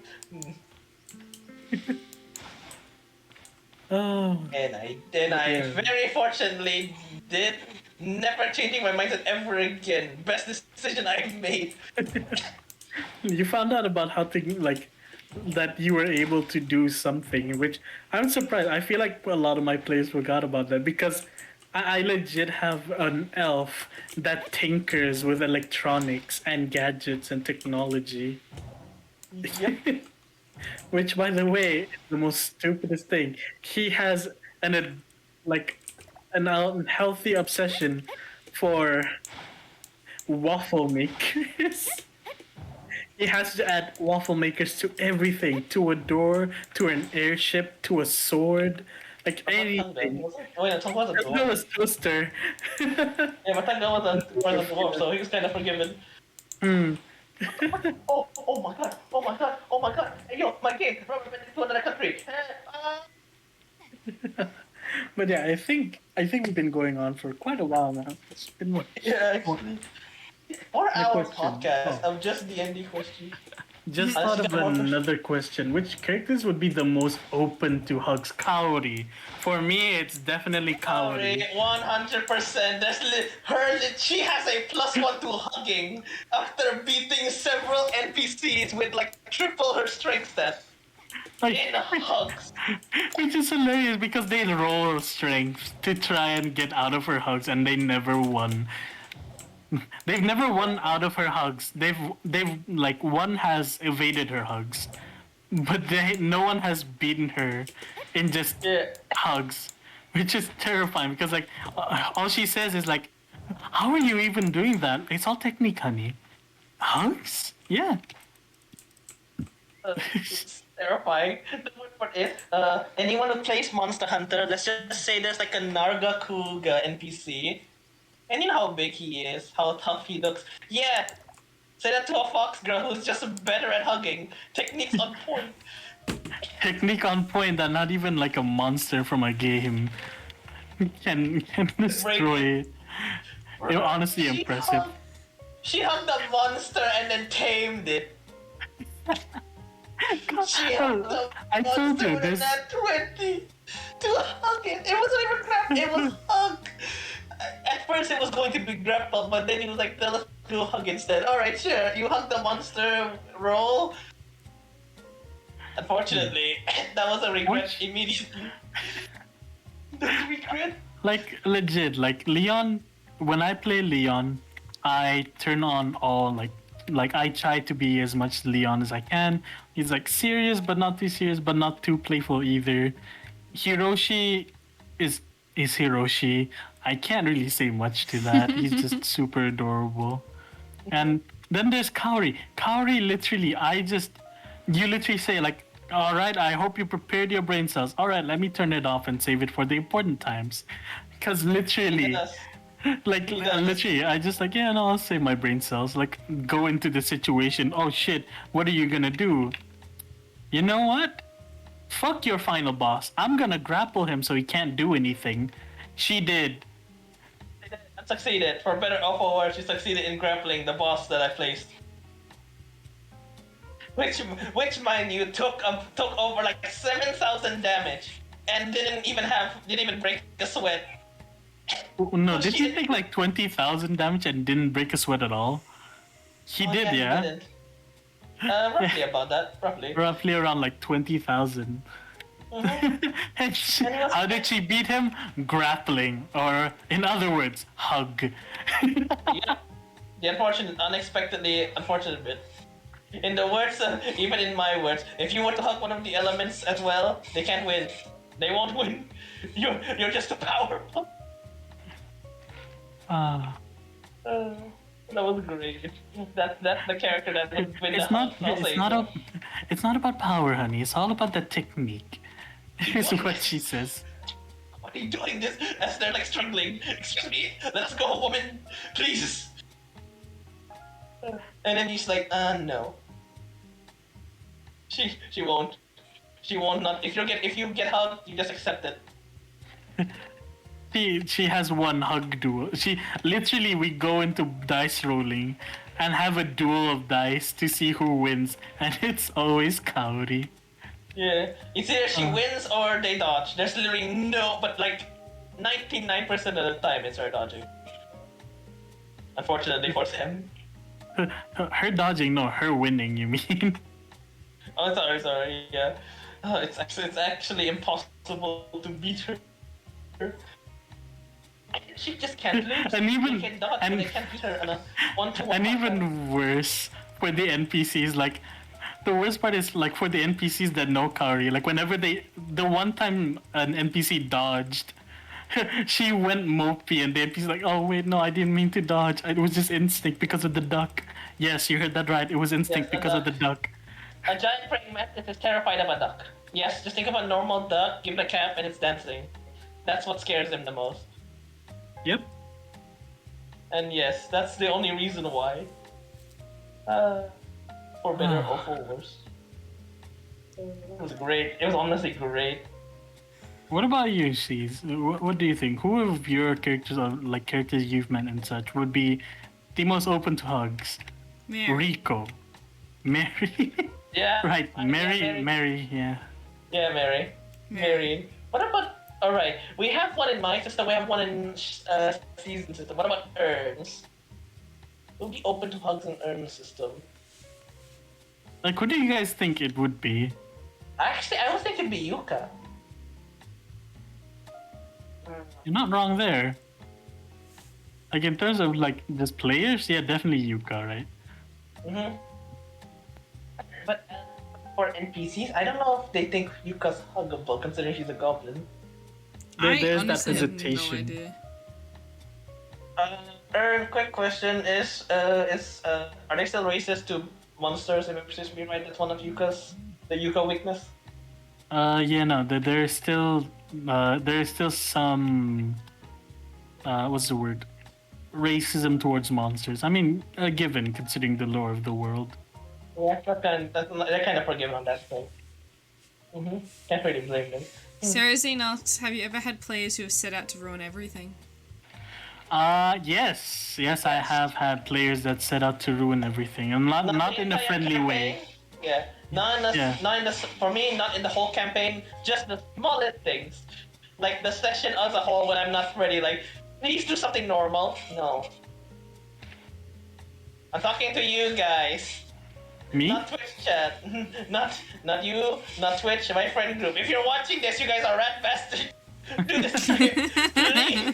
I I'll let spent that one hours on the pass. script. Spend I hours spent on the hours script. on a script to at least, have an idea on where to go, and you guys decide to do absolutely none of it. You guys do the first 10%, get bored, and move on. And I cry. I realize I'm gonna have to reuse the script for something else later. I don't think I've had like players specific. I've had some players' characters set out to ruin everything, such as the first tavern, just blow everything up and like not care. But like, True. it's not like it was something that was long lasting. It's not like the experience you had, man. Oh yeah, no. Oh god, it was. How to say? It was very, very difficult, to say the least. I'm not gonna say who. I'm not gonna give examples of what they did, but essentially, whatever they did, it just did not go with any of the goals like the group had, the players had. Just I'm not even sure like if they weren't doing it on purpose or not. That's the problem as well. It's like every move, every choice they made, it's like it's meant to go against either me or the other players. Like, no, I'm not gonna say anymore before it gets too obvious who it is. Let's just say, yeah, I had a basically, player like that did not enjoy it. Toxic? Toxic, kinda. Like, would I say are they fully toxic? Not in a traditional sense, I guess. But like, also not like necessarily the best either. Yeah. You thought Freddy would be a choice?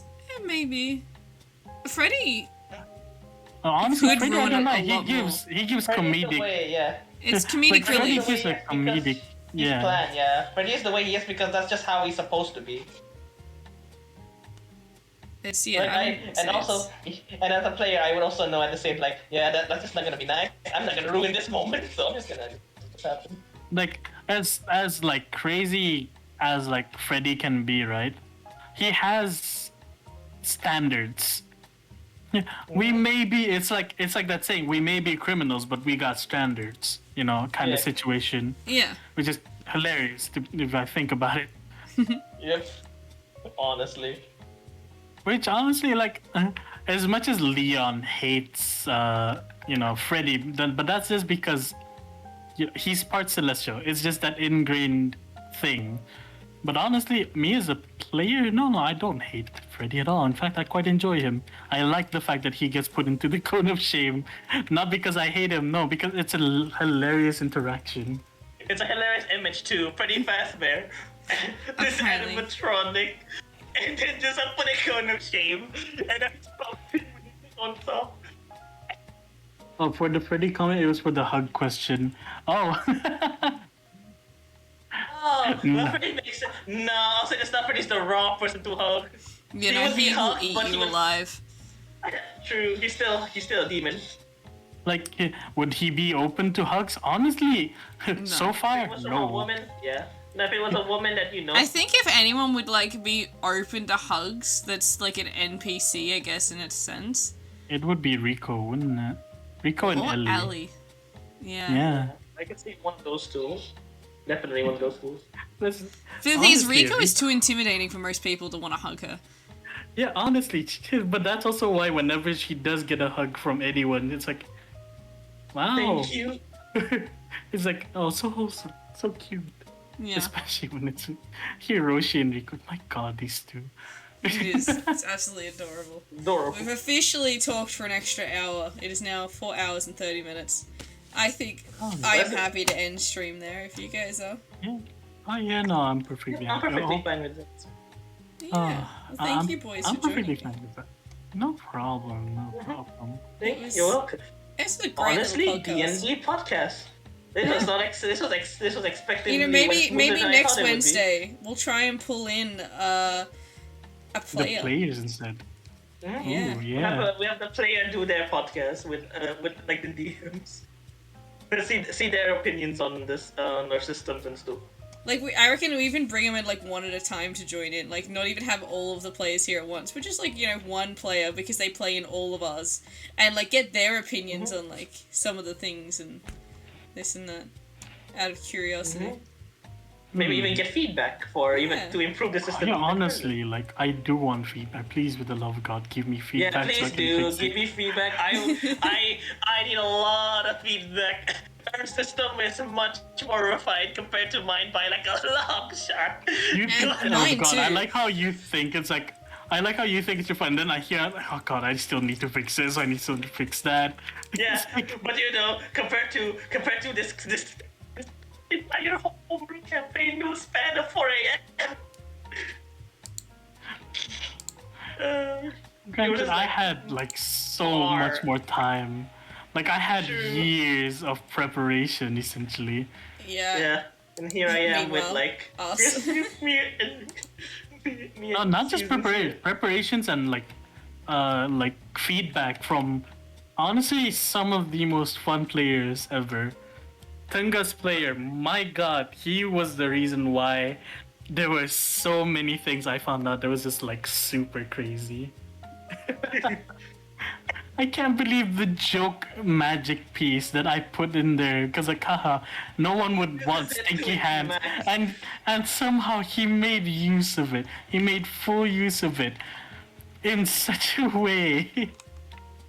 He was not ready. I was not ready at all. Man made a boss nullified essentially through that thing. It's like, you know what? I put I it need to there nerf like this. as a joke, but even after I nerfed it, he still could. He still used And it honestly- to its full potential, which is honestly an amazing skill on its own. Yeah, in of itself, like amazing. I'm glad I have him as a player. And a But at the DM same technically, like yeah, like he has like, but also I fucking hate the fact that he is my player.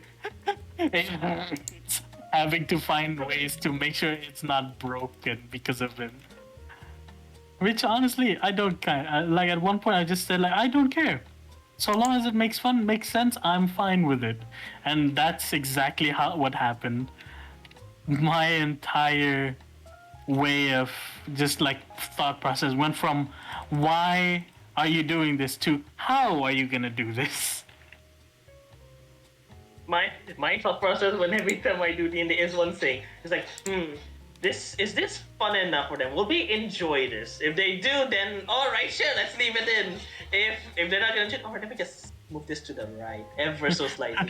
And let me just hide this. Yeah, Yes. that doesn't exist. Yeah, they didn't exist. They didn't like it enough. All right, moving on. Moving on.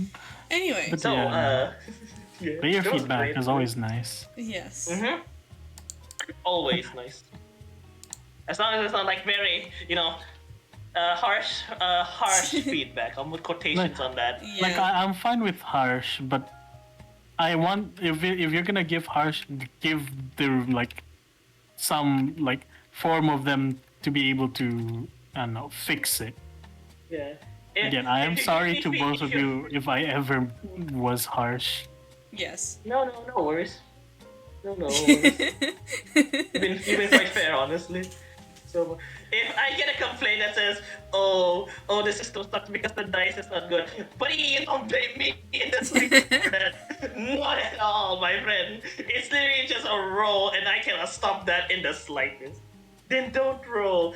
Buddy, it's D&D. What do you want me to do? Yes. Good night / good morning, Teddy. It is after 12. Yes. Oh yeah, right. Wait. We should probably. Let me Hence summon why one I'm last trying- time. I'm trying One to more slowly summon end this. before. In such a way, which is a smooth transition, but I don't think it's gonna be a smooth transition. I know. It's us. I feel like we'll talk I the entire have night. a random. I must have followed them a while ago because I honestly can't really remember them, but they're live currently. So I thought, what better opportunity than to raid some stranger, hey? Do it. So yeah, we're gonna go and raid. I'm gonna just call it Kawa because that is a lot easier than all the A's that are in her name. But yeah, thank you guys for joining. I hope you enjoyed the podcast.